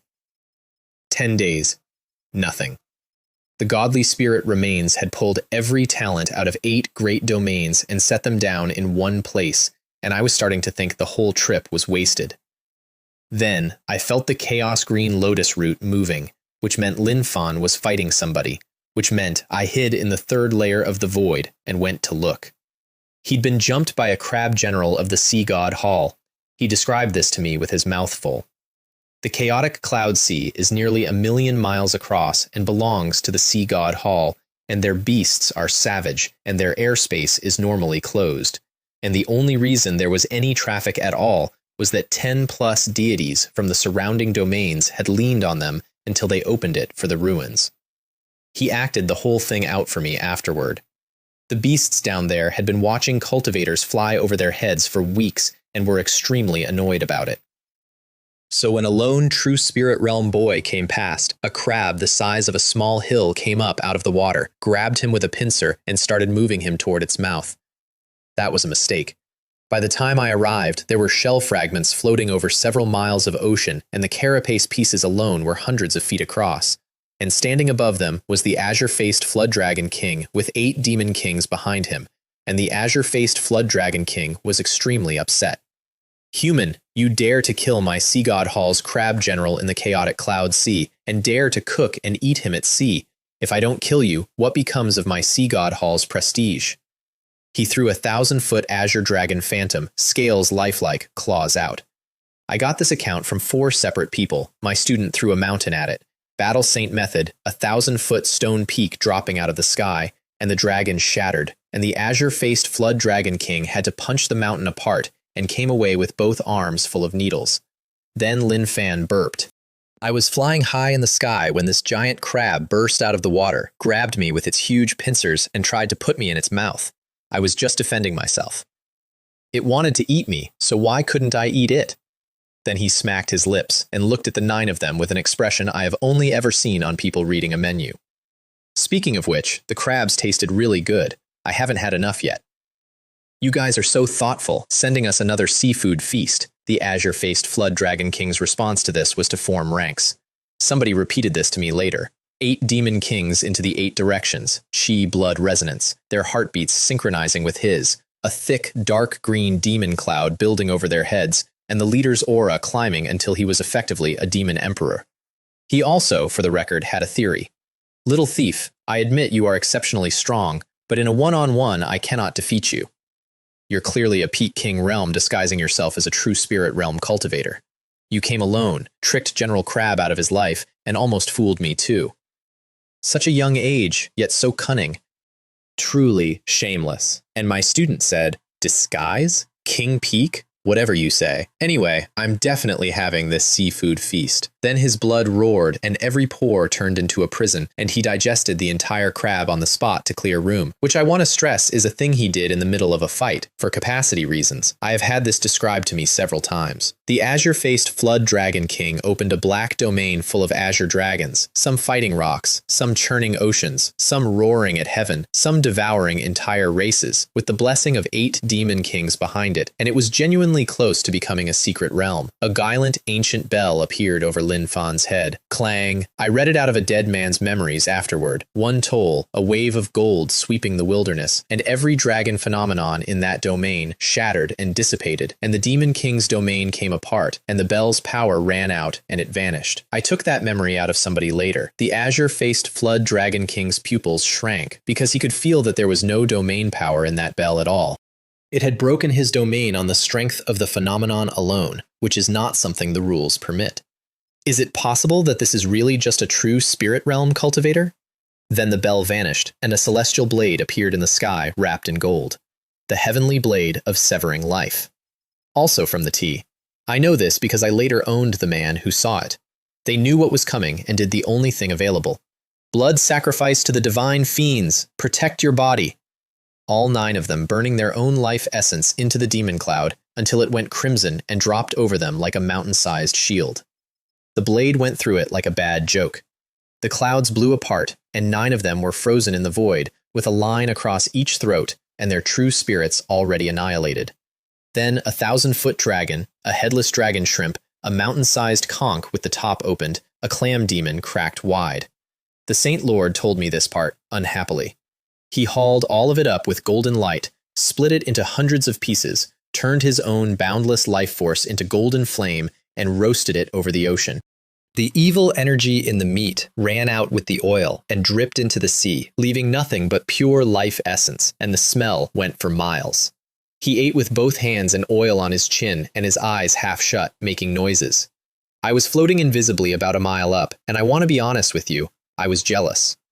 Then the sea turned into 100 miles of blood-red inferno, and a demon emperor came up out of it on a crimson lotus. The old man told me this over a drink. Ugly young man, wide mouth, fangs, blood jade armor, and his true form was a 10,000-foot shark, the shark slaughter demon emperor. Hundreds of years old and looking 30. Who dares to run wild within the boundaries of my sea god hall? And Lin Fan licked his lips. I've heard that shark fin is the most delicious food in the world. Although I'm full today, since you've delivered it to my door, I feel like I can still eat. Tang Ying told me this part years later. The demon emperor announced himself properly and threw a black shark the size of the sky at him, which destabilized Lin Fan's divine soul for exactly as long as it took the heavenly emperor to come up behind him and neutralize it. Town. I am reporting this exactly as it reached me. Golden palm print into the crimson purgatory, and the purgatory started collapsing piece by piece, and the 10,000-foot shark phenomenon behind the demon emperor dissolved without permission. I checked this one carefully afterward. Which is the ancient, desolate, sacred body doing what it does? It restrains phenomena, all of them. That purgatory had evolved into a genuine secret realm, and its essence was still a phenomenon, and phenomena do not work in front of that body. And this particular body was running the heavenly emperor suppressing prison scripture on top of it. Ancient, desolate, sacred body! The demon emperor retreated 1,000 miles in one motion. You're the Lin Fan from the Purple Firmament Holy Land? That's right, I am, my student. Then, genuinely curious, am I really that famous at the chaotic cloud sea? The shark slaughter demon emperor did not answer. He dove into the sea, showed his true form, and left at speed, with a threat trailing behind him. I've taken note of this. There will be a chance to settle accounts in the future. I have gone over this moment many times, because he had not forgotten what had happened to the blood refinement hall when that boy was still a Sea of Wheels cultivator. And that boy now had a life palace and a true spirit, and behind him was a master who punches gods. I want that on the record. Lin Fan chased him into the water, discovered that the chaotic cloud sea scrambles divine sense. 1,000 miles of range drops to about 100 in there, lost him, and came back up, furious. What a coward! My shark fin is gone! What a disappointment! I watched him fly off toward the ruins and thought, with some regret, that the demon emperor had shown far too much sense. If he'd stayed and died like a normal person, his hallmaster would have had to answer for it, and that would have been an excellent excuse. 3 days later, Lin Fan arrived, and the sky in front of the godly spirit remains was so full of people it looked like a market. I have never forgotten this bit. Mostly king realms, a great many emperors, and dozens of venerable lords lurking in the void with their auras folded up, some protecting prodigies, some just there to see what fell out. He went straight to the pale purple auspicious cloud with 4 ancient characters written above it in violet haze. I still think about this one. Nearly 100 people on it, peak masters, elders, 20 or 30 true disciples in the light purple robes, all handsome and all extremely well groomed. This is the part I keep coming back to.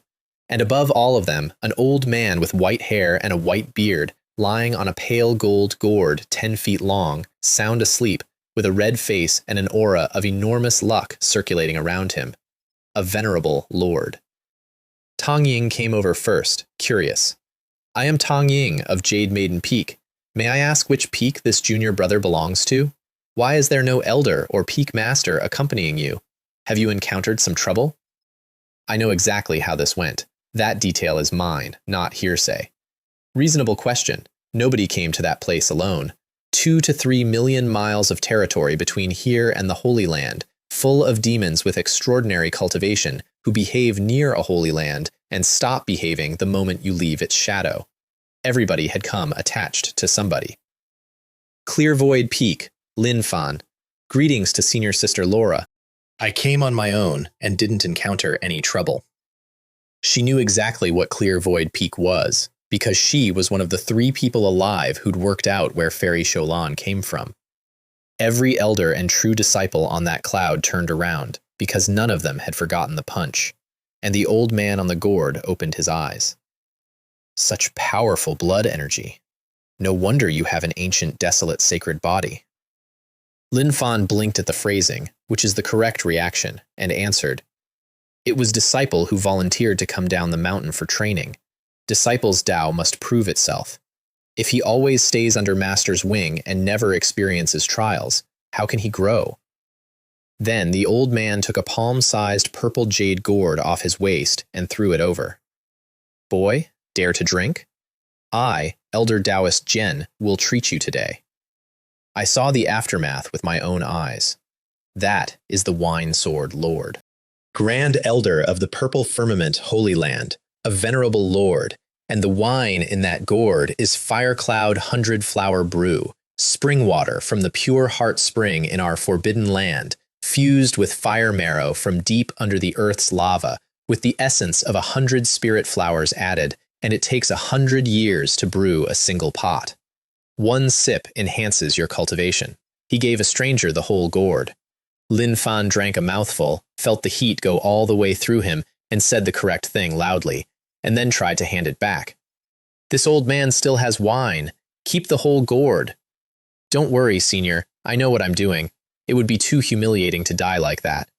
Every peak master and elder within earshot was, at that point, visibly envious, and Gao Feng, the master of Sword Inquiry Peak, refined, well-mannered, and a shameless opportunist, came over smiling. The old man's face went flat. You still have the nerve to ask for alcohol. Gao Feng went red. So did most of the elders, and most of the true disciples looked at their shoes.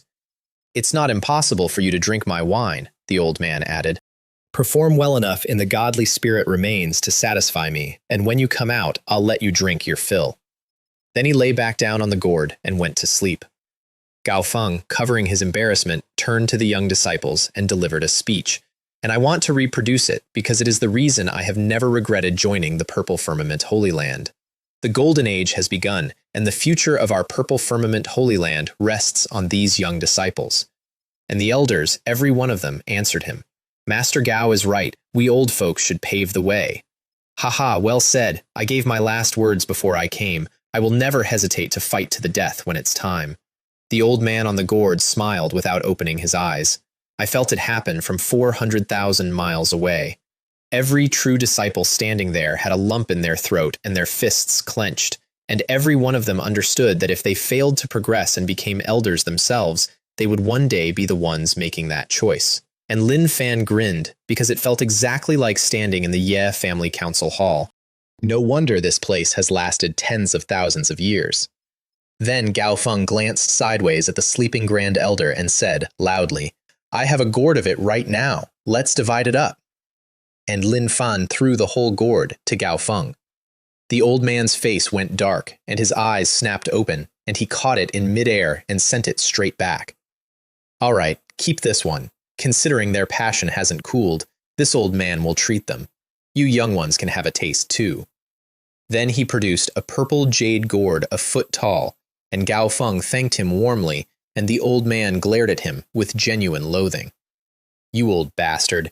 You look like a gentleman on the surface, but you're actually wicked. How did our Sword Inquiry Peak lineage produce such a guy? Junior Marshal Uncle, you've really wronged me. I have a heart full of sincerity.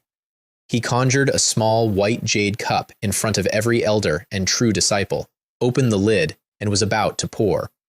And Lin Fan said, helpfully, Senior, don't be in a hurry.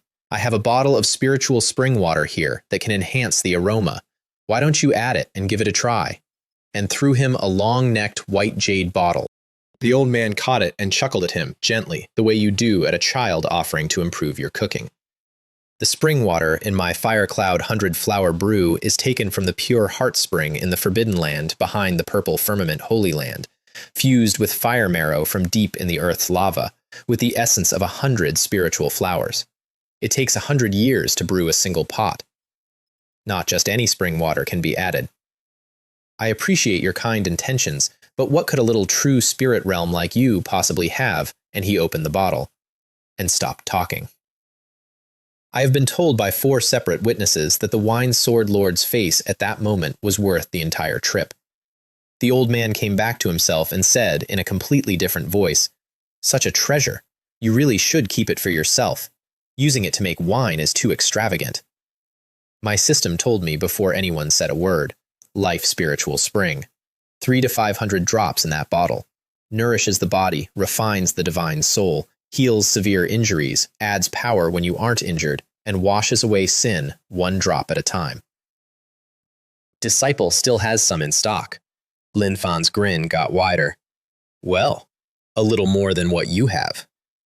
The old man made a noise like a punctured bellows, poured the entire bottle into his 100-year wine, and said, "Good lad, you are even willing to take out such a treasure.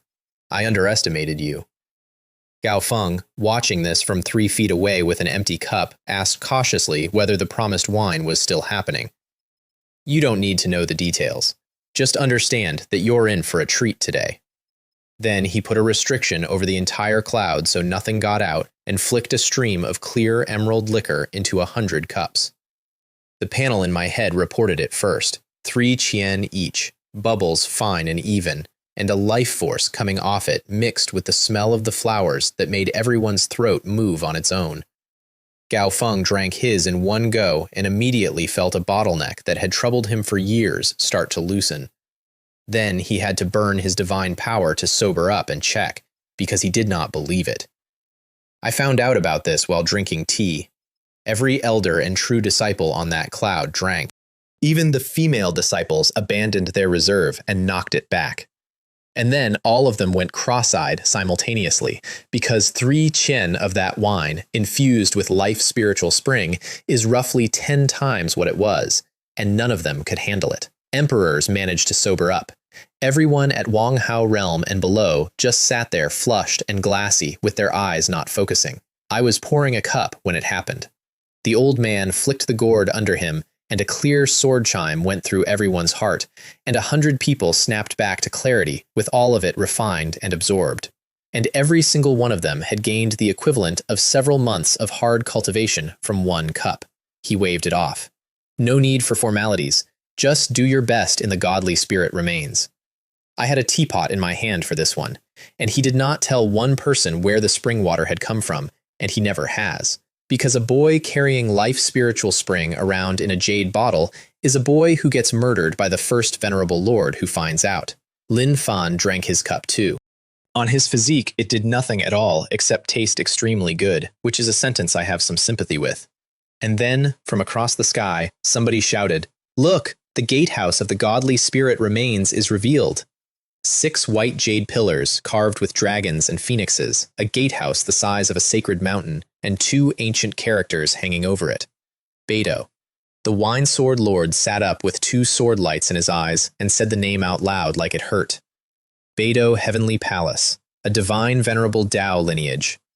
I did nothing at all while this happened, on purpose. There are 4 realms of gods: Heavenly God, God King, Divine Emperor, Divine Venerable, and every system a god leaves behind gets called a divine system, and the gap between the bottom one and the top one is the gap between a village and an empire. The Northern Dipper Divine Lord commanded 7 divine emperors: Tian Shu, Tian Xuan, Heavenly Star Peak, Tian Chuan, Yu Heng, Kai Yang, Yao Guang. I let it run without stepping in. Some true disciple made the mistake of muttering that our Holy Land seemed rather small by comparison, and got told off twice, once by the old man, and once by a red-haired elder who smacked him on the back of the head. Lin Fan asked the only question worth asking. "Senior Taoist Jin, how did this place end up here? It looks completely intact, and there isn't a soul in it. Where did everyone go?" And the old man's eyes went somewhere else. Golden Age. The peak of prosperity, followed by decline.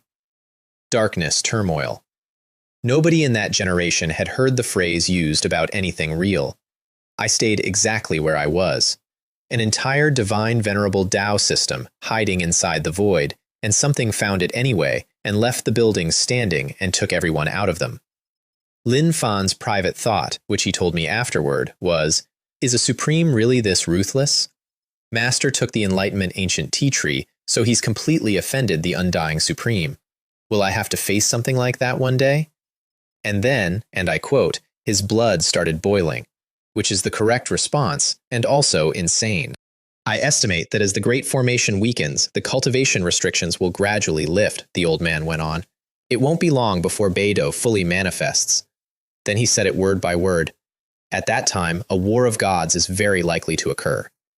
Over the following weeks, everyone who mattered arrived. I am not exaggerating any of this. Dragon Ascension Prince of the Sea God Hall, A descendant of the dragon god, cultivated inside a dragon egg for 100 years before hatching. Purest azure dragon bloodline, born with an accompanying divine ability, Emperor Realm 3 years ago. He saw Lin Fan, and something ugly went across his face, and he sat down. I want you to picture this properly. None of this is embroidered. Lei Pochin of the Thunder God Temple. Heavenly Thunder God body, thunder spirits in his acupoints. When he was born, thunder rolled for 100 miles, and a phantom of the Thunder God appeared over the house. He destroyed an entire cult with 1,000 years of legacy the week he came out of seclusion. I have not improved a single detail here. Twilba Kwang of the Wilderness Divine Sect. Bare feet, animal hide, muscles like coiled dragons under bronze skin.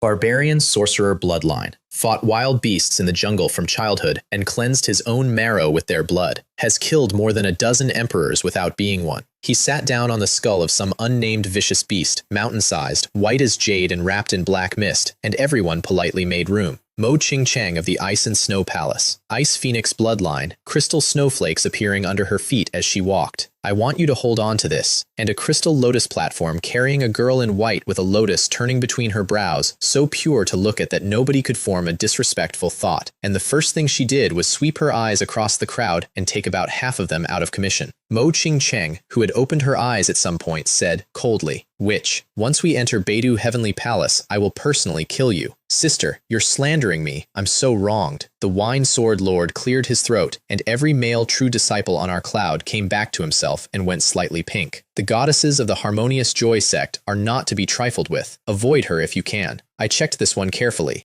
Remember this part. Then the skeletal ghost emperor arrived on a black cloud full of ghosts, looking like something that had crawled out of a hole, and the temperature dropped. He's killed dozens or hundreds of emperors. More than one venerable lord has tried to kill him, and he's escaped every time. And afterward, he goes and finds their sect members and their relatives, so people stopped hunting him. That is the entire biography. He looked over the crowd like a menu, laughed to himself, and went off to find a quiet corner, and nobody went near it. My account of this is exact. Keep this one in mind. Then, young Master Kale of the 100 Refinements Demon Hall came in on a demon cloud with black totems on his face and neck, flanked by 2 old men whose evil energy blotted the sky, the head of the Corpse Refining Hall and the head of the Heart Refining Hall, both demon emperors. Lin Fan's eyes snapped open and went gold, because he had not forgotten a demon god's face filling the sky over Qingyang City. I laughed when I heard it. Tang Ying, sensing exactly what was happening, transmitted quietly. That's the successor of the 100 Refinements Demon Hall. His physique is a purgatory demon embryo. He can reach thousands of demon prisons and borrow the power of the ancient demons inside them. He isn't an emperor, and he has still reversed several emperors, and the 2 beside him are hall masters, both on the level of the skeletal ghost emperor. Be careful. Kale turned, saw Lin Fan, scanned the area around him very carefully and specifically for me, and only relaxed when he confirmed I wasn't there. Then he said, loudly, to the entire sky, "An ancient, desolate, sacred body that can actually cultivate to true spirit realm. It seems you have quite a few heaven-defying opportunities." And every prodigy and every veteran emperor in that airspace opened their eyes and looked at Lin Fan. Ancient, desolate, sacred body? I've never killed an ancient, desolate, sacred body. I hope I meet him inside. Kale had, with one sentence, made Lin Fan the most wanted object in 8 great domains. I enjoyed this enormously. And my student felt every bit of it and was completely undaunted because, and this is the part everyone missed, he had come down the mountain specifically to harvest luck, and every one of those divine children was a walking pile of it, and Kale had just organized them into a queue. He did not let it pass, though. You little devil, enough nonsense, come and die. Kale kept a careful distance from our cloud. If you're looking for death, there's no rush. Too many variables out here. Once we're inside Beidou Heavenly Palace, I'll send you on your way. Which was, translated, I am not doing anything within reach of your master. So much nonsense, said Lin Fan, and sat back down. Isn't it just because you're afraid of dying? I am still pleased about this. Then Heavenly Peng Holy Sun arrived on a golden chariot with long golden hair moving like flame, and half the prodigies present flinched, because Tianpeng Holy Land is one of the 3 great holy lands here, and its foundation goes much deeper than ours, and this man has an atavistic bloodline of the ancient Tianpeng, and killed 3 veteran venerable lords and dozens of emperors the season he came out of his ancestral cave. The established emperors, skeletal ghost emperor, dark ice emperor, violent fire emperor, all quietly made themselves smaller. I did the arithmetic on this later, and 2 days after that, a palace made out of the bones of something enormous came over the horizon, with a throne inside it built from the remains of a god, and on the throne a young man with demonic shadows churning in his eyes. The holy son of 10,000 demons has arrived. I worked out afterward what it had cost. Hanjun. Killing demon body, which is extremely rare. When it awakened, when he was 3, it took his entire village. He has killed more than a dozen venerable lords and well over 100 emperors, and he intends to prove his Tao with murder.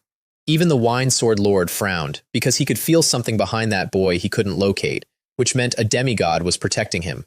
The 2 holy sons looked at each other across the sky. Killing demon body, not bad. You are stronger than Wen Tao of the Purple Firmament Holy Land. You are qualified to be my opponent. Primordial Heavenly Rock Bloodline. You're not bad either. You're worthy of becoming a victim of my blade. You're quite confident. Then let's have a fight. If you win, you can have my head. The crowd was visibly disappointed, because a lot of people had been hoping those 2 would kill each other and take some pressure off. The Wine Sword Lord transmitted to Lin Fan, "What do you think of those 2? To be honest, there is some pressure. We'll only know the specifics after the battle. If you were in the same realm as them and wanted to fight, I'd have no objection. You are 2 realms behind them. Absolutely do not act rashly. If you meet them inside, avoid them."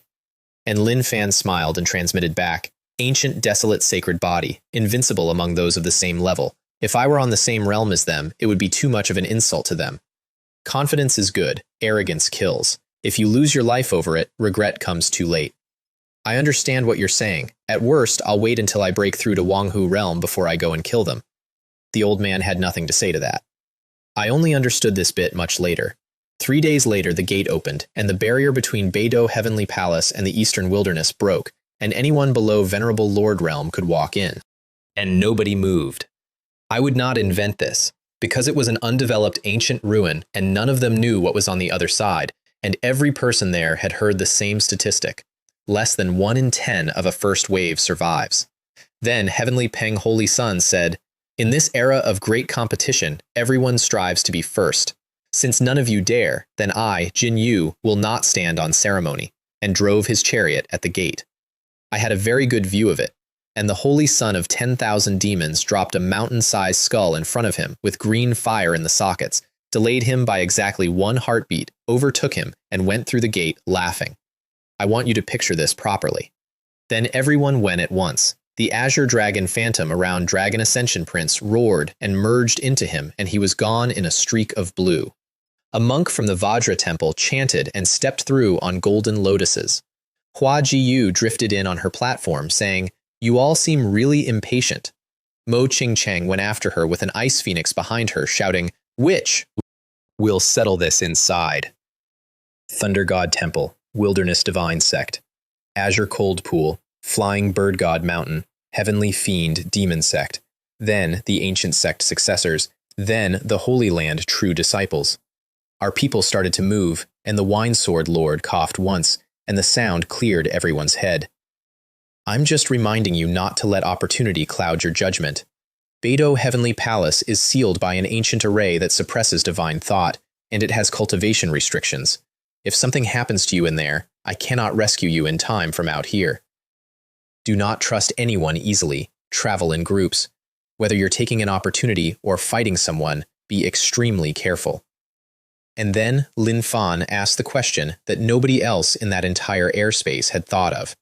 Every single person on that cloud went cold. The old man looked at him with real approval. The entire Beidou Heavenly Palace is under a super complex array. Even as more of it manifests, as long as the protective formation isn't completely destroyed, this gate is the only way in and out, which, I want to note, is excellent advice that Lin Fan was going to follow with terrifying literalness. Then Kale shouted from the gate, "Ancient, desolate, sacred body, I'm waiting for you in there," and rode in on a demon cloud with 2 demon emperors. "You little devil, don't you dare run away. I know what I'm doing."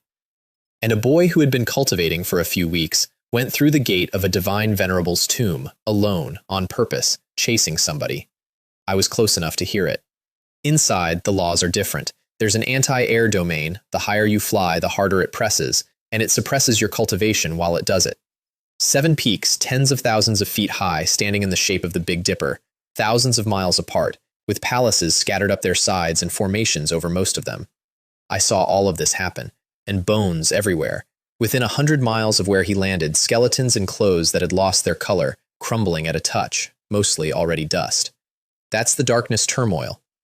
That's what a Supreme's bad mood looks like after enough time. Here is what I saw next. Lin Fan worked something out immediately. The array was broken enough that entry points were random, which is why the whole crowd had come down scattered like dropped rice. I want you to picture this properly. He ignored the outer palaces, outer sect housing, nothing worth the hours, and went for the nearest of the 7 peaks, Yao Guang, the star at the end of the handle. I did not blink through any of it. A veteran king realm ambushed him on the way up with a blood-red blade. Lin Fan punched the blade apart and dropped a 1,000-foot mountain on him, and collected the treasures that fell out of the wreckage and stepped over him into a palace. I remember the sound of it. In there, an alchemy furnace lying on its side, and a skeleton next to it with faintly gleaming bones. A king realm, mid-alchemy. When the sky came apart, every drop of life essence pulled out of him instantly, leaving only the frame. The pills in the furnace had turned to dregs the moment he died. The lotus showed me every second of this.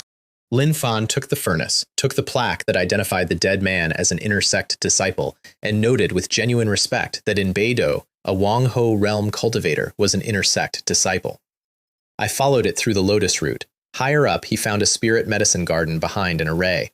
100 feet of it, hundreds of plants, a spirit tree hung with golden fruit that had starlight in the skin, more than 10 fiery red salvia, snow lotuses the size of millstones, purplish linger swaying.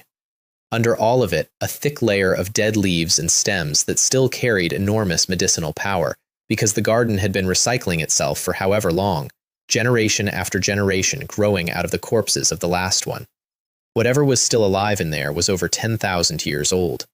He was about to break the array when something behind him made his neck itch, and he threw a punch without looking. A phantom beast shattered in the void, and Tuoba Kwang was standing there. I've got my eye on this spirit medicine garden. If you know what's good for you, get out. Otherwise, I won't hesitate to slay your ancient, desolate, sacred body. How arrogant. You're asking for it. 1,000-foot mountain, throne. Tuoba Kwang punched it into gravel with one fist and told him not to embarrass himself with trivial skills. I was watching from inside the void. Then he opened a domain full of evil energy with ancient, savage beasts roaring inside it, looking like the king of everything with teeth, and sent all of them at once. Golden bell over Lin Fan's head, one toll. Every beast in the domain collapsed at once, and the sky went clean. I sat where I was and let it run. Tuoba Kwang produced a white bone club, jade clear, branded with the marks of savage beasts, wrapped in black mist, a venerable lord's secret treasure, and around it, as he swung, the record of what it had killed. A heavenly demon ape smashed apart, a golden-winged rock broken, a 10,000-foot dragon cut in half, an 8-armed evil dragon scattered. Lin Fan met it with the heavenly blade of severing life, and the club stopped dead in the air. Trying to intimidate me with treasures? You think I don't have any? And he beckoned, and the purple zenith bell appeared over Tuoba Kwang's head and came down. I could see the whole thing from where I sat. The bone club rang off the bell wall, and the bell answered with a wave of purple, carrying the sun and the moon shining together and 10,000 stars, because the purple zenith bell pulls the power of the heavens into itself, and it dropped over him and started refining him.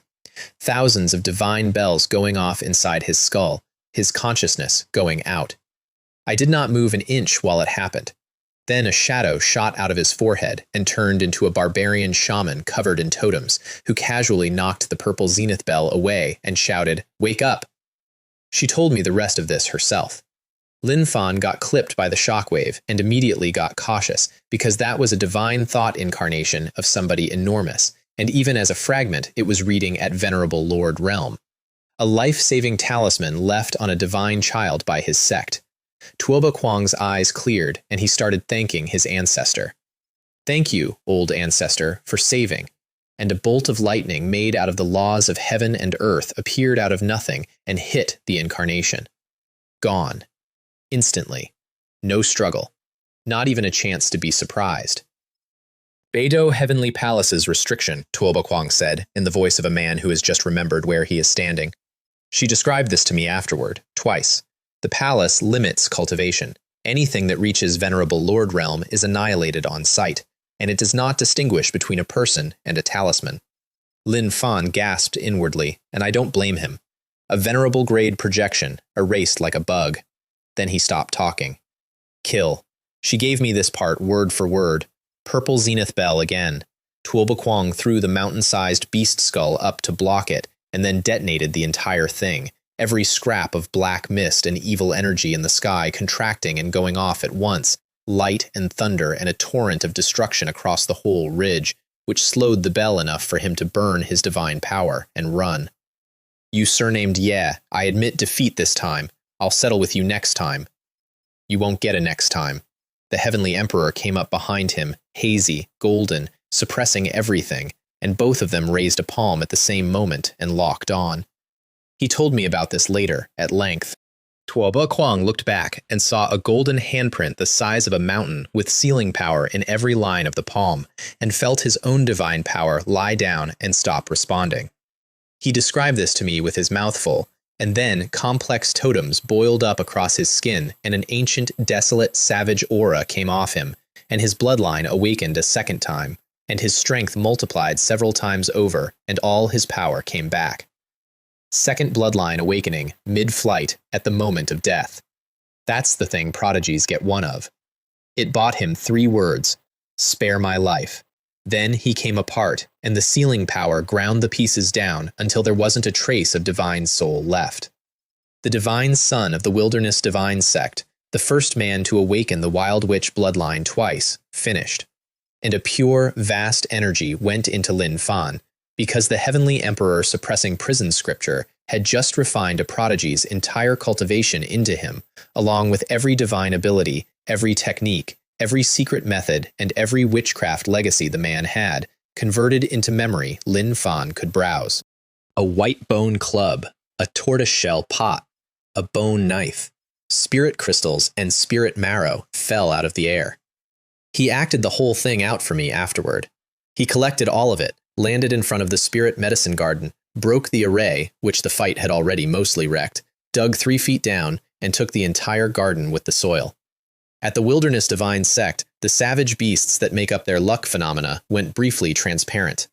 A demigod named Kwang Lei came out of the central sacred mountain roaring, "Who dares to kill my grandson?" And the sect leader replayed Tuoba Kwang's death out of his soul lamp on an ancient tortoise shell. I got this account from 4 separate people. Then, several thousand followers of the Wilderness Divine Sect stood in silence and watched their divine child, mid-second awakening, with a bloodline that put him level with saint-grade figures, die begging. The sect leader took it well, by which I mean he went and got the Wilderness Sorcerer altar. Somebody repeated this to me later. 10 feet across, dark dried stains all over it, 6 ancient barbarian statues around the rim, covered in totems and knife marks and arrow holes. Left behind by a savage god a long time ago. And what it does is kill people remotely if you know their name and face. It rarely fails. He cut his own wrist over it, and clear blood came down onto the stone. Black energy spread out of the 6 statues and condensed into Lin Fan's shape at the center of the altar, half real, wrapped in smoke. And an invisible curse crossed time and space and locked onto Lin Fan inside the Beidou Heavenly Palace. Lin Fan was hunting ruins when he suddenly felt something ancient looking at him and his spirit trying to leave his body. It lasted about as long as a heartbeat, and then it was gone. Is someone cursing me? But why did it suddenly disappear? Is it because of Beidou's formations? No. I was sitting on a cloud outside the Heavenly Gate with a teapot, and I looked up at the Wilderness Divine Sect and said, "A curse? For a venerable to use a divine artifact to curse a true spirit realm junior, how shameless." And then I ate it. That's the thing about the 10,000 tribulations undying body. A curse is one of the myriad calamities of heaven and earth. It is, to me, food. The entire weight of that altar dissolved into my cultivation, and I gained from it. Then I sent something back down the same line. Isn't it good to be alive? Why do you have to be so unruly? And I picked my cup back up. At the Wilderness Divine Sect, the sect leader stood up from the altar with a confident smile and bowed to his demigod ancestor. "Kwang Lei, rest assured.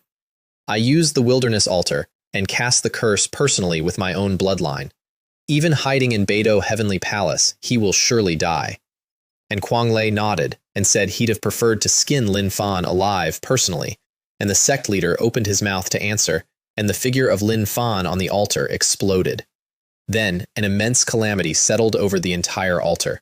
The altar screamed once, and its divine might went out, and it sank back into the earth. A curse backlash! Be careful! I have had this described to me several times. Kuang Lei threw a wall of divine order chains at it, with the rudiments of divine rules in them, and the calamity ignored the chains completely. It was in some other dimension, and the chains were not. Then it went through time and space and appeared inside the sect leader's body. He caught fire. I read it out of a dead man's memories awarded, not ordinary fire, calamity flame, burning his divine power and his psyche and his true spirit and his bloodline at the same time, and his whole body started rotting while it burned. He called on the wild luck of the entire sect. Every savage beast phenomenon on every sacred mountain roared and poured luck into him. It did nothing. He pressed the charred tortoise shells to his own brow to shield his true spirit. Nothing. I took that memory out of somebody later. Spirit pills, millennium spirit medicines, divine essence Tao liquid, all of it out of his storage at once, all of it pouring life essence into himself. That made it worse. He was feeding it. "Ancestor, save me!" Kuang Lei called down a rain of extreme yin cold out of the void. Nothing. I know this because I later owned the man who saw it. And the leader of the wilderness divine sect, a man who ruled hundreds of thousands of miles, screamed once and burned out in his own ancestral land in front of several thousand of his own people, and his remains were gone before they hit the ground. Nobody moved for a while after that. The Saint Lord told me this part unhappily. Then Kuang Lei, a demigod who had just watched himself be completely useless in front of everyone he governed, invented an explanation that let him keep his dignity, that Beidou is a divine venerable's system, and its divine rules are terrifying, and the boy must be hiding somewhere inside them, and it was an accident, and went to Beidou to strangle Lin Fan outside the gate. He was preceded by An Feng Venerable Lord, Tuoba Kuang's own protector, who arrived outside the heavenly gate with murder coming off him in waves. He made one mistake. His killing intent brushed across a sleeping old man on a gourd. Clang! The wine sword lord came off that gourd with a sword intent that shook the sky and was audible for miles. He looked, in that moment, like a peerless divine sword about a quarter of the way out of its sheath. The old man told me this over a drink. An Feng had not intended to start with him. He'd meant to wait for Lin Fan, but he'd been noticed, and he'd already heard from Kuang Lei, and he decided that since a demigod was coming anyway, he could afford to be direct. My wilderness divine child died at the hands of a disciple of your purple firmament Holy Land. Your Holy Land must give an explanation. And the old man laughed in his face. Good riddance. Veins came up on An Feng's face. The one who attacked was that ancient desolate sacred body. He must be buried with my holy son. If you dare to speak disrespectfully again, I will kill you. And the wine sword lord turned the enormous pale gold gourd underneath him until its mouth pointed at the man, and patted it. Clang. Tang Ying told me this part years later. A sword came out of that gourd smelling of strong liquor, and it was brighter than the sun overhead, and it cut a black rift across the sky on the way, and reflected in the light were the figures of drunken, unrestrained people, and every venerable lord in that airspace changed color.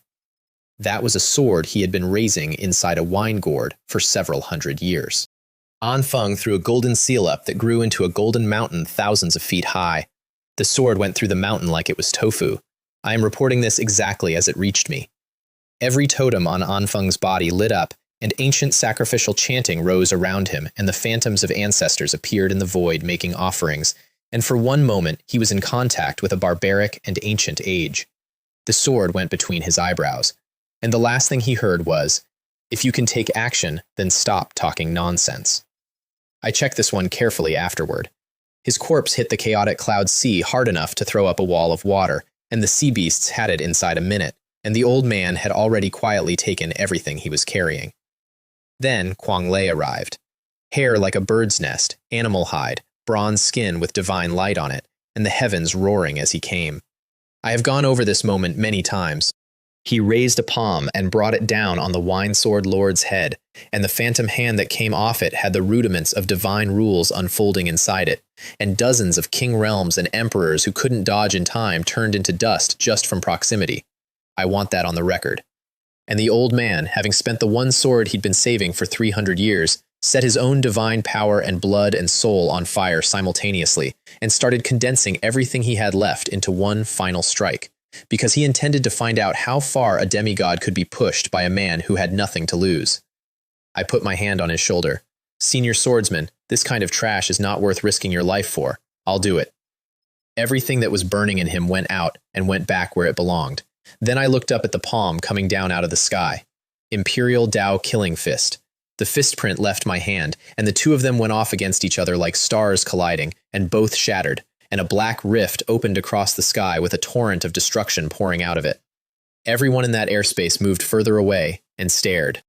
Who is this person who blocked a demigod's furious attack? Is it the Holy Lord of the Purple Firmament Holy Land in person? The old man got over it fast, gave me a thumbs up, and said, "Li Wei, well done, thank you," which is how a few thousand people learned my name at the same time. So that's the master of the ancient, desolate, sacred body? I grinned at the old man. If senior Taoist Jian hadn't spent the sword he'd nurtured for hundreds of years killing that barbarian, that sword would have been enough to give this old guy a run for his money. There's no other way. For hundreds of years, we've been nurturing that one sword. Then he shrugged and said, "Don't call me senior, just call me by my name. I don't know how I can ever repay your life-saving grace. Then I'll call myself fellow Taoist. Dealing with this guy is a piece of cake, no need to worry about it too much. I'm actually craving some wine, just buy me a drink later." Haha, we may not have much else, but we'll have plenty of good wine. And the two of us stood there chatting about alcohol, while a demigod hung in the air 10 feet away, being comprehensively ignored. The spectators found the atmosphere extremely eerie. I've had that described to me several times. Tuobatsang's chest was going up and down, and the innate fire essence in him turned into smoke and flame and came out of all 7 of his orifices at once, which is a thing I had heard described and never actually seen.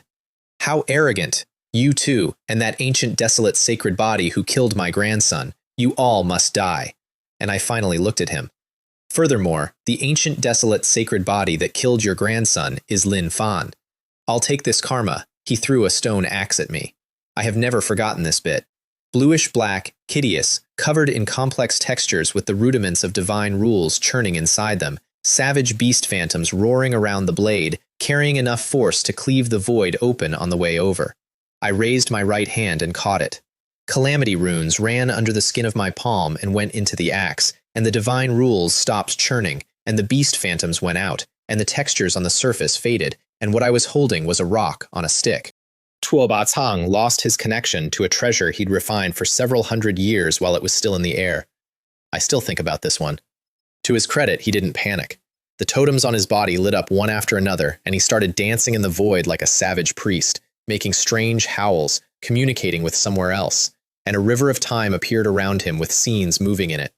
Ancestors worshipping heaven and earth, hide-clad men hunting savage beasts, beasts coming down on a village. The wilderness era. The world changed dimension. Everyone watching lost track of where they were standing. I pointed one finger at it. All heavens, no path. The sword beam came off my fingertip, and around it the sun and moon collapsed, and the stars fell, and gods and demons bled, and the mountains broke. An entire ancient age came apart and disappeared in the time it takes to blink. This is the part I keep coming back to. The onlookers, several thousand of them, had gone completely quiet, because the power inside that river of time could have annihilated a venerable lord without effort, and it had been dismantled by a gesture. Is Li Wei really just a venerable lord? Here you go. I flicked the axe back. I am certain of this part. That detail is mine, not hearsay. And now it had no beasts and no divine rules, and instead it had billions of calamity runes surging through it with the ones on the blade compressed until they were brighter than the sun. The sky tore open for 100 miles. I saw the aftermath with my own eyes. Tuobatsang's pupils shrank, and he tried to reach the mark he'd left inside his own weapon and got no answer at all. And then he retreated with his hair standing on end and opened an entire world around himself, sun, moon, and stars hanging in it, green mountains, a great river, vegetation, and threw the power of a world at it. Certainly, completely useless. I felt it happen from 400,000 miles away. The axe went through the world like it was smoke and came down through the top of his skull and split a demigod in half and shattered his true spirit on the way. A pure, enormous cultivation flowed into me, about 70 or 80 years worth of my own practice, compressed out of a being who had dominated the eastern wilderness for nearly 1,000 years. I'd like to note that I had been a demigod for a fairly short time myself. And then, because there was a great deal of dead sea life floating around from the earlier fight, I got hungry. I pulled thousands of crabs, squid, conches, and scallops up off the surface, burned the evil energy and resentment out of them so it ran off with the oil, shrank each one about 100-fold down to nothing but the best meat, and set a white jade table with the Sumeru mustard seed array on it between me and the old man. 2 sets of white jade bowls and chopsticks, and about 30 seasonings, which I had been collecting for weeks while looking for Sons of Destiny, and which were, at last, useful. The Wine Sword Lord looked at this and gave me a thumbs up. Fellow Taoist Zhang really has no taboos. Only you two, master and disciple, could grill seafood on the territory of the Sea God Hall. I dipped a piece of conch in wasabi and ate it properly, which is to say slowly, because good food should be savored, and Lin Fan's approach, inhaling an entire Demon King with the oil running down his chin, is a waste of ingredients.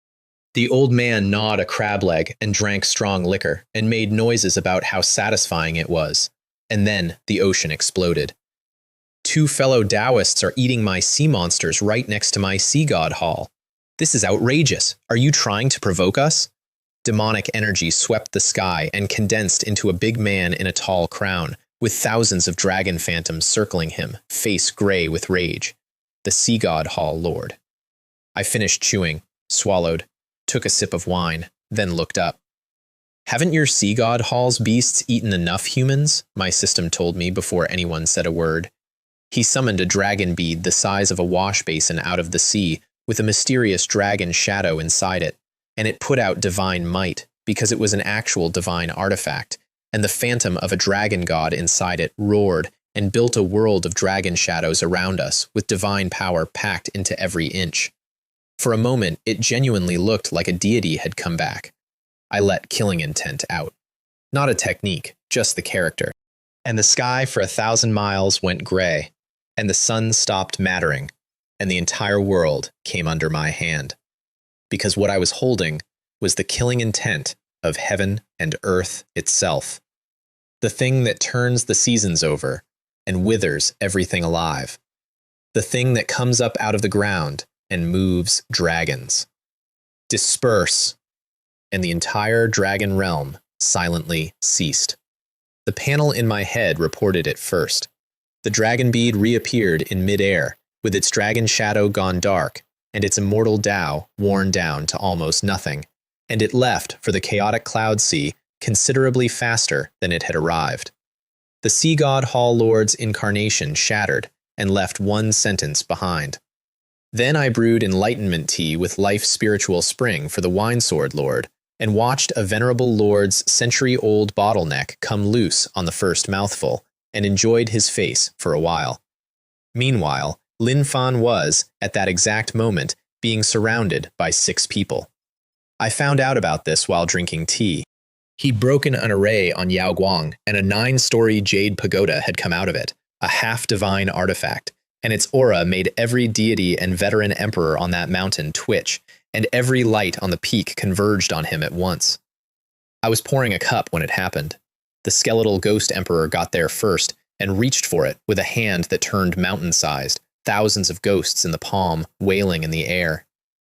Town. I had a teapot in my hand for this one. A golden palm print went into the pagoda before his hand did, and its power went out, and it vanished from where it was and reappeared in Lin Fan's grip. The skeletal ghost emperor closed his hand on nothing and got extremely upset. Then the others arrived. Monk Wu Jing of the King Kong ancient temple, floating down on a lotus, radiating Buddhist light.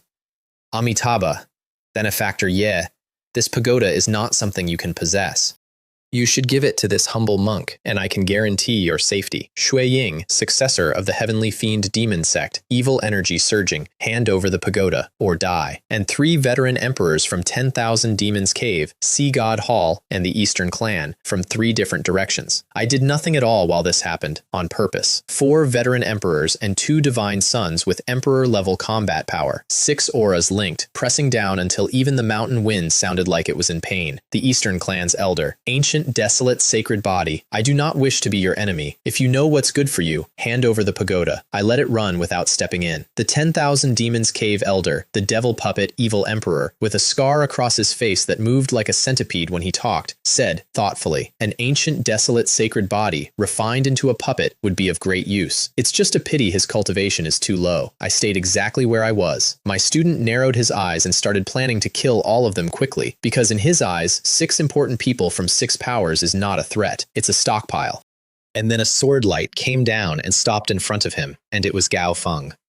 I am not exaggerating any of this. The Peak Master of Stark Inquiry Peak, the man who had been shamed out of a cup of wine 2 weeks earlier, standing with his hands behind his back and sword intent going straight up out of the top of his head. Who gave you the audacity to bully the disciple of the Purple Firmament Holy Land? Lin Fan was, in his own words, startled. He hadn't known anyone from home was nearby, and what he was privately thinking, and told me later, was, I can handle this myself, but it feels really good to have somebody stand in front of you. Gao Feng's private assessment was rather different, and I have it verbatim. They've overestimated me. Let alone stopping those 3, I might not even be able to stop this devil puppet evil emperor. He stood there anyway. I want you to picture this properly. None of this is embroidered. The devil puppet evil emperor laughed and said he'd take both of them, and that Gao Feng would probably retain 5 or 6/10 of his combat power as a demon puppet, and that outside Beidou he had never taken the Purple Firmament Holy Land seriously, and inside it he took it even less seriously. Then he threw dozens of demonic shadows at them, and every one of those shadows had been an emperor in life. I have not improved a single detail here. The other 5 all flinched and put up defenses because 10,000 Demons Cave is a genuine demonic path holy land with a deeper history than ours, and everyone there is a lunatic. Peak Master Gao, my student's voice was completely level. You can just cover for me, leave the rest to me. And the Heavenly Emperor went into him. I want you to hold on to this. 840 million particles boiling, golden waves in his sea of consciousness, Tao sound rolling, immortal radiance out of his forehead, like an endless cage had been unlocked and something was coming out. Then ancient prisons appeared all around him, dozens of them, walls scarred with time, bars made of jet-black ceiling runes. They came down over the demon shadows. Dozens of former emperors slammed into those bars and could not make 1 inch of progress. I have the whole of it. Remember this part. The devil puppet evil emperor lost his connection to every single one of them at once. He tried the demonic soul imprint in his own true spirit and got nothing back. Boy, what have you done to my puppets? Lin Fan did not answer him. The prisons trembled, and every shadow inside them vanished like a soap bubble, and a pure, enormous energy went into Lin Fan, along with the accumulated experience of dozens of dead emperors.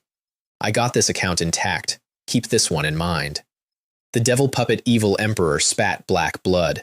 His hair turned white and dry in a second, and his face filled with wrinkles, and he lost most of his strength and took a backlash that nearly finished him on the spot, because those puppets had been refined with his own mind.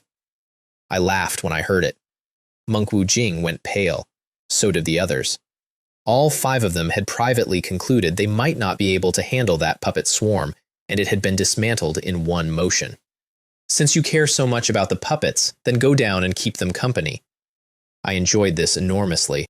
Prisons came down on the devil puppet evil emperor. He roared and brought out half of a ferocious demonic blade, an actual fragment of a divine artifact which made Gao Feng's pupils shrink, because if that old devil had opened with it, the swordmaster would already be dead and shattered more than 10 prisons with it. More came down. I am the elder of the 10,000 Demons Cave. Release me now, or else. The prison trembled, and there was no sound at all, and a demon emperor turned to ash. I am still pleased about this.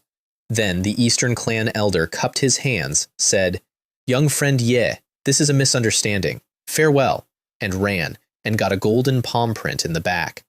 He threw up a lapis lazuli shield that grew until it blocked half the sky, and the shield shattered into pieces, and he had time to start the word spare before he became mist. He had just been trying to kill Lin Fan. Lin Fan is not sentimental. I did the arithmetic on this later.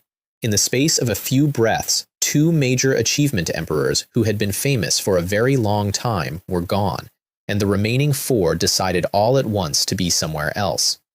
I worked out afterward what it had cost. Monk Wu Jing. Since you can resolve this yourself, then this humble monk will not interfere. Farewell. Crystal lotuses under his feet, spatial power, extremely fast. Shui Ying detonated himself into thousands of blood shadows going in every direction. The Sea God Hall's Dragon King turned into a 10,000-foot dragon and dove for the foot of the mountain. The skeletal ghost emperor, contrarily, went up. Lin Fan took all 4. I only understood this bit much later. The 9 Heavens treasure pagoda he'd just picked up appeared over the monk and dropped. The purple zenith bell appeared where the blood shadows had scattered and rang once, and every shadow but one stopped existing, and then dropped over that one. And 2 golden palm prints crossed the void and arrived behind the dragon and the ghost simultaneously. 4 top-tier figures at once, and he was not straining. The Dragon King opened an entire evil energy secret realm around himself, and it was crushed instantly, and he turned into mist. I know exactly how this went. The skeletal ghost emperor put up 108 white jade skeletons in a heavenly gang and earthly fiend formation, every one of them at King Peak, every one of them wearing a demonic spirit, and they all went to dust at the same moment, and the palm print landed on him unobstructed. He opened his mouth to say something and didn't get a syllable out. I had a very good view of it. Shui Ying, inside the bell, being slowly refined by starlight, played his last card. A middle-aged demon lord burst out of his forehead, overwhelming demonic power. Venerable Lord Aura. Master, save me! My account of this is exact. And a bolt of law lightning came out of the void and erased the divine thought incarnation of the heavenly fiend sect leader before it finished the sentence. The cult leader? The bell finished him. I was close enough to hear it. And Monk Wu Jing, inside a half-divine artifact pagoda with a purple-gold wooden fish over his head being struck by a mallet, and 36 illusory Buddhas around him connecting to a Buddhist realm, worked out that he was not getting out, and offered a ransom. Benefactor Ye, this humble monk knows his mistake. I am willing to offer a Buddha relic as an apology. Please, show mercy. A golden relic came out from between his brows. Too late. I saw all of this happen. 9 colors lit up the pagoda from bottom to top. Red, orange, yellow, green, cyan, blue, purple, white, black. And the rudiments of divine rules condensed inside it and spread through the whole thing. The relic erupted into a vast Buddhist realm around the monk that even isolated the divine rules. Benefactor, this relic was left by a divine monk after his passing. It contains immense Buddha power. Your half-divine artifact almost certainly cannot break it. Why don't you let me leave, and I'll give you the relic? No good. This relic is a precious treasure. We can't let you waste it. Here is what I saw next. And 840 million particles boiled, and he became the heavenly emperor, and a golden palm print crossed time and space and went straight through a Buddhist realm and landed. Another divine sun gone, and a relic spinning in the air with nobody attached to it. Gao Feng stood there for a while. 2 divine sun-level prodigies and 4 veteran emperors in the time it takes to finish a cup of tea, by a true spirit realm disciple. I want you to picture this properly. His second thought was more practical and entirely correct. Those 6 held pivotal positions in 6 different powers, and a great many old monsters are now going to be waiting outside that heavenly gate. I wonder if the Wine Sword Lord can hold them. Then my student said, "Thank you for your help, Peak Master Gao. I have no use for this incomplete half-divine artifact, so please keep it," and floated the broken demon blade over to him. Gao Feng refused, at length and with feeling. "This is far too precious. I've only come all this way and haven't been of any help whatsoever. I feel ashamed to accept it." Peak Master Gao, please don't be modest. Your presence is worthy of any treasure. Besides, I really don't need this demon blade. Which was true. Lin Fan does not lack treasures. What he lacks is raw material, because his body eats mountains. I did not blink through any of it. and Gao Feng, looking at a 16-year-old carrying a half-divine artifact pagoda in one hand and a venerable lord's bell in the other with a divine monk's relic orbiting his head, described his own feelings as those of a beggar. He took the blade. Then he asked what the plan was. The higher you go, the more complex the formations, and breaking them takes too much time. I obtained a lot this time. I plan to find a grand hall and refine all of it. If I can break through to Wang Ho realm, things will be much easier. Gao Feng had nothing to say for a moment, and then had exactly one thought, which he shared with me later, laughing. Okay, you're still a little cultivator of the true spirit realm. I had completely forgotten, and you had to remind me. 2 weeks of refining later, he was still only late true spirit, which tells you what that body costs. So he joined a crew. I remember the sound of it. 12 emperors were hammering on the array of a demigod's cave under a white-haired, youthful-faced man in white robes called the Floating Cloud Array Emperor. One demon emperor sneered at the newcomer. A mere newbie from the true spirit realm. What right do you have to join us? And a blade of light took his head off while the sneer was still on his face. Nobody had objections after that. The Lotus showed me every second of this. The Array Emperor assigned them positions by the 12 earthly branches, told them to bombard the weak points so the formation would light up and show its flaws, and promised a 4 symbols void-breaking formation to finish it. I followed it through the Lotus route.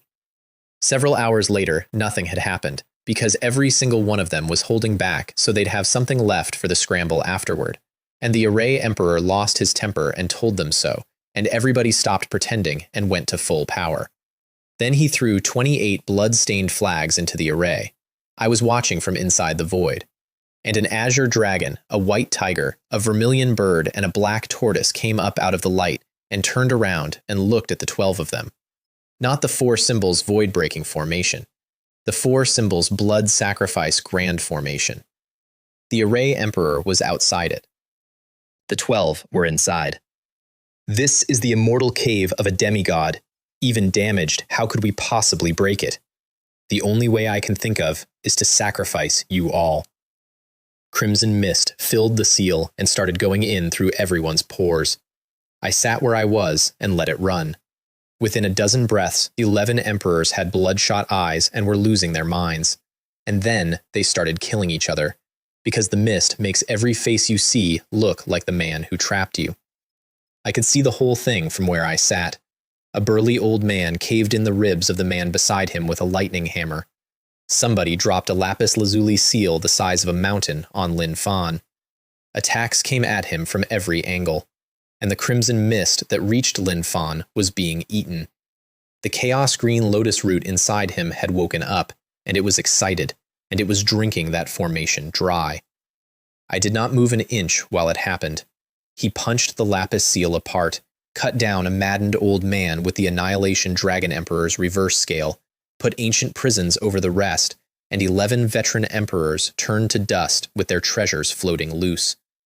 Then he activated the root on purpose. She told me the rest of this herself. Every scrap of crimson mist in the 4 symbols blood sacrifice grand formation surged toward him like an ocean going down a drain, and in a blink, the entire formation had nothing left in it and collapsed. Impossible! The Array Emperor's formation had been drawing on a demigod's own array to seal the sacrifice. It would have held a venerable lord for hours. Really? With this garbage formation? She described this to me afterward, twice. Golden palm print, formation plates shattered, and the floating cloud array emperor went into pieces small enough that the sealing power finished them before they landed. 12 emperors, all of them, in one afternoon, and every scrap of their luck and their treasure went into Lin Fan. And inside the root, a faint dark shadow of a spear had formed, putting out something chillingly wrong. She gave me this part word for word. God-slaying spear, formed from the roots of the chaos green lotus by absorbing countless evil energies. It gathers the most ferocious energy in the world and devours any evil energy in existence to strengthen itself, and it is the #1 killing treasure of the primordial world. What was inside him was 1/10,000,000th of it. He tried it on the demigod's array. He told me about this later, at length. One faint cracking sound, a transparent hole punched clean through, evil energy flooding every inch of the formation, and the whole thing collapsed without warning. What followed was 3 days I have never entirely forgiven him for, in the sense that I could not stop laughing. He described this to me with his mouth full. The first demigod cave had pavilions and towers built out of divine crystals. He dug them out 10 feet deep and took them. It had its own spirit medicine garden, with thousands of ancient plants that had been reincarnating themselves for uncounted generations, and an alchemy room with hundreds of bottles on the shelves, some of which would tempt a demigod. And at the top, on a jade platform, a skeleton that turned to ash as he approached, surrounded by everything its owner had been carrying when a supreme drained him mid-thought. A half-divine artifact cauldron, jade bottles, precious fans, bronze furnaces, gourds, 1,000 pieces of divine marrow. He took the platform, too. He acted the whole thing out for me afterward. Then he did it again. 35 demigod caves, 100 or 200 venerable lord caves, 3 secret realms he stumbled into by accident, 3 more medicine gardens, an alchemy pavilion. I got this account from 4 separate people. When someone tried to stop him, 16 emperors who'd been grinding an array for 3 days and had barely scratched it, he shattered it in front of them in 1 second and walked inside. And when 14 of them followed him in and surrounded him over the loot, the spear came out on its own, and every one of them was a skeleton before they hit the ground, with their blood and divine power and true spirits gone. Isn't it good to be alive? He said that a lot that week. He got it from me. And then the bill arrived, which is the part that matters. Somebody repeated this to me later. He had used the god-slaying spear over 100 times in a few days. It was noticeably more solid every time, and its killing intent was noticeably heavier, and his eyes had started going red at the edges. And by the time he was standing in front of a heavenly god's Tao field looking at a divine rank array, the spear inside him was actively pushing. He wanted to hit it. He genuinely wanted to. Then he exhaled, and his eyes cleared, and he swore at himself. This is insane. They actually dared to incite me, a mere true spirit realm cultivator, to confront a heavenly god head-on? I have had this described to me several times. And he backed off, because he'd worked out the rule on his own. After every use, it has to be nurtured, or it stops being a weapon and starts being a driver. He went and found a quiet hall and refined everything he'd taken instead, and about half a month later, he shattered the Wanghu realm shackle, which is when I got 100 years of cultivation and the Taiji divine mark. I read it out of a dead man's memories afterward. One of the innate 5 Tai's divine marks. 1 per era and only 1, and it represents the state of the universe before yin and yang separated. And the short version is that whoever holds it is innately invincible. It can also create anything at all out of nothing, living or not. Dragon or phoenix or qilin or human or god or demon or sun or moon or stars or earth or water or fire or wind or mountain or river or grass, including the Tao rhythm inside the thing, not just the shape. I could have impersonated a god king without a single flaw. I stepped into half-god realm quietly while drinking with the wine sword lord and told him it was just a small realm, and he complained about how discouraging it is to live in the same era as freaks. And then everybody on all 7 peaks felt Lin Fan break through and converged on Yao Guang, which is how Lin Fan ended up standing across from Dragon Ascension Prince. I took that memory out of somebody later. The prince opened with a demon king of the Turtle clan who volunteered to go first because the turtle's shell was as tough as a venerable lord's lifetime treasure, and he was very confident about it. Lin Fan punched the shell. I know this because I later owned the man who saw it. The prince was still mid-sentence explaining to the crowd that the shell was impregnable, and Lin Fan's attack was a tickle when the entire thing came apart into fragments.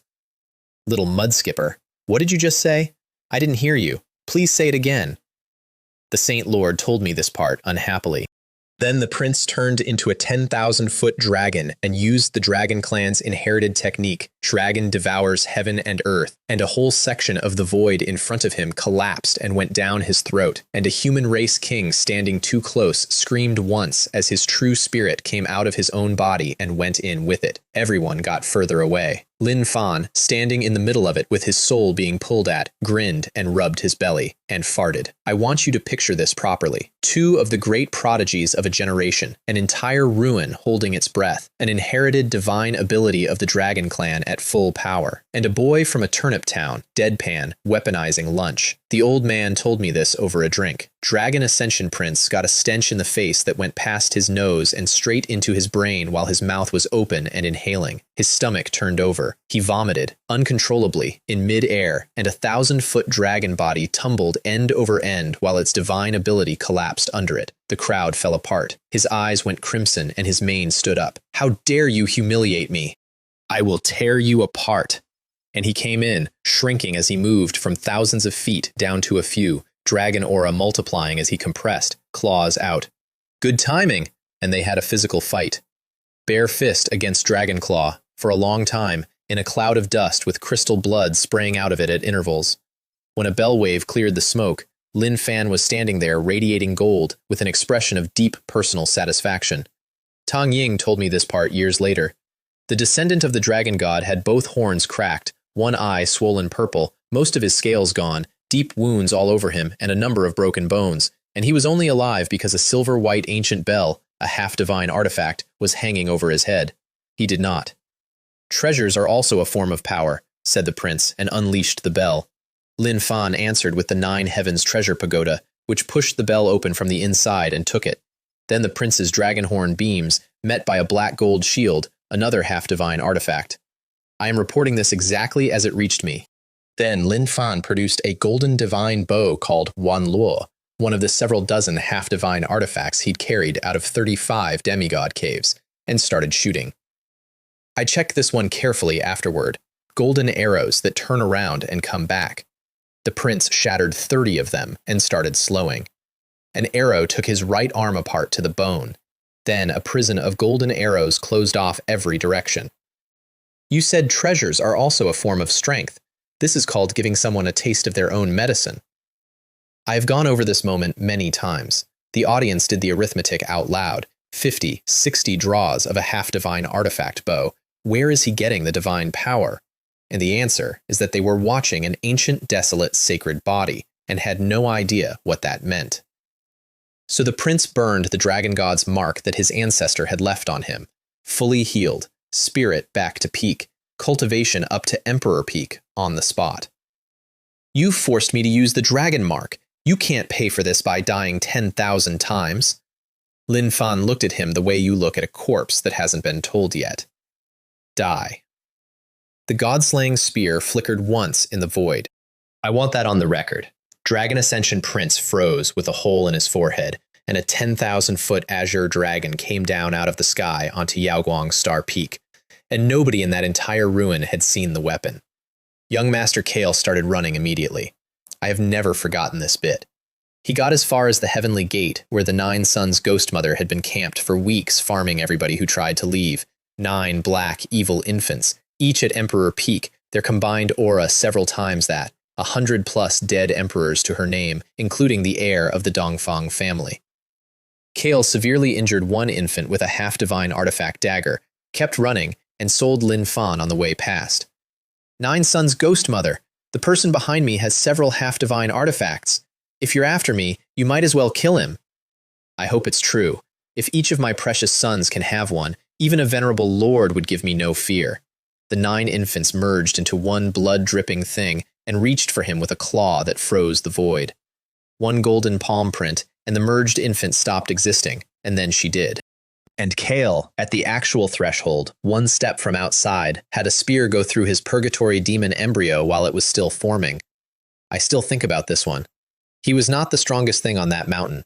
He was simply the one Lin Fan wanted most, because the 100 Refinements Demon Hall is the reason a demon god once opened its mouth over a town of ordinary people. Then Lin Fan looked at the sky and said, "That bastard from 100 Refinements Demon Hall is right. I do indeed have quite a few treasures on me. If you all want to make a move, let's all join in." Every light in the vicinity quietly went away, and in the depths of the Sea God Hall, a dragon god opened his eyes.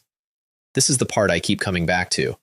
Dragon god Yun Hai, the one who gave the prince his mark. He replayed his descendant's death in a mirror made out of his own reverse scale, and when he saw the god-slaying spear, he did not feel grief. He felt appetite.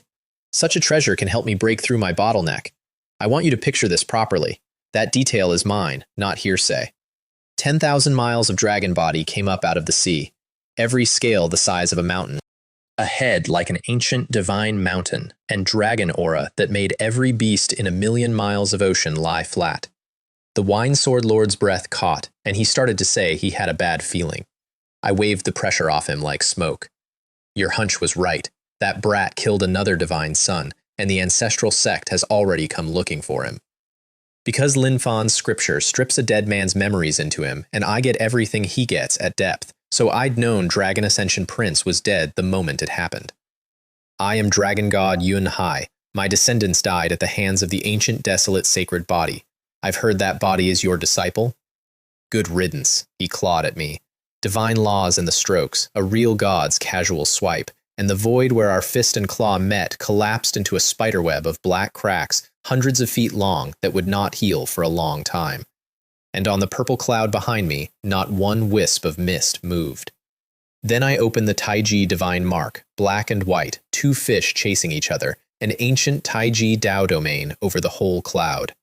I saw the aftermath with my own eyes.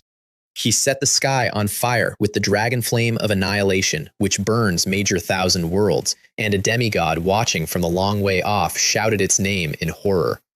The Taiji Dao domain did not ripple. The Wine Sword Lord, standing directly underneath a dragon claw with a god's world-destroying flame all around him, felt precisely nothing, and asked me how long I could hold. If Dragon God Yunhai continues this attack, even if he has 100,000 years, he probably still won't break through. Let him jump around for a while. It's a good opportunity to test how strong a heavenly god's attack really is. He blinked at me for a while, then his eyes got a specific gleam in them and he asked, very carefully, "That crawler really scared this old man. I've never cursed a god in my entire life.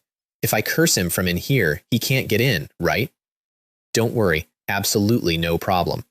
I felt it happen from 400,000 miles away, and a grand elder of the purple firmament Holy Land took a long pull from his gourd, leaned out over the edge of the cloud, and shouted at a heavenly god. "Hey, you stinky worm, haven't you eaten yet? Give Grandpa a boost." Several thousand cultivators went into shock. My system told me before anyone said a word. Dragon God Yun Hai roared, "You're courting death!" and made the fire hotter, and vast sections of void collapsed, and the Taiji Dao domain sat there like a rock in a stream. Good grandson, you're so obedient. Damn it! Damn it all! I refuse to believe I can't break through your turtle shell. The panel in my head reported it first. He spat a jet-black dragon spear out of his mouth, his lifetime divine artifact, with the deity inside it fully revived, and all of his divine power poured into the tip, and it opened a rift thousands of feet deep on the way in. The old man's face finally went white. Holy crap, this crawler has gone mad. Fellow Taoist Jiang, can you stop it? I found out about this while drinking tea, two stars colliding. And then a Taiji ripple went out and put the collapsed void and the cracked heavens and the scrambled Daos back the way they had been, and the domain was untouched. At which point, the Wine Sword Lord stood up with his hands on his hips and his beard flying. Such a piece of trash has the nerve to call himself a god? He's not even worthy to be my grandson. Bah! I asked him how it felt. That feels so good. It's so damn satisfying to be able to curse a dragon god like he's a grandson. I feel like my Tao heart has changed. The mountain that used to weigh on my heart seems to have completely disappeared. I was pouring a cup when it happened, and he was right, and he didn't know why yet. His demigod barrier had come off entirely while he was shouting insults, because the thing that had been pinning him for a century was that somewhere in his heart he believed gods were another category. Your scolding has shattered the god that was pressing down on your heart, I told him. Your future achievements are limitless. To be honest, I don't care whether it broke anything. I had a great time cursing him. Cursing a dragon god like a grandson, horrifying. This life has been worthwhile. This life has been worthwhile. And he had another drink. Wah, you two ants. Is all you can do is hide inside your turtle shells? I lifted my head. Since you want to see me take action, I'll grant your wish. Clang. I had a teapot in my hand for this one. A sword rang from past the heavens and came down between his eyebrows, and in his consciousness it crossed time and space with the sun and moon collapsing, and the stars falling, and the mountains breaking, and the gods bleeding around it. All heavens, no path. For the first time in a very long time, Dragon God Yun Hai felt like he was about to die.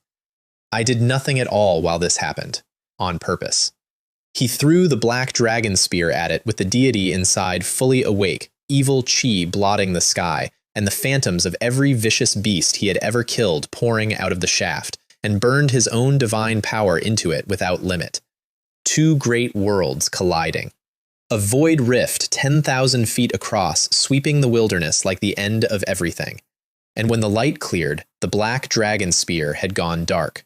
No evil chi, no revived deity, no divine power, no spear beam. An ordinary piece of metal, falling, and no longer under his control at all. That is all heaven's no path. That is what it does. One sword drawn, and everything the enemy has slows being anything. Impossible! The spear hit the chaotic cloud sea hard enough to punch a bottomless hole in it and vanished. Kill. I let it run without stepping in. Imperial Tao Killing Fist.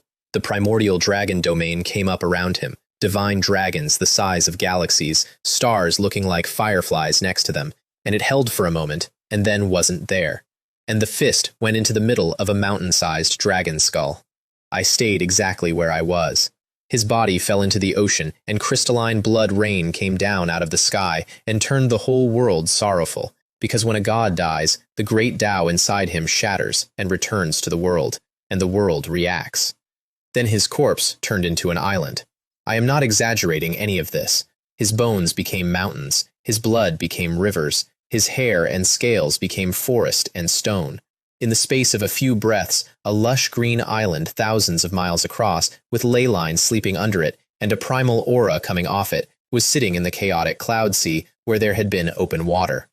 Dragon Island. It's still there. Half of it came down on top of the Sea God Hall, which meant the Sea God Hall could not raise its own protective array. They were finished within half a day. Everyone who had ever resented them arrived at once, shouting the most beautiful nonsense I have ever heard. Fellow Taoist of Sea God Hall, do not panic. I am here to support you. The thieves seem to have gone to your treasure vault, everyone. Let us go and protect the treasure vault. I got this account intact. None of this is embroidered. Their last demigod, Kuei Long, nearly killed one of the invaders with a divine rank killing formation and held 3 demigods off before self-destructing. And while everybody was fighting over the visible treasury, the Wine Sword Lord walked into the real one. Because when I killed Dragon God Yun Hai, I got his memories, and I told the old man exactly where it was and exactly how to open it. I have not improved a single detail here. He emptied the personal vault of a heavenly god, worth 100 times the Sea God Hall's public holdings, while an entire ocean of people looted a decoy. I want you to hold on to this. The Sea God Hall. Lord caught him on the way out, which was unfortunate for the Sea God Hall Lord, because 2 more demigods arrived at the same time, and when he tried to point them at the man with all the treasure, they both suddenly discovered that they had always considered the Purple Firmament Holy Land a beloved ally, and went and chased him instead. 2 cowards! I really don't know how you 2 managed to cultivate to the half-god realm. The Wine Sword Lord stood alone in the empty vault, with a very complicated expression, and sighed. I never thought an old man like me would one day be able to bully others by borrowing their power. He offered me half. I declined. I'd already taken everything Yun Hai was personally carrying, and told him to keep it, and he promised me wine, which is a better trade. By evening, the Sea God Hall, a genuine heavenly god Tao system that had ruled 1,000,000 miles of ocean, had been removed from the map. I want you to picture this properly. Remember this part. Everyone had heard the stories about the Golden Age burning down ancient legacies and standing new powers up in their place. Most people assumed it was a figure of speech. They watched it happen in an afternoon and got very quiet, and understood that Sea God Hall was the first and would not be the last. Oh, and the 100 Refinements demon god's projection turned up, roaring, demanding to know who had killed the demonic son of his hall. He got as far as, "Where did this little saw me?" and stopped. The projection vanished. He did not say another word. Several thousand people laughed out loud, and a great many of them recorded it. I let him go, incidentally. It's just a projection. There's no profit in breaking it. And if he retreats on his own, that's less work for me. Besides, keeping the 100 Refinements demon god alive is useful. He makes an excellent whetstone for Lin Fan. Then Beidou opened all the way, and the restrictions came off, and everything changed shape. Over 100 venerable lords went in, more than 10 demigods, and at least one god, hiding. I have gone over this moment often. Keep this one in mind. The Purple Cloud Saint Lord came in person and rang the Purple Firmament Azure Fall bell the moment he was through the gate, which is a Holy Land's most precious object being used as a public address system. Beidou Heavenly Palace has fully manifested. Disciples of the Purple Firmament Holy Land, your trials are over. Gather before me. Anyone who dares to make things difficult for them along the way will face my wrath. People muttered that revealing a holy weapon that early made him a target. His answer, when Lord Taoist Jian raised it, many of the people who just walked in came to kill and rob, and if I do not show it, my disciples die. More than 10 of ours were already dead. Nearly 100 came home to that cloud. I laughed when I heard it. Only Lin Fan was missing, because Tang Ying reported he was circling a celestial god cave, a heavenly god's own residence, behind a divine rank array, saying he'd come later. The Saint Lord turned to me with an expression I treasure. That kid actually dared to covet a celestial god cave. He's practically out of his mind. You didn't instigate this, did you? And a divine array exploded in the distance before I could answer. I enjoyed this enormously. He'd broken it with the god-slaying spear at full power, and nearly emptied himself doing it. Gone in, stripped the place, a bronze divine mirror that was a real divine artifact, off a skeleton.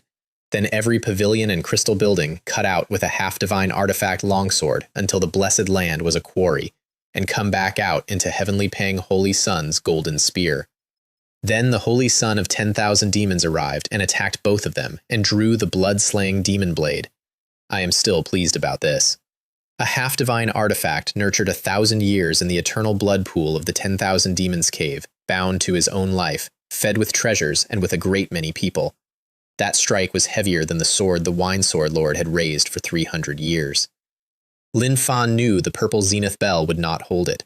He summoned the spear. One clash. The demon blade shattered, and every scrap of demonic energy and blood energy and killing intent in that sky went into the spear. I did the arithmetic on this later. Heavenly Peng Holy Sun put his own black gold heavy sword away and retreated 1,000 miles, because he had just watched a half-divine artifact die and had correctly concluded that his would do the same. And Lin Fan's eyes went red, not at the edges, all of it, no white, no pupil. I worked out afterward what it had cost. He had gone to the well twice in a few minutes, and the well had won. The heavenly emperor suppressing prison scripture folded itself around his true spirit and sealed his consciousness inside his own life palace to keep it, and his body stayed standing, and the thing driving it was the spear, demon-possessed, completely. I only understood this bit much later, which is when the Holy Sun of 10,000 demons, killing demon body, heavy with sin, the single most nourishing meal available on that mountain, chose to press the attack with 3,000 blood-red killing swords. Since you're courting death, I'll grant your wish. I got this account intact. His ancestor's spirit imprint put up a crimson demon shield and got punched through, and the Holy Sun of 10,000 demons dried to a husk in mid-air with everything in him drunk. I had a very good view of it. Then a demigod of the 10,000 demons' cave arrived, and threw an ancient bronze halberd that pulls every living thing in range into their worst memory. I'm told what people saw. A mother in a mountain village pressing a basket of eggs into a child's hands and saying that whether you succeed doesn't matter, home will always be behind you. A friend who shared every hardship and left for somebody else.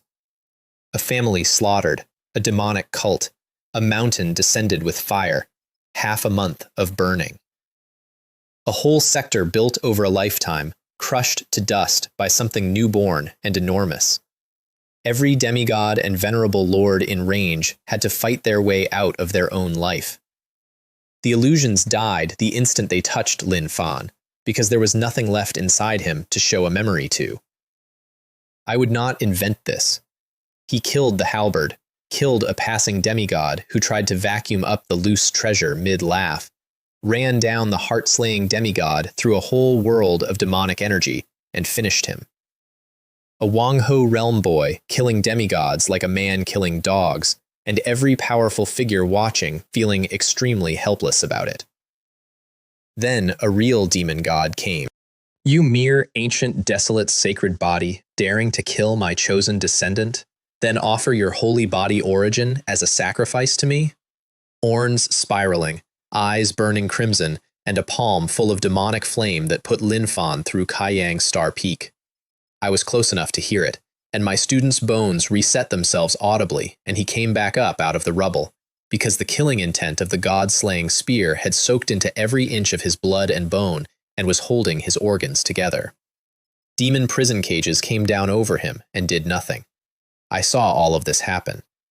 Then the god knocked the spear out of his hand and crushed his rib cage, and the killing intent inside him stopped protecting and started climbing toward his life palace. Because with the spear on him, an emperor could not destroy that body, but if the life palace fell, he would come out the other side as a thing that only kills, permanently, forever. A jade-colored palm appeared and met the demon gods, and calamity runes went across it, and a heavenly god was knocked back 100 miles. The spear trembled once and did not dare fire at me because it came out of the Chaos Green Lotus, and the Chaos Green Lotus acknowledged me a long time ago. I hit Lin Fan on the back, and every scrap of killing intent in him went back into the spear and made it noticeably more solid, and his eyes closed and his breathing stopped, and he stood there like an empty coat. I flicked a spark of chaos light between his eyebrows. Come out. His eyes opened, clear, and then, immediately, before I could say anything, Master, the treasures in Beidou Heavenly Palace are countless. I risked using the god-slaying spear to open that celestial god cave. It caused too much commotion. There were too many enemies, and if I hadn't used it, Disciple would have been blasted to smithereens long ago. Disciple will be more careful next time. Kid, you've used that spear too many times. If your true spirit gets scattered by the killing intent inside it, regret will come too late. Then a holy weapon dropped out of the sky. Here is what I saw next. Guyan Holy Master, taking advantage of the interruption, had thrown the Void Heaven Cauldron over all the loose treasure the Holy Son of 10,000 demons had left lying around. The spear knocked a holy weapon spinning, and its owner coughed blood. You dare to lay a finger on the spoils of this disciple? I swept the whole field into Lin Fan's sea of consciousness. Then I dealt with the demon god. Serrated, blood-dripping demon blade met by the spear, and the blade came away with most of its power eaten. Then, all demons bowed down, thousands of demonic figures kneeling and pouring the power of countless demon realms in from another dimension, and the 10,000 tribulations' undying body simply raped all of it, which improved my cultivation more than a pot of enlightenment tea would have, because eerie, evil energy on that scale is a calamity, and calamities are what I eat. The sky went clear. Is there anything else?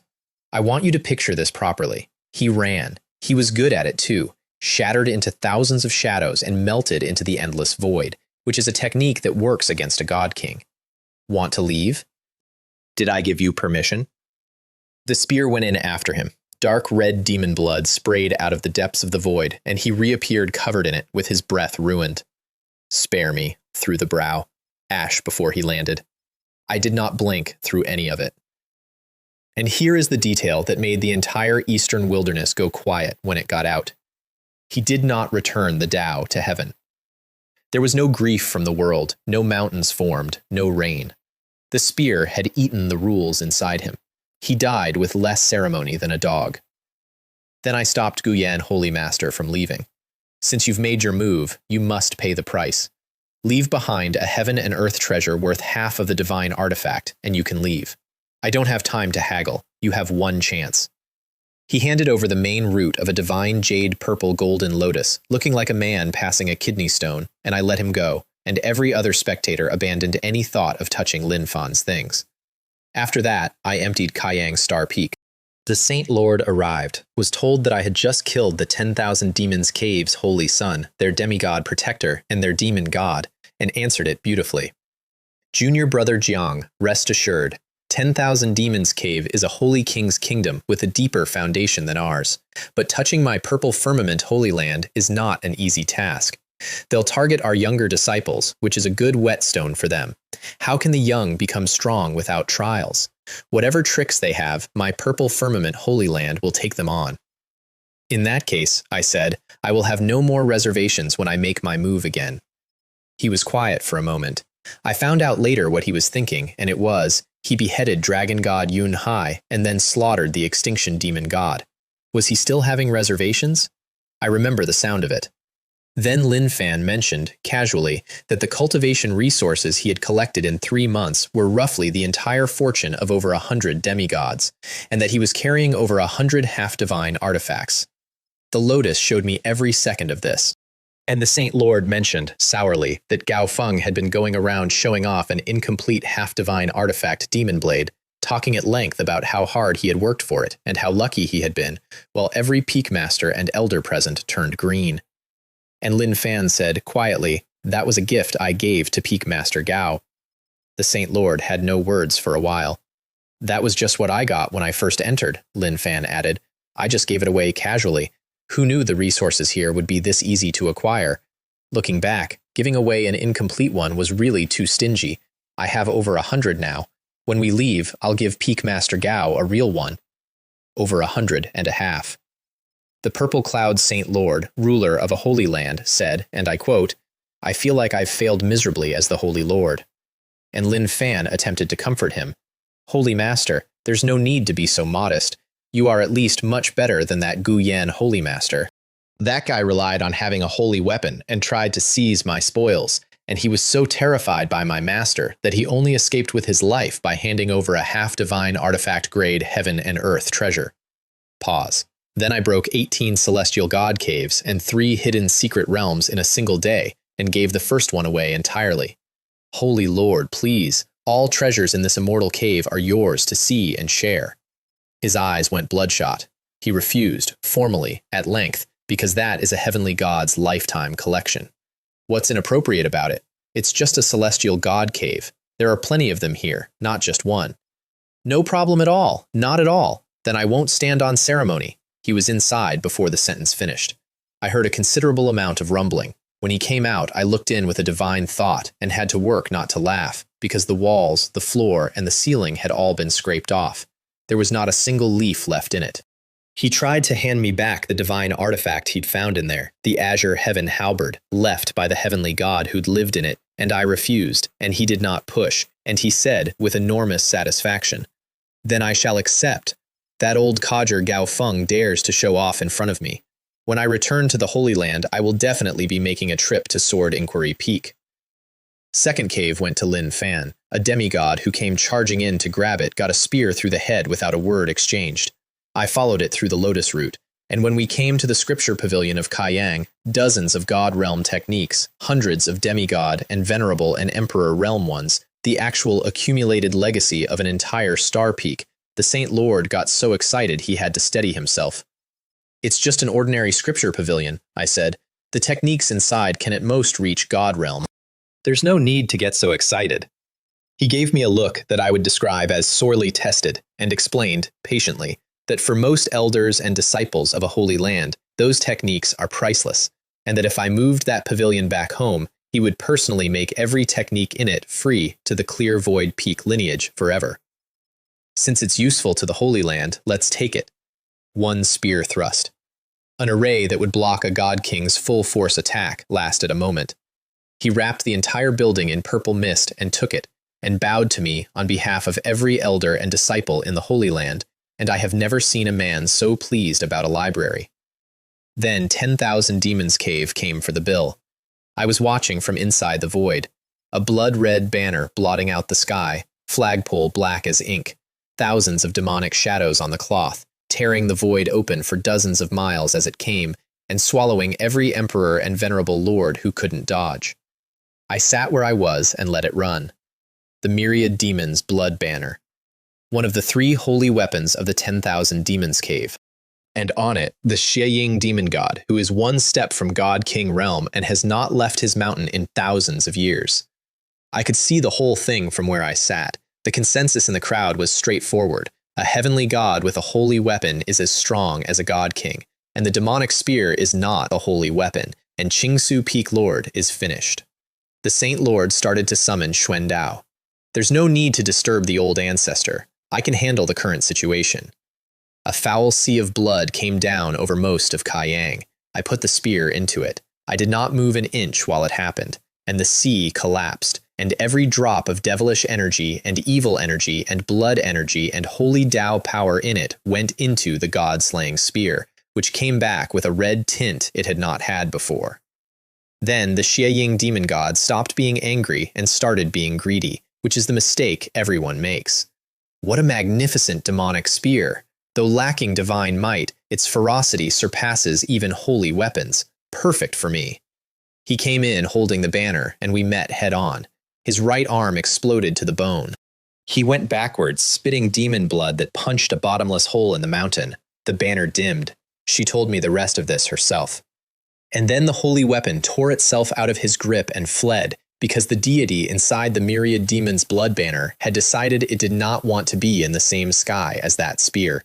I let it go.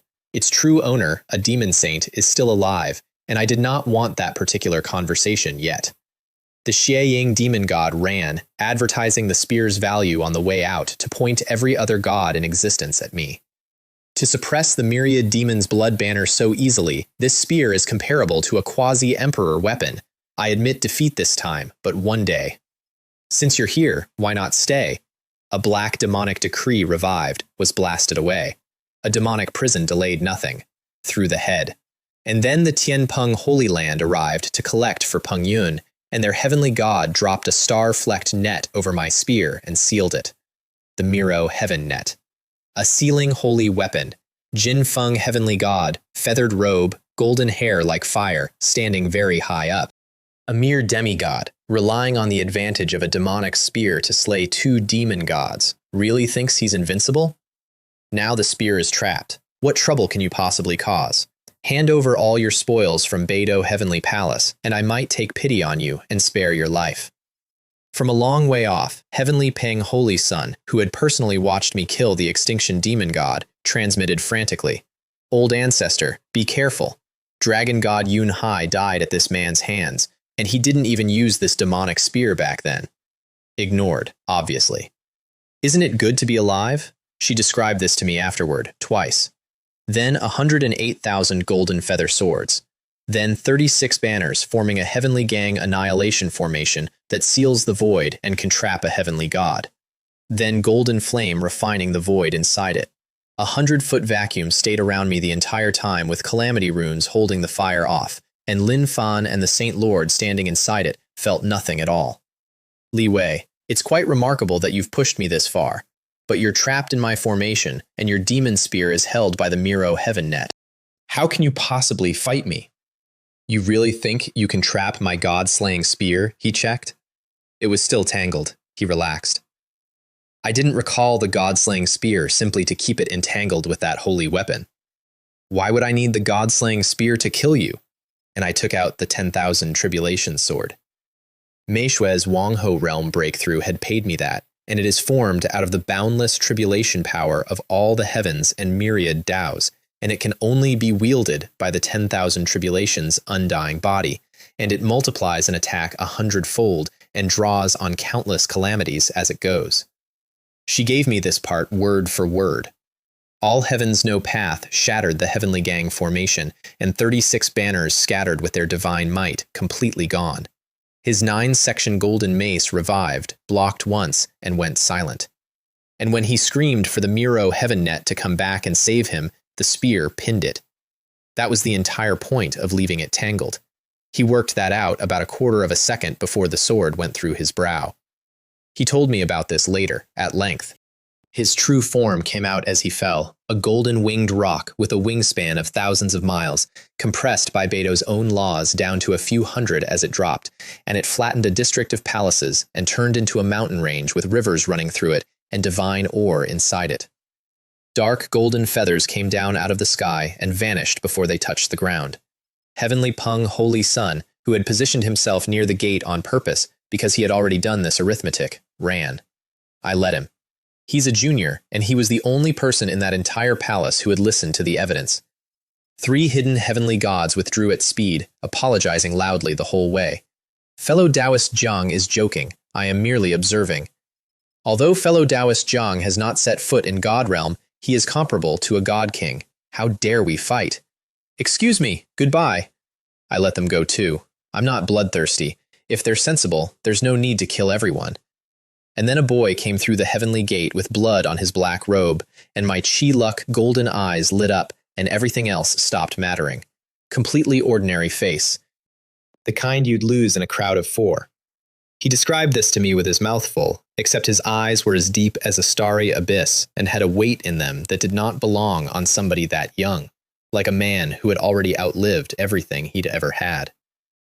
Son of Destiny. Name, Zhou Ming. Identity, Daozi of the Holy Daoji family. Cultivation, King Peak. Aptitude, Void Divine Body. And then the panel told me the rest, and I sat there with a teacup in my hand, feeling something I had not felt in 100 years. He acted the whole thing out for me afterward. He was born into the Ji family in the Xuanyuan star realm at the edge of the universe, with a void divine body, which is extremely rare, and he'd been raised on his family's ancestral battlefields since he was small, doing life and death trials as a matter of routine. About a year ago, the Great Tribulation of 10,000 lifetimes began, and the Golden Age started. I got this account from 4 separate people. And in a life-forbidden zone called the Burial Sky Abyss, a being called Qin Mo Supreme, whose divination of the heavens had backfired and whose life essence was running out, quietly unleashed a darkness turmoil. Somebody repeated this to me later. He slaughtered every being above God level in nearly 100 small worlds along the edge of the universe and harvested their life essence to extend his own. The Ji family's entire upper tier died in an afternoon. I have had this described to me several times, and then the gods of the neighboring immortal Holy Lands and a quasi-emperor Dao lineage came to investigate, found 100 small worlds full of survivors with nothing left to protect them, and, instead of helping anyone rebuild, blocked the news, killed the survivors, and divided up the resources. That's the part I want you to sit with, not the Supreme. Supremes are weather, the neighbors. I read it out of a dead man's memories afterward. The old and powerful of the Ji family burned themselves opening a cross-dimensional teleportation platform and threw the young generation into the 3,000 great worlds at random, and this one landed in the eastern wilderness with the title of Daozi attached to him, which is a homing beacon. I took that memory out of somebody later. He'd been hunted for over half a year. Emperors and venerable lords crossing realms specifically for him. Relying on the void divine body to fight and run at the same time, he had reversed and killed more than 10 emperors while retreating, and his origin was nearly gone, and he had never once had time to recover. He'd heard Beidou was open, worked out that a war zone is the best place to hide, and cut his way here through the pristine of people chasing him. Are all sons of destiny this tragic? Meishui had a bone cut out of her chest. Lin Fan's own body was a curse that would have ended with him melted into a pill. And this one had a good life until a year ago, and then somebody stole his entire world. And here's the thing I did not say out loud to anybody, then or since. I know this because I later owned the man who saw it. The commotion that made Qin Mo Supreme's divination backfire, the thing that shook every great Tao in existence and woke up every sleeping monster in the 3,000 great worlds and made a desperate Supreme reach for 100 small worlds worth of life essence. That was me.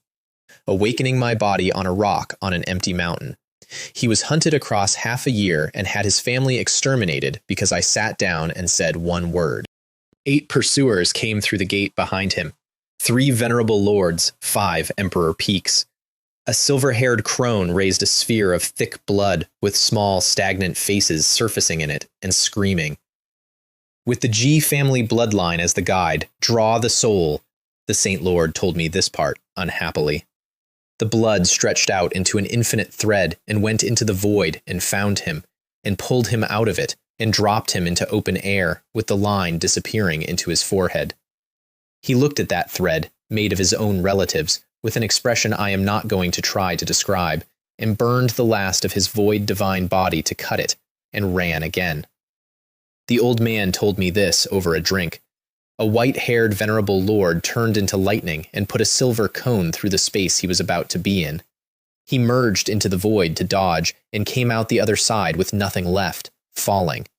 and the cone turned around and came back at his forehead. I caught it. It stopped like it had hit a wall, and the pressure on it went as docile as a lamb. The boy landed on a cloud that hadn't been there, forced his eyes open, and looked up at me. I am the Qingsu Peak Lord of the Purple Firmament Holy Land, Li Wei.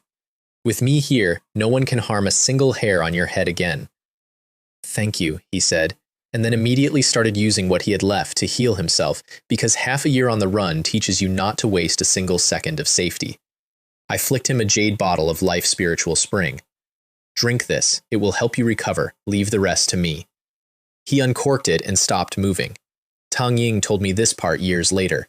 Because he came from a holy Tao family and he knew exactly what he was holding, boundless life essence, nourishes the body, refines the divine soul, heals severe injuries, washes away sin one drop at a time, and it was the single most suitable thing in existence for a person whose life source was almost gone. And it was being handed to him, entire, by a stranger.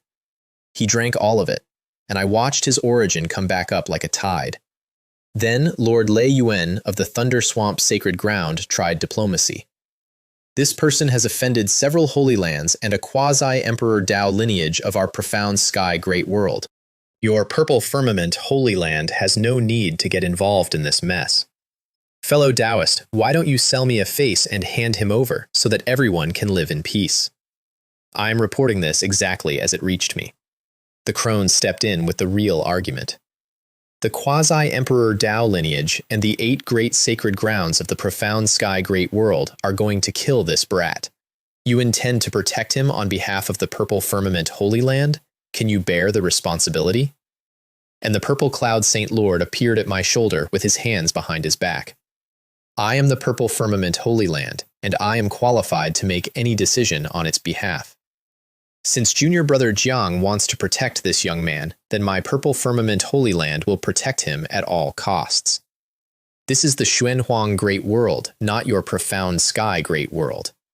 I want it noted that he did that without being asked, without knowing who the boy was, and on the strength of nothing except that I had abandoned a divine emperor's palace to go stand somewhere. And Zhou Ming stepped forward to walk out and surrender because he had decided he was not going to be the reason a holy land got dragged into it. I put myself in front of him. It is fate that you have appeared before me. I know the blood feud you bear. If you become Lin Fan, you will have the investment to take revenge. Even if the enemy is a supreme, how do you know? Since you have appeared before me, I naturally know your past. You don't need to know too much, and you don't need to worry about any great enemies. I only ask you, are you willing to become Lin Fan? Disciple greets master. Detected. The host has accepted the disciple, son of destiny, Zhou Ming. Congratulations to the host on obtaining the great void Tao scripture. Congratulations to the host on obtaining the primordial ancient character, void. I checked this one carefully afterward. The scripture is dedicated to the void realm origin, and at the top end you fold and invert space, cut and stitch the universe, and transcend endless time and space and parallel dimensions. And the character. I have gone over this moment many times. Void. One of the primordial ancient characters that existed before heaven and earth. Every divine ability that has anything to do with emptiness came from it. Master it, and you can reduce all things in the universe to nothing, become the eternal void, and travel instantly to every place in the myriad realms by folding it infinitely, unaffected by any restriction or law. I read that last clause 3 times. No formation stops it. No restriction stops it. Nothing anybody has ever built stops it. Lin Fan clapped the new boy on the shoulder. I'm Master's second disciple, Lin Fan. From now on, I'm your second senior brother. If anything happens, I'll protect you. Then I looked at the 8 people who had chased a child across half a year and let killing intent out. One hum. 3 venerable lords and 5 emperor peaks stopped existing without any of them completing a motion. Zhou Ming stood there with his mouth slightly open, because he had spent the last several seconds preparing to die well, and Lin Fan patted him again and said, comfortably, smack. Why did you hit me again? I didn't say anything wrong. I want that on the record. Zhou Ming hesitated about the scripture, politely, because he'd cultivated his family's void technique since childhood, and changing at this stage is normally suicide. I have never forgotten this bit.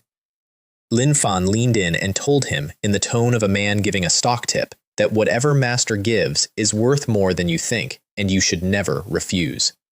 I touched his forehead, and the void trembled, and 10,000 Taos roared, and the origin great Tao at the deepest part of the boundless void started explaining itself to him.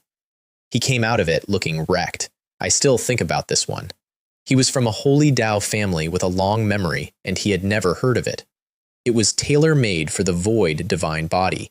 It would convert everything he already had with no barrier at all. And it condensed the foundation of his Tao by an amount he could not put a number to. And at the far end of it, if he lived long enough, was the strength to flatten a life-forbidden zone, which meant revenge on a supreme. Disciple thanks Master. Disciple sincerely apologizes for my previous doubts. Disciple's vision was too limited. The Saint Lord, watching a holy Tao Daozi abandon his own family's inheritance in one sitting, arrived at the obvious conclusion that whatever I'd handed over was a quasi-emperor scripture at minimum, and possibly an immortal one, and privately noted that if he were younger, he would have asked me whether I was still taking students. Then we went up to the top of Kaiyang, where the divine emperor's own heavenly palace stood, and where I found out what the 10,000 tribulation sword is actually for. I'd been about to just hit it, but the moment I drew the sword, the void character made me aware of something. There was calamity lying in the void around that peak. Vast, formless, without shape or place, and completely intact. This is the part I keep coming back to, because when the Supreme annihilated everything in the Beidou Heavenly Palace during the darkness turmoil, the calamity of that event had never gone anywhere. It had settled into the void and sat there, undiminished, for an unimaginable length of time. And the 10,000 tribulation sword is made of calamity. I used the sword as a channel and pulled all of it and cut once. There was no roar. There was no light. A God-Emperor-grade protective array simply stopped being there, silently, and it cost me almost nothing of my own, because I had not been the one paying. Then I lifted the entire Kaiyang Heavenly Palace out by the roots and put it away. Master is mighty! What kind of prodigy master have I worshipped? Said the new boy, sounding a bit like a man talking in his sleep. I got this account intact. That detail is mine, not hearsay. Also, for the record, the reserve under Kaiyang was now spent. That sword only works like that where a great calamity has happened or is brewing, and once you drink the well, it's dry, which mattered enormously about a day later. I saw the aftermath with my own eyes. Because all 7 peaks went silent at once, and a pillar of light ran through them in order and shot out into empty space, and every array in the entire palace drained. Every cave, palace, and treasure hall in Beidou was suddenly unguarded and free for anyone to take. I felt it happen from 400,000 miles away. And nobody moved, because a sacred mountain 100,000 feet high had appeared where the pole star should be, with palaces on it, and lakes like chess pieces, and waterfalls falling out of the 9 heavens. The Northern Dipper, Divine Lord's own battlefield. The God Kings arrived within the hour. 9 Heavens God King of the Tianpeng Holy Land, with the great holy weapon Heavenly Peng cracking sky spear, who had come to collect for the heavenly god I'd killed, and had decided correctly that this was not the moment. Zen Master Xingji of the great Zen monastery, 8,000 years old, with the mind Zen subduing demon scepter. I want you to picture this properly. Wei Guang God King of the great Zhou Holy Dynasty, with the town heaven jade seal, whose revival burns the national fortune of an entire dynasty, and who had come because his own lifespan was running out, and there was a rumor of 1,000 lifespan fruit in there. I have gone over this moment often. And Gale Storm, shadow of the ancient war clan with the Extinction War Axe, who has fought God Kings to a draw, and who announced that he had come purely to have a thoroughly enjoyable battle, and who declined to fight any of them on the grounds that they had all lost their battle intent. I am certain of this part. 9 Heavens God Kings set the rule. Everyone contributes to breaking the array, or dies. And every single one of them held back most of their strength anyway, because they were all planning to be fresh when the door opened. I did not contribute at all. I sat there and worked on the void character, and found the limit. It ignores every formation and every law and every distance, but I have to be able to perceive the target location. I could not sense inside the Arctic Heavenly Palace.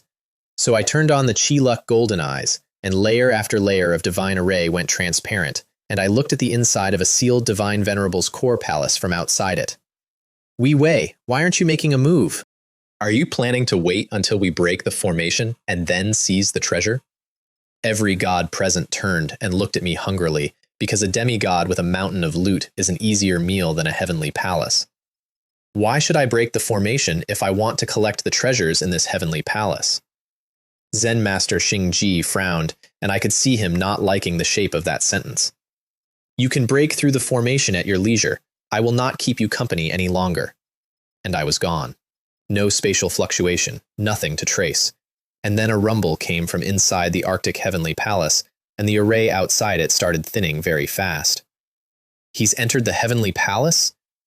At which point every god there stopped holding back. I still think about this one. The cracking sky spear with 18 sky-covering rocks on it. The subduing demon scepter with Buddhas manifesting and hymns rolling. The extinction war axe waking ancient war spirits. The town heaven jade seal turning into a divine mountain wrapped in 1,000 golden dragons made of imperial fortune. Plus every heavenly god and demigod in the palace, all in. The array finally gave. They came through into a small world 1,000 miles across, with mountains and lakes and a great river and palaces everywhere. And it was a quarry. I have gone over this moment often. No divine monuments, no altars, craters around the lakes, ground scraped away 7 or 8 feet deep across whole districts. Not one spirit medicine tree, not one exotic herb. And me, standing in the middle of it, pulling the earth vein Tao loads out from underneath. I put the last load away and smiled at them. You are too late. And the whole small world started to come apart.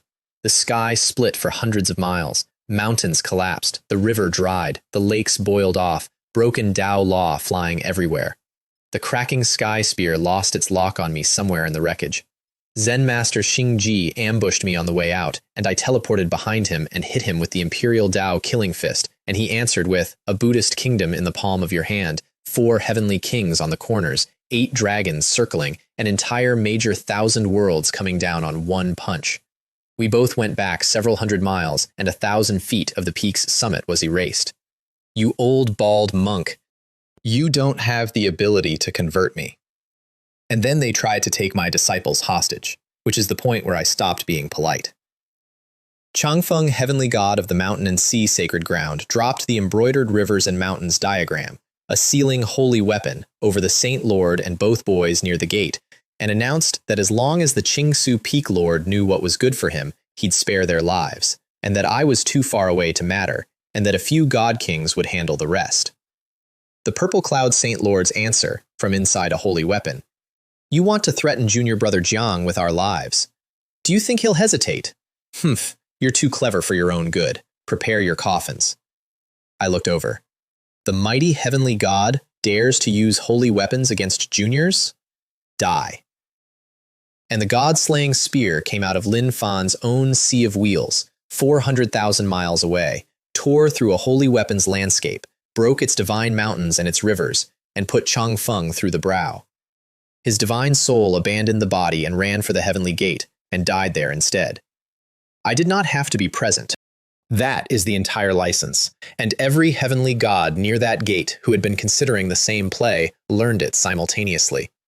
Then, Wei Guang God King sealed me under the Town Heaven Jade Seal, using the mountains and rivers of all Beidou as leverage, and everything landed on that spot at once. Spear, scepter, axe, the great sun wheel, the undying holy sword, the holy Buddha relic, the soul-devouring altar, the tiger soul blade. I was not in it. The impact left a black hole and shattered his own seal and backlashed him, and I was standing in front of him. Old man, you think you can seal me off? If you have the ability, do you dare to fight me head-on?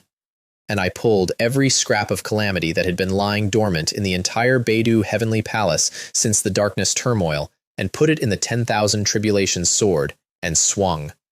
His golden dragons shattered one after another. The national fortune of the great Zhou holy dynasty visibly thinned in the dark. And then the Town Heaven Jade Seal, a great holy weapon, broke free of its own master and fled rather than meet that sword. His backup, a cyan bronze cauldron with divine might in it, got knocked down through the peak. I would not invent this. The The sword went through his brow, and the calamity ate his divine blood, and his divine bones, and his true spirit, and there was no corpse, no grief from heaven and earth, and nothing returned to the world. At which point I had accumulated, across the whole campaign, close to 1,000 years of pure cultivation, and could have crossed tribulation and become a god whenever I felt like it. A white-haired heavenly god started politely withdrawing with the purple yang heavenly flame treasure wheel. I teleported in front of him and knocked him back 100 miles. Since you dare to attack me, you must pay the price. Li Wei, so many gods have attacked you. Do you intend to leave all the gods behind? Indeed, that's exactly what I intended. All gods who have attacked me, offer up a divine artifact or a treasure of equal value in exchange for your lives, and I will let you go. Otherwise, leave your life behind. 2 god kings and 8 heavenly gods, every one of them holding a holy weapon, being shaken down by a demigod in public. The problem, from their side, was arithmetic. Anyone who paid would become the biggest joke in the eastern wilderness for the next 1,000 years. So Zen Master Xingji rallied them with a theory. This boy cultivates the Tao of calamity. The sword that killed Wei Guang God King exhausted the calamity within it. He cannot unleash such a strike again. He is merely bluffing. You need not worry. He was completely correct about the calamity. It made no difference whatsoever. Every cultivator still inside Beidou ran for the gate. Gu Yan, Holy Master, retreating with his cauldron, said to himself, "Looks like my life-saving fee was still the lowest. I gave you a choice. Since that's the case, then stay." I released my aura. My chi and blood alone made the massed divine domain of 10 gods rumble, and both god kings could feel that they were beneath me in that one specific measure, which unsettled them more than anything else that day. I am certain of this part. Then the wind came up like knives, and dark clouds gathered out of nothing and started eating every scrap of energy in the sky, and in a few breaths they had swallowed the whole of Beidou. I checked this one carefully. Every god there put their holy weapon away and hid their aura and ran for the gate, because a tribulation strikes anything present that could threaten the one crossing it, and the more powerful the bystanders, the stronger it gets. They were too late. The heavenly might came down out of the clouds and locked 9 heavens god king, Zen Master Xingji, and the other 8 exactly the way it locks the one crossing, before the first bolt fell. Impossible! How can this kid control heavenly tribulation? And now, the farther they ran, the worse it would be when it arrived. Zen Master Xingji worked it out first and was, I'll give him this, completely calm about it. Heavenly tribulation has locked us. There's no escape. We're all going under the tribulation with this kid. The intensity is exactly the same as his. We can't use our sacred weapons. I want you to picture this properly. 9 Heavens God King had a better idea. Holy weapons are useless against heavenly tribulation, but they can kill this brat. As long as we kill him, the tribulation dissipates, and the heavenly peng-cracking sky spear dove into the lightning to do it. The divine punishment made it shudder, and a great holy weapon tore itself free of its owner and fled the sky. Every other holy weapon followed it out within seconds, which left 10 gods standing in my tribulation with nothing. A sea of lightning 1,000 miles across, and me sitting in the middle of it, drinking. That is not a metaphor. The 10,000 tribulation's undying body put calamity runes on every inch of my skin and started swallowing divine punishment like a whale taking in an ocean, and every bolt that hit me condensed into divine power of eternal calamity and went into my bones. For me, a tribulation designed to erase somebody is a tonic. For the 10 of them, it was a sentence. And then it started evolving, in ways nobody watching had ever heard described. I have gone over this moment often. 10 thunder suns came out of the clouds, surfaces burning, each one carrying enough divine might to collapse everything it passed. Then 10 thunder moons behind them, with a gentler yin power. Then falling stars like rain. I still think about this one. Then the lightning started making things, ancient mountains, great rivers, seas of fire, icebergs, divine trees, Tao flowers, demonic vines. A tribulation manufacturing the entire catalog of creation and dropping it on us. Then 10 divine dragons, only about 10 feet long, so exact that their horns and claws and whiskers and even their internal structure matched a real dragon god. Then ancient vicious beasts, phoenix, qilin, golden crow, black tortoise, dozens of them per god, each one with heavenly god combat power. Then tens of thousands of Tao deities, one for each great Tao in the universe, coming down like an army. Old ancestors across the entire eastern wilderness were watching by then, through every method they had, and the commentary was uniform. This doesn't seem like a divine tribulation at all. It's almost comparable to a holy tribulation. They were right, and the reason is simple. The 10,000 tribulations undying bodies tribulation contains every calamity there is. It cannot be compared to an ordinary one. And because I am what I am, I can stand inside all of it at once and gain. Meanwhile, I went hunting. I punched 9 heavens god king out of the sky mid-flight while he was happily using the tribulation to temper himself. Li Wei, are you insane? Heavenly tribulation is like a prison. Instead of properly engaging in tribulation, you dare to attack me? I destroyed his life-bound golden halberd, shredded a wall of thousands of golden feather shields, broke the divine realm he opened around himself, and put the 10,000 tribulation sword through his brow. One sword, a god king. The purple yang heavenly god was torn apart by a tribulation dragon before I got to him, and the heavenly emperor suppressing prison scripture harvested his entire cultivation anyway, because it does not particularly care who swung. Gale Stormshadow burned his life essence and charged me, and got taken apart by an ancient demonic ape, and his last words were, Li Wei, the Zhan clan will not let you get away with this. A sword god in white poured his whole spirit into one strike, and I cut him down. I am not embroidering any of this. And last, Zen Master Xingji's indestructible golden body dimmed and shattered, and mournful Buddha chants filled the sky, and broken golden lotuses drifted down out of the light, while his sea of wheels and his life palace and his organs manifested as mountains and rivers in mid-air and were blown to dust before they landed. Every god who besieged me died in that sky. Between them, they were the foundations of several dozen Holy Land religions across the eastern wilderness, and all of it happened in an afternoon. I checked this one carefully.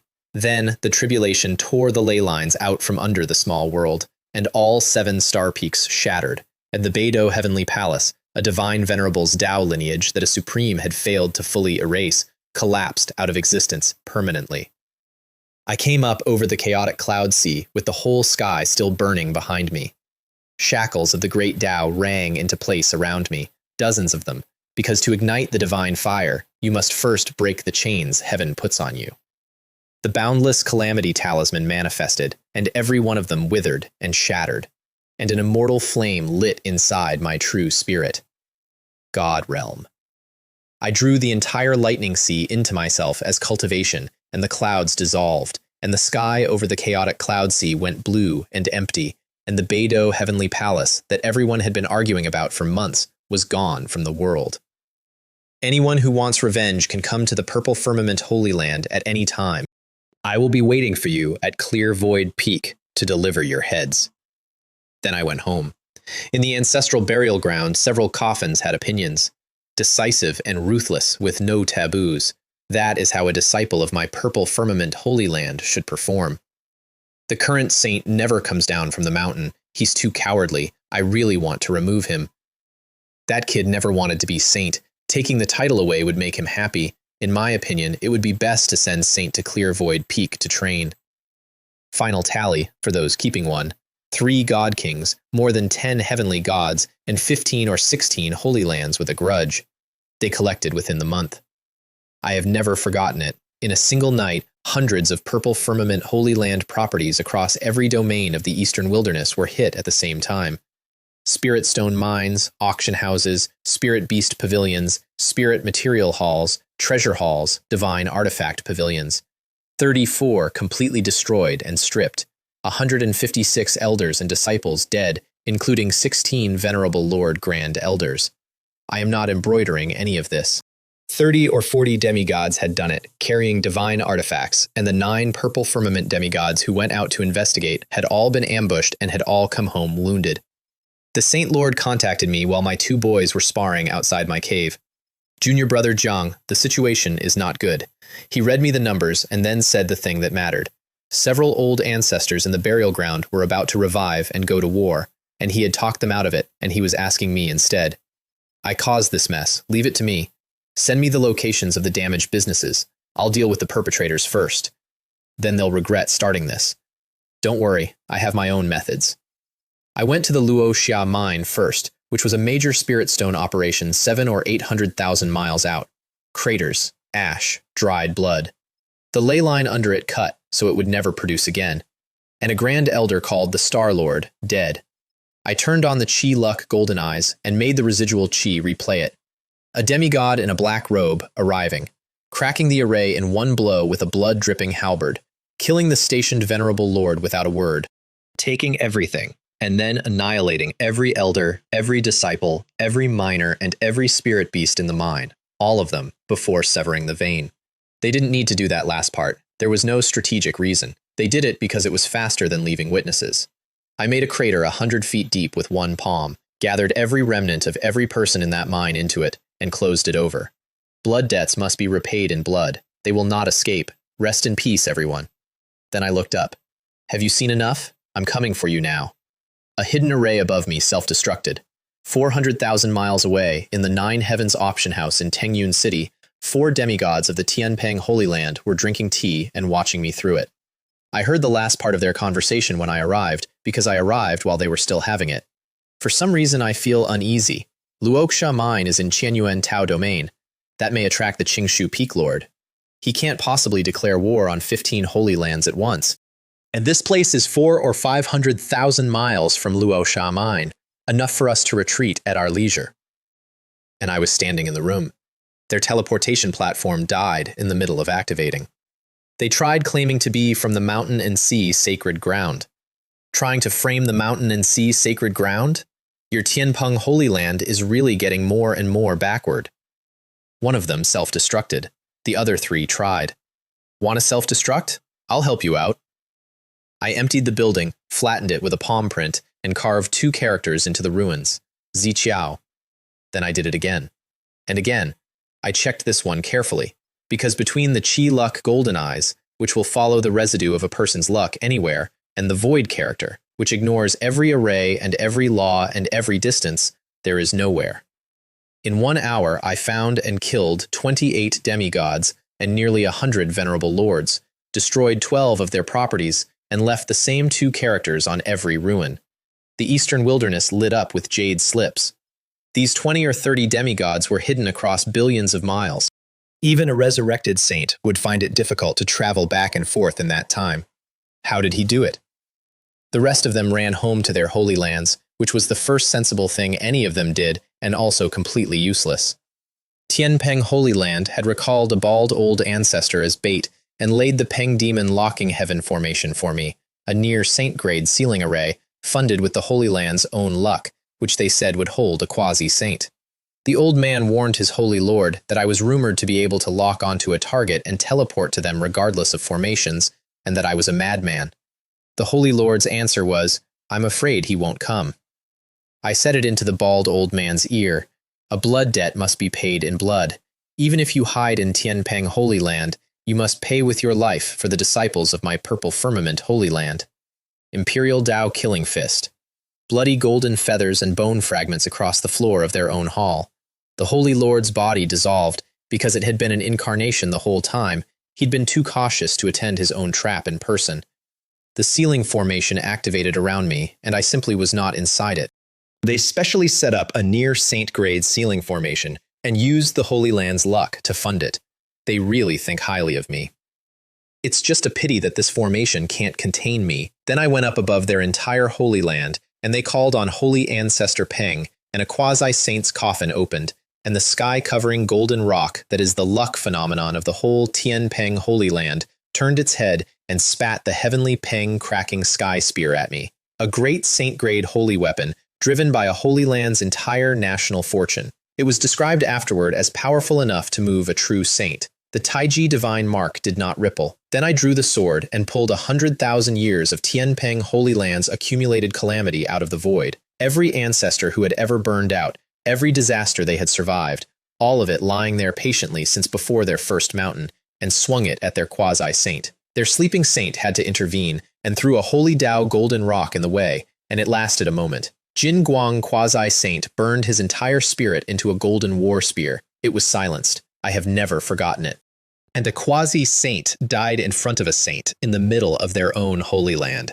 And his true form came out as he fell and was compressed by his own home's Tao into a lush mountain range 1,000 miles long. Their saint's pressure flooded the world, and he did not revive. It was your Tianpeng Holy Land that broke the rules first, I said. I will make you regret setting such a precedent. Then I used Sword Cry of Eternity on every living being in the Holy Land at once. Their luck Golden Rock had to eat that sword, and doing it cost Tianpeng at least 1,000 years of accumulated fortune. I got the whole account intact, and it still didn't fully block it. Every disciple below God Realm in that Holy Land came away with a hairline crack across their Tao heart, which will make every future breakthrough several times harder for every one of them for the rest of their lives. Then I left. Useless. In the end, you still don't dare to truly revive. This time, I'll teach Tianpeng Holy Land a lesson.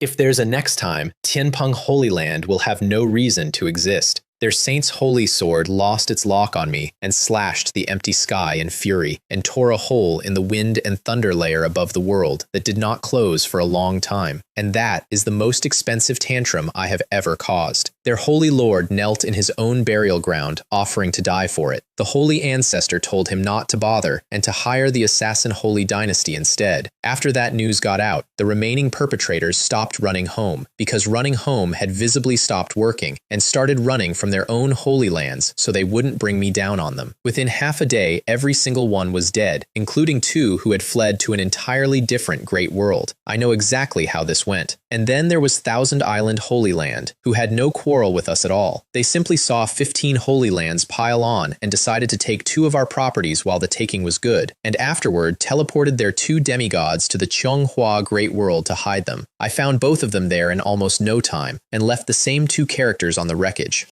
Then I went to Thousand Island Holy Land itself, and cut their mountain gate in half with a sword full of their own accumulated calamity. Their elders shouted very loudly, "Who dares to run wild in my Thousand Island Holy Land? To destroy our gate is an utter disgrace. If this person is not killed, how can we maintain our dignity?" Not one of them came out through the array. And the ancestral burial ground stayed shut, because after Tianpeng, everyone in the eastern wilderness had done the arithmetic on reviving a quasi-saint. I am Li Wei, the Qingshu Peak Lord of the Purple Firmament Holy Land. Your Thousand Island Holy Land had no enmity with us. You took advantage of the others joining forces against us to plunder us. You are more hateful than they are. This sword strike is a lesson. If you are not satisfied, I am ready to teach you another at any time. Every voice in that airspace stopped at once. The ones who had shouted loudest were now the most sincere. Then a tall, middle-aged man came forward and bowed properly. I am the Holy Lord of Thousand Islands. 2 demigod ancestors of ours succumbed to greed and took advantage of the chaos. They have already perished at your hands, a consequence of their own actions. Now you have destroyed my sect gate, and there is a reason for it, and I dare not say more. Let this matter rest. What does fellow Taoist think? I haven't seen the slightest bit of sincerity from you. He gritted his teeth and produced a dark golden spear with an immortal divine aura on it. He paused, shook his head at himself, and produced a second one, a cyan sword. It was my oversight. 2 demigods made a move, so 2 unclaimed divine artifacts. Please accept the Azure Sky Divine Sword as well. I took both. You're very sensible. Let's let this matter drop. You'll realize in the future how wise your decision was. And I left, and behind me his own elders rounded on him for humiliating the Holy Land, and he stood there and took it, and then abdicated on the spot.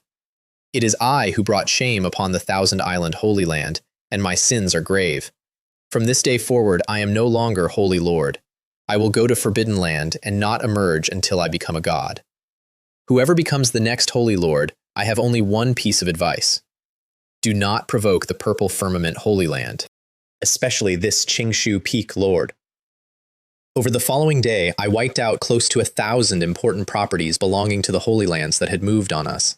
They stopped, all 15 of them, at once, permanently. And a month later, I kept my promise and preached. I have the whole of it. 100,000 people in the Chuandao Square of the main peak. Every peak master, every elder, every outer sect disciple who could fly. Grand elders who hadn't left seclusion in decades, sitting quietly in the corners with their auras folded away. old ancestors peering out of coffins. I recited what I had. Fragments of a scripture from a life I don't talk about, woven together with the Chaos Sword scripture and the Heavenly Emperor suppressing prison scripture and the Great Void Tao scripture and my own reading of the myriad Taos. I checked this one carefully. There is something undifferentiated and complete, born before heaven and earth, silent and still, independent and unchanging. Man follows the earth follows heaven follows the Tao follows nature. The Tao gives birth to one gives birth to two gives birth to three gives birth to all things. I got the whole account intact. Illusory palaces opened in the void. Golden lotuses came up out of the ground. Cranes circled. A dragon exhaled auspicious light, and a phoenix danced, and a qilin bestowed blessing. I know exactly how this went. Most of them couldn't hear the syllables. Each syllable had Tao in it, and what they got was the rhythm, which is enough. Hidden ailments went away. Minds cleared. Wisdom opened. Zhou Ming broke into Emperor realm in the corner. The Wine Sword Lord broke into half-god, and bowed to me from across the square without making a sound about it. I know exactly how this went. Elders who had been stuck at King Peak or Emperor Peak or Venerable Peak for centuries started breaking through one after another, and every one of them bowed silently from a distance rather than interrupt. And every young disciple in that holy land came away with at least a small realm, and more importantly, a comprehension that had been completely rebuilt. The luck over the purple firmament holy land boiled like oil on a raging fire, and Zhou Ming's breakthrough paid me 200 years and a primordial ancient character, longevity, the source of all lifespan. It strips lifespan out of any living being, all of it, at or below my level, 90% from a god king, 80 from a god emperor, 70 from a divine venerable, 60 from a quasi-saint, and 50% from a saint himself, once per being. It also collects the lifespan of everyone who has died unjustly inside my divine sense before it disperses. And it transfers. I put my divine sense out over 1,000,000 miles and turned it on. I am certain of this part. You have to understand what 1,000,000 miles contains. Countless divine cities and ancient towns and mountain villages. And every day a very large number of people die wrongly in them by accident, by violence, by things that shouldn't have happened. And beyond that, endless primeval forest, where almost nothing dies of old age. When a being dies unjustly, its remaining lifespan disperses into the world and becomes part of the origin. I caught one day of it. Millions of years, condensing beside the character in my true spirit into what looked like a vast white ocean, which means I will not age, ever. My spirit stays at peak indefinitely, and barring an accident I cannot avoid, I can simply keep going. And then I looked at the ancestral burial ground and smiled. I walked in without disturbing a single formation, and dozens of divine thoughts came down on me at once, and then relaxed. So it's Zhang Boy. This is one of the most heavily guarded places in the Purple Firmament Holy Land, and you got here so quietly I thought an enemy had snuck in. When Li Wei talked about Tao, I was deeply moved. It's just a pity my lifespan is limited. Even if I gain insight, I can no longer step into a higher realm. 100-year-old heavenly god. So young. He still has nearly 10,000 years to squander. Now, old ancestor, my coffin lid is nailed shut. My lifespan is almost over. I'm a crippled mess. I can't afford to be reckless anymore. I bowed to all of them. Disciple has come here today to invite you old ancestors to rise from your coffins and continue to shine for the Holy Land. And Xuan Dao old ancestor answered honestly, which I appreciated because it was not a refusal made out of fear. You brat. There's no one in the Purple Firmament Holy Land who's afraid of death. Every ancestor in that place agreed with him. What you old ancestors are worried about, I said, is nothing more than lifespan. And I flicked my fingers, and strands of white light went out along every spiritual fluctuation and into every coffin. And each strand was 1,000 years. Then I bowed properly. We respectfully offer all the deities and old ancestors to emerge from their coffins. Dozens of pillars of light went up out of the ground. I have gone over this moment often. The seals faded, the lids went transparent, and inside them, withered bodies started filling out at a speed you could watch. Thin gray hair going black and long, sunken skin smoothing, cloudy eyes clearing to something like starlight. My account of this is exact. And they came out as handsome young men and lively young women who looked healthier than our own core disciples, with nothing old about them except the weather in their eyes. People often say that flowers never bloom again and youth never returns. Haha, I never thought that I, Xuan Dao, would have the chance to return to my youth.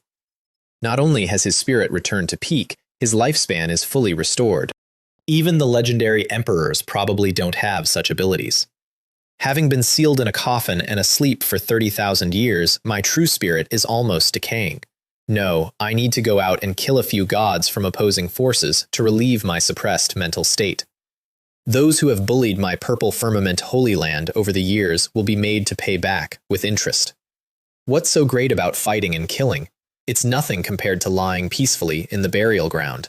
I'd already nailed my coffin lid shut, and this kid dragged me out to work again. I'm just born to be a workaholic. Why do I get the feeling that you're showing off, you old rascal? I checked this one carefully. Then the purple cloud old ancestor himself appeared, and the azure fall bell rang across the entire Holy Land with joy in it, and every ancestor there went formal and bowed to their grandmaster. And he bowed to me. Li Wei, you have given us old folks a second life. From now on, you don't need to bow to any of us. And every one of them did. I dodged sideways and used the void to hold all of them up, which is the only time I have ever been genuinely uncomfortable in this world. Old ancestors, there's no need for this. I just saw that you were sleeping too comfortably here, and I wanted you to keep contributing. Everybody relaxed. And a handsome young man with a lazy face yawned enormously. I knew that kid woke us up so we could do some work. You guys go first. I'm going to sleep a little longer. And he vanished, climbed back into his own coffin, pulled the lid shut with an audible clang, and the rhythm around it started rising and falling with his breathing. I have gone over this moment often. That is Li An, old ancestor, one of only 3 quasi-saints in the purple firmament Holy Land, founding disciple of the purple cloud old ancestor, creator of the great dream eternal Tao scripture. He prefers lying down to sitting and sitting to standing, and spends most of his existence asleep, and his strength is genuinely unfathomable, and he almost never does anything. Then a white-haired young man in purple robes appeared beside Xuan Dao old ancestor and flicked him in the forehead, hard. You're the old man. Your master is still a young man. Master, I've lived for almost 10,000 years and you're still hitting me on the head. There are so many old ancestors here. Please give me some face. What old man? I am a young man in my prime. I haven't dealt with you in tens of thousands of years. I think you're itching for a beating. And he kicked a nearly 10,000-year-old god into the ground, hard enough to make a crater, out of which came, Master, help me! Master, hit me again! And a stunningly beautiful woman with a jade ruler radiating immortal divinity said, Little fairy, how dare you bully my grand disciple? You've grown bolder, haven't you? And swung it and hit him, and he turned into a feather of light and evaporated, leaving behind, Master, I won't get in your way here. Haha, I haven't been out having fun in over 10,000 years. I can't wait. I am certain of this part. That is Feng Yue old ancestor, Xuan Dao's master, who has spent his entire extremely long life cultivating his heart nature in the mortal world's less respectable districts, and who has left several saintesses unmarried by existing. I stood there in an ancestral burial ground watching a family argument between 4 gods and thought, with total sincerity, these old ancestors are all incredibly talented. We agreed to keep it secret because not even an emperor can do what I had just done, and the news would have created problems nobody needed. 1 ancestor per month comes out to preach, the rest go back to seclusion. The preaching of a god is a thing most saints of most holy lands hear a handful of times in an entire life. We made it a monthly event. I am not embroidering any of this. The purple cloud old ancestor, before he went back in, told everyone he now had 10,000 years of lifespan and intended to spend it attempting Sage King Realm, and left the Holy Land in their hands. And I went home and made tea, and thought about the fact that on the other side of the world, Mei Shui was about to reach the door she had been walking toward for a year. She had been on the road 8 months by then. My account of this is exact. Hundreds of millions of miles flown, over 100 forces offended, including the East Sea Dragon Clan, who had put a venerable Lord Realm dragon bead on her head and sent billions of things out of the ocean after it. Countless heinous demons killed. Prodigies with intentions cut down. driven into corners by veteran venerable lords repeatedly and coming out of every corner with something heaven-defying in her hands. And in all of that, not once did a protector appear. I have never forgotten it. Which is exactly why everyone kept trying. Every ancient power in the eastern wilderness had watched her nearly die a dozen times with nobody coming, and concluded that she'd stumbled into some supreme being's legacy and had nothing behind her, and therefore that she was a prize sitting in the open. So they kept throwing whetstones at her, and she kept getting sharper on them. I checked this one carefully.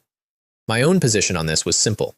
She was carrying 5 leaves of the chaos green lotus, which will become the congenital 5 directions flag, and she had not used them once. Which meant she had never actually been in danger, only in difficulty, and difficulty was the entire point. My account of this is exact. She had picked up followers on the way. Zhao Hua and Hua Xuan had reached Emperor Realm. Bai Ling had reached King Peak. And nearly 100 more were scattered across the eastern wilderness gathering information, every one screened by a flawless sword heart for heart nature, every one given at least one immortal sword intent out of her own pocket, every one of them improving so fast they'd started treating her like weather. I have gone over this moment often. In the Yunluo Mountains, she said a divine array she'd found in a formation god's cave, one that hides from heaven itself, so complete that a heavenly god standing next to it senses nothing, and told them she was going to show them something. Today, Master is giving a sermon. It's a rare opportunity. Let's listen together. She had hidden her lineage for a year, entirely because she was afraid of dragging me into it. Now it seems my worries were unnecessary. Master is capable of handling any trouble. I was just too cautious before. The 5 chaos lotus leaves linked to the lotus, and the Chuandao square appeared in the air over a hidden valley on the other side of the world. And the instant they saw me, 2 of them said the same thing at once. Qingshu Peak, Lord of the Purple Firmament Holy Land? Zhao Hua could recite my record from memory. Beidou, the gods, Tianpeng, Thousand Island, first killing god of the eastern wilderness. His conclusion, which he said out loud, in the entire eastern wilderness, perhaps only someone like Senior Jiang could teach a disciple like Fairy Shulan. Hua Xuan, who had been sitting on this for months, finally got to talk. I would not invent this. They all broke through at least a small realm listening. Bai Ling went straight from King Peak to Emperor Realm, 6 months after crossing between worlds to follow a stranger she'd met in a ruin. And Shulan went into seclusion for 2 months and came out with a 3rd chaos sword bone grown in the topmost bone of her spine and a 3rd divine ability. I am not embroidering any of this. One thought, myriad worlds born. A single thought gives rise to countless sword worlds, each one a complete universe made of billions of sword intents. And if all of them can be unified, it reproduces the supreme power of creation and multiplies the destruction 1,000-fold. 3 bones now. All heavens no path, which cracks. Sword cry of eternity, which is sound. And this one, which makes and then breaks worlds.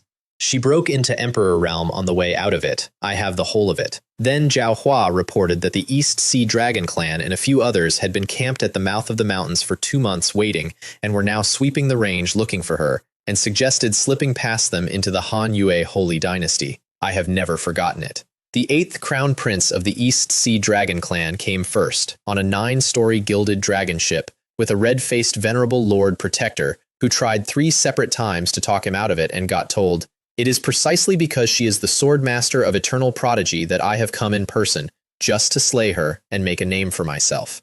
I know exactly how this went. The protector's private thought, which he was too well paid to say. The venerable lords you've beaten were all from vassal sea tribes who wouldn't dare use their real strength on a prince. He threw a golden dragon claw the size of a mountain. It got shredded 100 feet out. He started announcing himself. "I am the East Sea Dragon Clan's 8th crown prince, Ao. Dead people do not need to register." Her master's line, filed and reissued. All Heaven's No Path broke his half-divine artifact golden reverse scale. His father's 5-clawed dragon incarnation lasted 1 breath, and he was gone. The red-faced venerable lord got dropped into one thought, myriad worlds born. My account of this is exact. He landed in a world of fire and tore it apart with 2 enormous claws, and then discovered that its sword power hadn't gone anywhere. It had poured into the next world, which was ice, and when he broke that, both of them poured into the next, which was thunder, each one stronger than the last, endlessly. He was still working when she closed her fist and fused every world at once, and there wasn't a crab leg left. I have gone over this moment often. Then the rest arrived, the fourth prince and the seventh prince of the East Sea Dragon clan, the Daozi of the Holy Daoling family, the successors of Black Wind Mountain and Demon Ape Ridge, a veteran called the Crimson Serpent Demon Emperor, a Taoist master from Bayun Temple, dozens of veteran emperors. 7 or 8 venerable Lord Protectors hidden in the void, all of them posturing about who had the right to kill her, and not one of them moving first. All of you are good at talking big, and not a single one of you dares to take the plunge and die. A bunch of useless trash. Clang! Sword cry of eternity, aimed at every single person present at once, including the protectors hiding in the void, who were dragged out of hiding by it. The fourth prince burned a dragon mark blocking it. 4 other heirs had their life-saving talismans shatter. I would not invent this. And the Crimson Serpent Demon Emperor, the Taoist from Bayun Temple, 6 veteran emperors and 2 young ones simply died where they were standing, divine souls annihilated by a sound. The protectors grabbed their charges and dove for the void. Since you're here, why not stay? Thousands of sword worlds swallowed all of them. The successor of Black Wind Mountain got a whole world to himself, and his last transmission came out of it. Mei Shui, Black Wind Mountain will not let you get away with this. And then that world turned red. One by one, every prodigy in that ambush died in a different universe. Their protectors tore world after world open and kept falling into the next. She closed her hand, and every venerable lord there shattered simultaneously. Then she went into the mountains, because the Crimson Serpent Demon Emperor's sin had been crimson as blood, which meant tens of thousands of people. I want you to picture this properly.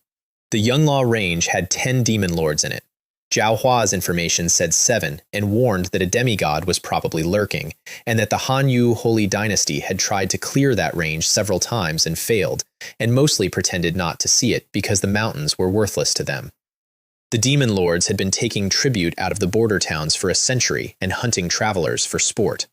Invisible sword intent killed everything with sin on it along her entire flight path. I have gone over this moment often.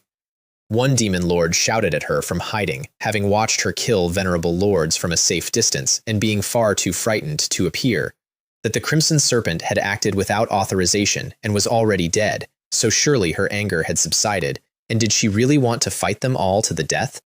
I am not embroidering any of this. The Jade-Toed Demon Lord ran and was killed mid-flight through a bronze pagoda. 4 demon lords died in about the time it takes to describe them. The remaining 6 fled to the blood-bat old ancestor. I still think about this one. Who was a demigod and who kept himself permanently at peak condition by draining life essence through a swarm of bloodbats, and who was feared by the Han Yue Holy Dynasty's own demigods, and who was the reason the Yunluo demons had eaten people freely for 100 years. The swarm came out blotting the sky, each bat at Demon King Peak, each nearly unkillable, and collectively enough to annihilate a venerable lord. One sword cry of eternity, and every bat in the air burst at the same instant. I've never suffered such a loss since becoming a demigod. He opened a world of blood and bats that corroded whatever it touched, and started eating her sword worlds 100 at a time, and he was extremely pleased about it. Is that all the tricks you have? I'm not playing with you anymore. At this rate, even 100 years from now, you won't be able to do anything to me. Since you're so eager to die, then so be it. And she stopped making worlds and started fusing them. I am not embroidering any of this. His half-divine artifact Bat Pagoda, drinking the life force of the entire mountain range, was crushed into pieces. He spat blood, ran 1,000 miles in a blink, and could not break the lock because, as he put it, that sword seemed to hang high in his heart no matter where he went. Cut! I want you to picture this properly. Every sword world self-destructed into a single blade. The creation of 1,000 universes, the purest sword power, and the weight of 1,000 worlds, all released at once. There was not a trace of blood or bone left. An emperor killed a demigod. She swept the remaining 6 demon lords with one more sound, cleared the entire range, and came back looking exactly the way she always looks. Sister Shulan, that aura just now, that was a demigod, wasn't it? Did you really kill it? I have slain all the man-eating demons in the Yunluo Mountains. From now on, the Yunluo Mountains will be peaceful. I have gone over this moment often. Rong City is the southwestern gate of the Hanhua Holy Dynasty. 1,000 miles of dark blue wall covered in knife marks and arrow holes, with a phantom moon of national fortune hanging over it. She stopped outside it for a moment. Star Moon City, I'm back. The welcoming committee on the wall was mostly Su Min's people, and they talked loudly enough to be heard on purpose. She did not lower herself to any of it. I checked this one carefully. The garrison commander, Wang Jin, came out and bowed honestly, and her flawless sword heart read no hostility in him at all, only respect. A frontier general for whom the royal family's arguments are too far away to matter, who is simply trying to keep the people behind him alive. She didn't make his life difficult. Her enemy was one woman, not a dynasty. I have never forgotten it. At his banquet, a young man of the Yang clan called Zhou Cheng, one of the 6 great clans, every one of which has produced a saint, decided to be useful to his patron.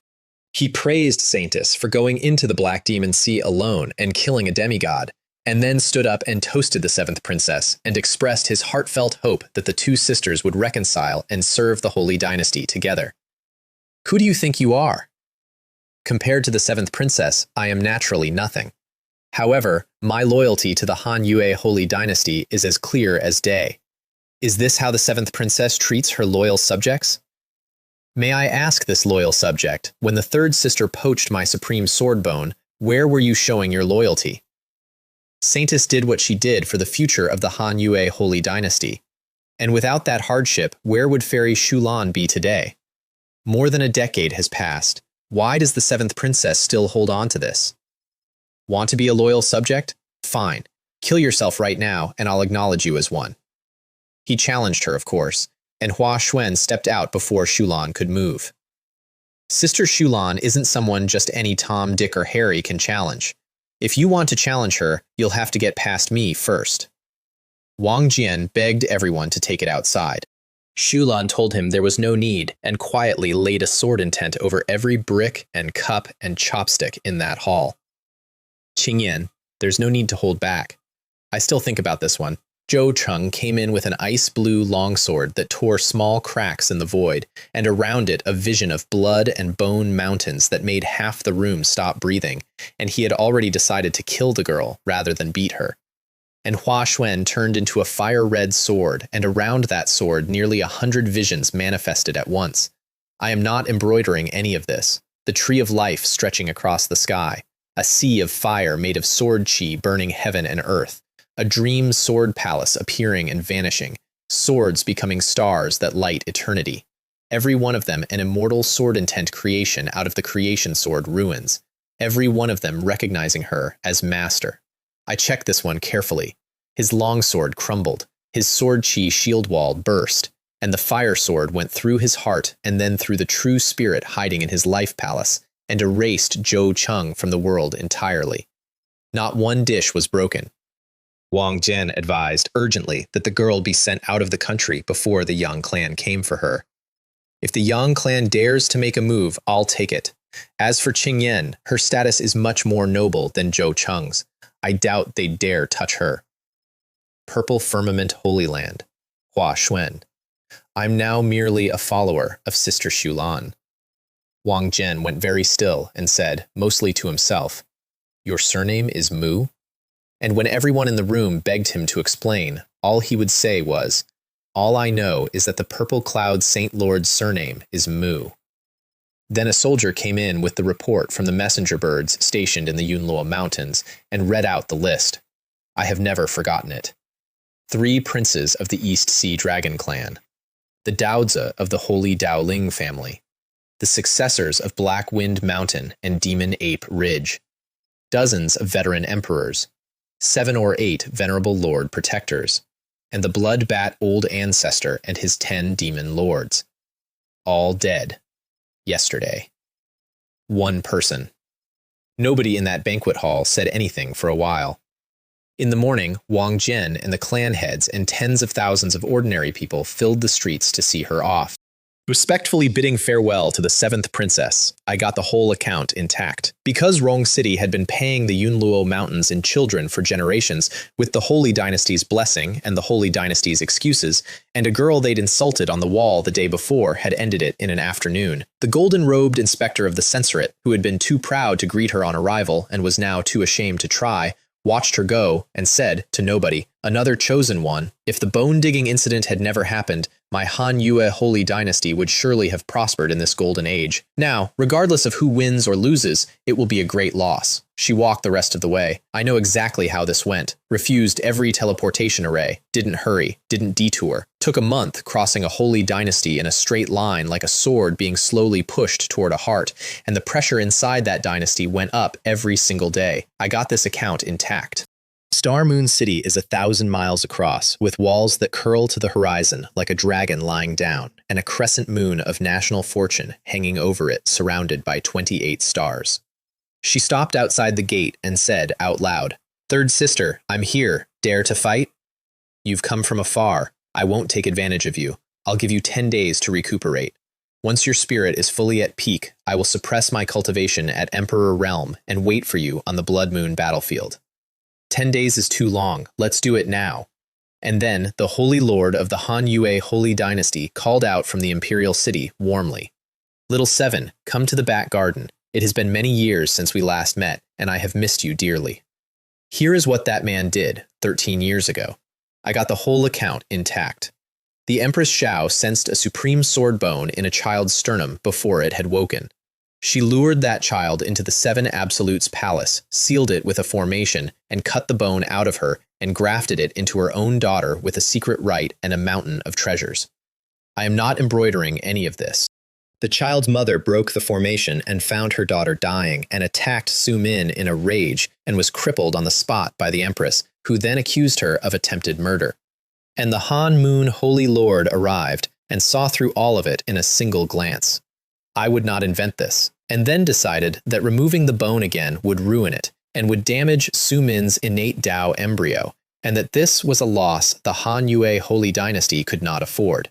So he buried the truth, for the good of the dynasty. I know exactly how this went.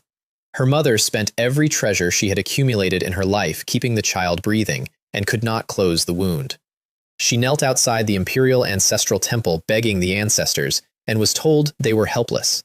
There were several assassination attempts inside her own palace. In the end, she smuggled her daughter out to her own maternal family and hid her there. I am not embroidering any of this. And then, years later, that girl left and went from power to power across the eastern wilderness, asking somebody, anybody, to fix her, and every single one of them turned her away for having no innate ability. Until a man on an empty mountain with a dead system looked at a panel. Her voice went across the whole city. "You ignored the truth and forcibly suppressed the fact that Third Sister poached my supreme sword bone. Moreover, ever since, I could have died at any moment, and you have never once looked at me again. You are not fit to be a father. You have no right to interfere in my affairs." The uproar was, I'm told, considerable. Publicly defying a holy lord is treason in any dynasty. Presumptuous! Half-divine might came down on her out of the imperial city. "What? You want to kill me with your own hands?" And Su Min cut in. "Father, leave this matter to me. Since Seventh Sister wants to fight, there's no need to drag it out. Please activate the Blood Moon battlefield." 4 blood moons rose over the 4 gates with the azure dragon, the white tiger, the vermilion bird, and the black tortoise inside them. I would not invent this. And between them, an ancient battlefield 1,000 miles across appeared out of nothing, dark brown, cratered, scattered with broken arrows and shattered axes and rusted swords, with an eternal battle intent lying over all of it like weather. It was made out of a quasi-saint who fought for tens of thousands of years and then died. Sealed from outside so that not even a quasi-saint could break in quickly. Projected in mirage light over the whole city so everyone could watch. Which is how it happened in front of an audience. I still think about this one. All 9 princes at the Qian Dragon Pavilion, every one of the 6 great clans, more than 10 saint-level figures from other powers, an undefeated swordmaster from another great world called Bai Zhan, who fights demigods to a draw. And in a private residence called Xiao Yao, playing chess and paying attention, Ming Ju of the ancient Ming family and Emperor Yu Fan of the Changshan Emperor clan. Both from great Emperor Dao lineages, both of whom regard ordinary saints as beneath their notice. Su Min sealed herself down to Emperor Realm in front of everyone. To deal with you, Emperor Realm cultivation is enough. And then Shulan started walking toward her. 9 steps. And with every single one, the weight of the world on Su Min doubled. Not an attack, a clash of qi, and it is the purest expression of what Lin Fan actually is. She carries her own Tao, and every other Tao gets trampled under it. I checked this one carefully. By the 9th step, an innate Tao embryo, the darling of the great Tao itself, who can borrow the power of any Tao in existence with a gesture, could barely stand, and understood that a few more steps would force her own seal open without her permission. So she used the supreme sword bone to break the rhythm. A translucent sword an inch long came out of her sternum and grew into a 3-foot blade with an immortal aura and extreme yin cold coming off it. The audience made a great deal of noise about her playing her trump this early. I am not embroidering any of this. Saint-level figures compared notes. A supreme sword bone imbued with the power of the yin origin. Even among every supreme sword body in recorded history, hers ranks in the top 3. 7th sister, your bones are indeed useful. I have never forgotten it. Then the Tai-Yin sword prison, the divine ability that comes with the bone, which she had fully mastered, a moon turning into a solemn, ancient prison of sword palaces and dragons and phoenixes, and a bridge between yin and yang, sealing the heavens with the sword chi of billions of miles. Saint-level watchers, honestly, if I were inside that, even using every trump card I own, I might not survive. Shulan answered with the chaos sword bone in her forehead. Mingju stood up in Xiaoyao residence when he recognized it. Sword cry of eternity, which, since she reached Emperor realm, no longer only strikes inside the mind. It manifests in the world now. Every vision in the moonlight collapsed. The moon reverted to a bone. I have the whole of it. Su Min escaped the follow-through by dissolving herself into the myriad Taos with the innate Tao embryo, and for a while nobody outside could locate her at all, and Baijan said out loud, outside of it, yet inside it, the innate Tao embryo truly lives up to its name. She reassembled pale, and fixed herself with a purple dragon mark. 7th sister, I didn't expect you to have transformed into the chaos sword bone. Truly impressive. I've also set my sights on this bone. You are not worthy of my bones. And the chaos sword bone stopped fighting Su Min and started hitting the supreme sword bone directly.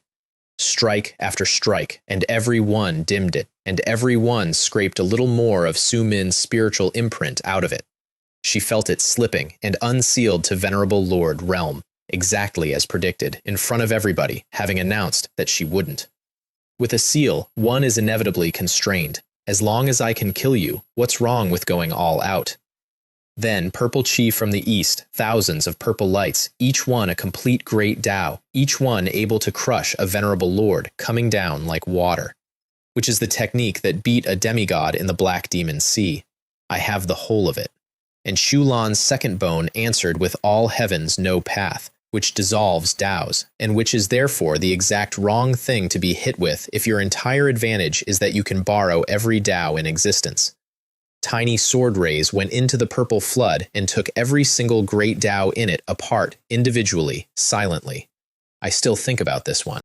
Mingju was on his feet, and his aura had pulverized the chess set, and Emperor Yu Fan looked at the dust and said, "You're about to lose. Was this a deliberate attempt to ruin the game?" I got this account intact. Then a half-divine artifact called the Lone Moon Wheel came out of Su Min's forehead to block the sword at her brow, and while it was busy doing that, the other Chaos Sword Bone finished the job. The Supreme Sword Bone gave one mournful cry and went dark. Every trace of Su Min's imprint, inside and out, erased. She coughed blood, internal injuries all through her. "Give me back my Supreme Sword Bone."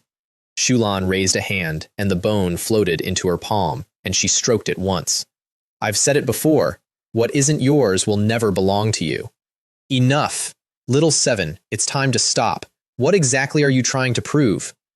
"I'm not trying to prove anything. It's just that what I've lost, I'm determined to take back myself."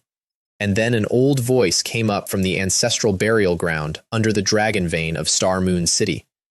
"Jade Yao, in the end, the Holy Dynasty has wronged you. Your father's virtue was flawed, and I will order him to abdicate. However, you already possess the chaotic sword body. Why contend with Xion for the Supreme Sword Bone? Why not return the Supreme Sword Bone to her?" 13 years. I have never forgotten it. 13 years, a mother crippled, a childhood spent as something that could die on any given morning, every door in the eastern wilderness shut in her face, and the highest authority in her own bloodline waited until she had won to suggest, reasonably, that she hand it back. Return it? This is my bone, and you're telling me to return it to her? And she raised the Chaos Sword Bone and brought it down and shattered the Supreme Sword Bone in front of everybody. It came apart into an ocean of sword origin and went into her, all of it, including the tie-in power inside it and the tie-in sword prison itself. Her cultivation went to Emperor Peak in one breath. My bones, even if they're broken, are still mine. None of you have the right to interfere. Star Moon City lost its mind. Even the old ancestor went silent, because in the entire history of the world, nobody has ever destroyed a Supreme Sword Bone on purpose. Mingju said, delighted, "She has character." "I like it." Emperor Yu Fan said, "This is a little firecracker. I'm afraid you won't be able to handle her." And Su Min, who had just watched the thing she built her whole life on turn into dust, still did not regret it. Good, very good. Seventh sister, you have truly impressed me. Since you have shattered the Supreme Sword Bone, then offer up your Chaos Sword Bone. I have the whole of it. So she played her real card, an undying sword intent out of the legendary Burial Sword Ancient Land, which is what the Black Demon Sea Trip had actually been for. The demigod was a side effect, nurtured inside the innate Tao embryo, and capable of killing a demigod at a fraction of its power. Shulan fused every sword world of one thought, myriad worlds born, into one blade and met it. The undying sword intent flickered out and back in 100 times inside the void, and failed. The lone moon wheel shattered, and Su Min reached up and pulled the crescent moon of the dynasty's national fortune down over herself. 1,000 years of a holy dynasty's accumulated fortune spent in a moment to block one strike. And then the moon cut her off from itself and went back where it belonged, because a holy dynasty cannot afford her. Hua Xuan's voice went across the entire city. Shameless! Su Min, you're cheating! You're supposed to be the saint of the Hanyue holy dynasty. How can you be such a sore loser? And not one Hanyue cultivator in that city could answer her. The ancestral burial ground could. That is the fate of the holy dynasty. You really dare to cut it down? My feud with her was purely personal, and she manipulated the fate of the holy dynasty. Why shouldn't I dare? Then Su Min revived the Crimson Moon battlefield itself. I want you to picture this properly. The whole quasi-saints corpse of a battlefield woke up like an ancient beast and showed what it had seen. A heavenly god blown apart by an arrow from outside the sky. A golden qilin pierced by a black spear. A young supreme cleaved in two, and clad her in blood-red armor until she was putting out the aura of a god. Seventh sister, you must understand that there has never been any fairness in this world. Since I dared to come to Star Moon City, I never expected fairness. Is this your greatest asset? That's all there is to it. And she broke through to Venerable Lord Realm on the spot, standing there, on the origin she'd taken back out of her own stolen bone. 3 Chaos Sword Bones fused into one, 3 divine abilities into one strike.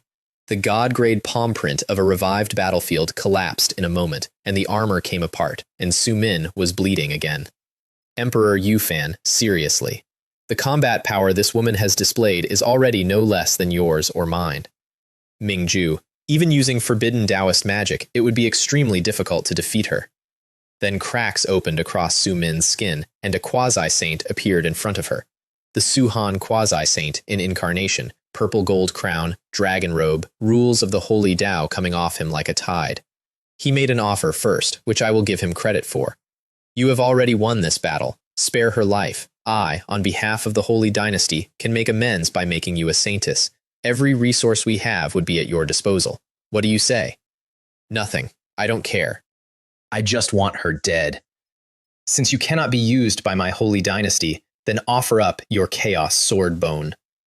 With the innate Tao embryo nurturing it, Xion can also possess the chaotic sword body, and in the future, she may lead my Han Yue holy dynasty to become an imperial dynasty, or an immortal one. They were going to cut a bone out of her. Again, in front of the entire world, with the dynasty's blessing, for the good of the dynasty, exactly like last time. She burned her chaotic sword body's origin and prepared to fight a quasi-saint, and I was standing there. Imperial Tao killing fist. The incarnation's arm went, and then all of it went. Old man, bullying the weak. Do you really think Lin Fan is easy to bully? Master! The real one blew his own coffin open and came out in person, and the battlefield shield shattered, and he did not know who I was because he had been asleep. With a God-King realm master, no wonder Mei Shui dares to be so arrogant. However, a mere God-King daring to run wild in my Han Yue holy dynasty is truly courting death. I have the whole of it. Their holy lord came screaming out of the palace to stop him. Holy ancestor, you mustn't! That's the Qingsu Peak Lord who can slay a quasi-saint, which was, at least, a correct assessment. Cut, the Immortal Calamity Sword Manual, which is one of the 3 great ancient sword techniques, and which Mei Shui's venerable lord breakthrough had paid me a few hours earlier. A river of swords across the sky, with an intent so vast that even immortals would have to meet calamity under it. His palm print was erased. A quasi-saint-grade bronze mirror shattered. Their sleeping saint threw the Han Yue holy weapon in the way, a full moon, holy might pouring off it. So I pulled every scrap of dormant calamity out of the void under Star Moon City and put it in the sword. The holy weapon went backward with its light gone out. The crescent moon of the dynasty's fortune thinned visibly in the sky, and the Han Yue holy dynasty lost at least 10,000 years of national fortune in that instant. And the Su-Han quasi-saint, who had been trying to escape since the first exchange and whose spirit was locked, watched it come down. No one can protect the person I want to kill. The Crimson Moon battlefield collapsed, and their saint did not revive, because after Tianpeng, everyone in the eastern wilderness has done that arithmetic. Su Min looked at me for a long moment, and then at her sister. I never imagined your master would be the Qingshu Peak Lord. You're luckier than me. If I had a master like that, I would be even more dazzling than you. Even then, even at the end, no regret, only accounting. Master gave me a second life, and I have never forgotten it. Someone like you, with your heart nature, is not qualified to enter my clear void peak. Since you want my Chaos Sword Bone so much, then I'll use the Chaos Sword Bone to send you on your way. 3 bones fused into one through her brow. The innate Tao embryo's power went into Lin Fan and settled her into the venerable realm. And the undying sword intent tore free and fled back to the burial sword ancient land to wait for someone else someday. Their holy lord was still shouting. That was my Han Yue holy dynasty's quasi-saint old ancestor. How dare you kill him? Bullying the weak and plotting to seize Lin Fan's Chaos Sword Bone, you deserve to die. You are unworthy of being a father and have no right to shout here. You unfilial son, you betray your master and ancestors. I truly regret not eliminating you completely back then. I put him out of the sky and into the ground. Dare to utter another word and I'll kill you. He did not. And then the saint in the burial ground ended it himself, from inside a coffin, in one sentence. Su Yuntian has lost his virtue and is unworthy to be holy lord. From this day forward he is removed, and Mei Shui shall succeed him. Furthermore, the Han Yue Dragon Guard shall cleanse the Empress Xiao's lineage. That last part was carried out inside the hour. I am not going to describe it. The people who ordered a bone cut out of a child were removed from the accounting entirely, and the dynasty did it themselves, and it was the first thing they had done about it in 13 years. Shulan refused the throne flatly. I have no interest in being a holy lord, nor will I stay in the Han Yue holy dynasty for long. I have never forgotten it. And the national fortune settled on her before she could refuse again. The whole landscape of the dynasty, every mine and vault and hidden place, suddenly laid out inside her heart. She looked at me. What does Master think? Then let me just lend my name to you. Which is how the girl nobody would take as a disciple became the Han Moon Holy Lord about 4 minutes after she stopped needing anything from them. And then, because the day was not sufficiently full, the ancient Ming family made an offer. I have never forgotten it. Mingjue came out of Xiaoyao residence with flowers blooming under every step, and opened his hand, and in it was a fragmented ancient sacred scroll, which is the core inheritance of a holy land, and which is pocket change to a great emperor Dao lineage. I am the current Daozi of the ancient Ming family, Mingjue. Fairy Shulan's unparalleled elegance fills me with admiration.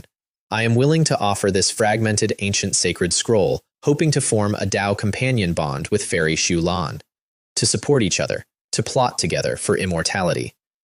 The entire city went red with envy. I know exactly how this went. He had, about an hour earlier, told Emperor Yufan that he was absolutely confident he could suppress and subdue her, and Emperor Yufan had told him that he wasn't interested in the woman at all, only in the technique that grows chaos sword bones. She has a flawless sword heart. She saw all of that in his face the way you'd read a signpost. Her entire answer was one word: roll. Star Moon City stopped making noise. Mingju's smile froze on his face, and something extremely ugly went across the back of his eyes, and he put the scroll away. Fairy Shulan really has personality. Even if you have no intention, you could simply refuse. Why do you have to say such harsh words? My apprentice told you to get lost. Didn't you hear me? Veins came up on his forehead. You are all far too arrogant. I am the heir of the ancient Ming family. How dare you treat me like this? A sky-covering hand wrapped in divine rules closed around him. His incomplete holy weapon managed one wisp of holy might before it was suppressed and went silent. I sealed his cultivation and threw him. He skipped across the void like a stone across a pond, went out of Star Moon City entirely, and flattened a 1,000-foot mountain when he landed. The Daozi of a great Emperor Dao lineage, thrown out of a city like a dead dog. Nobody said anything for a while. Now it's peaceful, I said, and clapped my hands the way you do after taking out rubbish. Shulan thanked me and mentioned that her heart had read his intentions as impure. That guy deserved to be taught a lesson. You're being lenient by scolding him. Even if you kill him, Master will cover for you. Considering he's a junior, I don't want to bully him. I'll teach him a lesson this time, and you can handle the rest yourself. I want you to picture this properly. Outside the city, Mingju broke his own seal, with his hair loose and his clothes shredded, and called on the Li Xuan saint ancestor of his family and begged for a revival. I have gone over this moment often. He was refused. Family rule: unless the Daozi faces certain death, the ancestor does not interfere. And, in his words, it is not worth this old man's resurrection to deal with a god king and a venerable one. So Mingjie made the argument that actually interested a saint. Mei Shui has 3 chaos sword bones, and all of them are acquired. She must be cultivating a heaven-defying immortal scripture. If I obtain it, I will have the potential to lead the Ming family to become an immortal Dao family. That Li Wei is her master. To kill Mei Shui, you must first kill her master. And the Li Xuan saint went quiet, and then said the thing that is going to matter more than anything else in this story. That immortal scripture is indeed tempting. However, in the Han Yue Holy Dynasty, even if I were to revive, it would be impossible to harm her. And if my full revival is merely to kill her insignificant master, then it's even more unnecessary. If you want to kill her and seize the scripture, the Heavenly Tablet's secret realm is the best choice. Fine, let them live a little longer. When I seize the immortal scripture in the future, I will personally kill that Li Wei. So, where that leaves us. Lin Fan broke the Emperor Realm's shackle a few months later, after burning through nearly everything he'd hauled out of Beidou, and the system paid me 200 years and the 6 paths reincarnation fist, which is an invincible fist technique built for exactly his physique, so I handed it straight over. His first act as an emperor was to go and find his junior brother and shout, "Third brother, I've become a king, come and fight me," because Zhou Ming had been beating him daily for months while he was stuck. For Zhou Ming, I did something stranger. Using the Taiji Divine Mark, I made a copy of the primordial ancient character void and put the copy in his life palace. The original is still mine, one of a kind through all ages, and the copy is real enough for him to comprehend, which means whatever he takes out of it, I take 100 times more. It's a primordial ancient character, not the original, a replica I manifested. Study it carefully. 2 months after that, Mei Shui came home. I want you to picture this properly. She stopped on the mountain path because there was now a world tree on the summit, another chaotic spiritual route, paid out by her Emperor Realm breakthrough. whose leaves at full growth are each an actual world, and whose world power can shatter a major 1,000 worlds, and asked whether Master had obtained a second one. It had made it about 100 times more concentrated. She stood there for a while and eventually decided she would simply have to get used to me. Han Yue was settled, she said. There had been nothing much to deal with. She'd spent the time with her mother and seen some people she'd known as a child. After this, my heart is free of all burdens. All I pursue is the sword.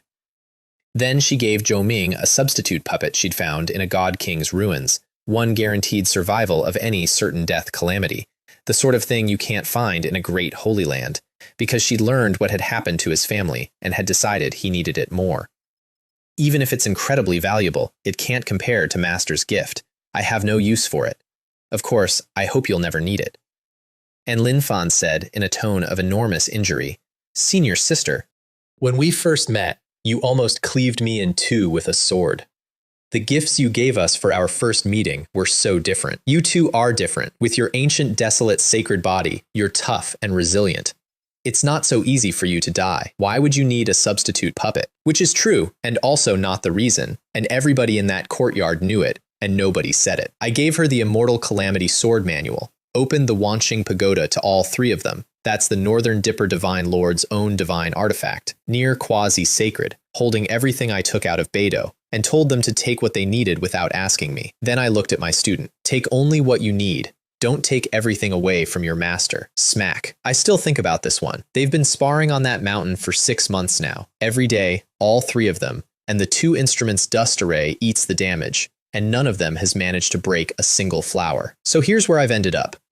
100 years ago, I sat on a deserted mountain with a system that had never spoken to me once, and the only thing I owned was a teapot and an empty peak with 80 casts nobody lived in.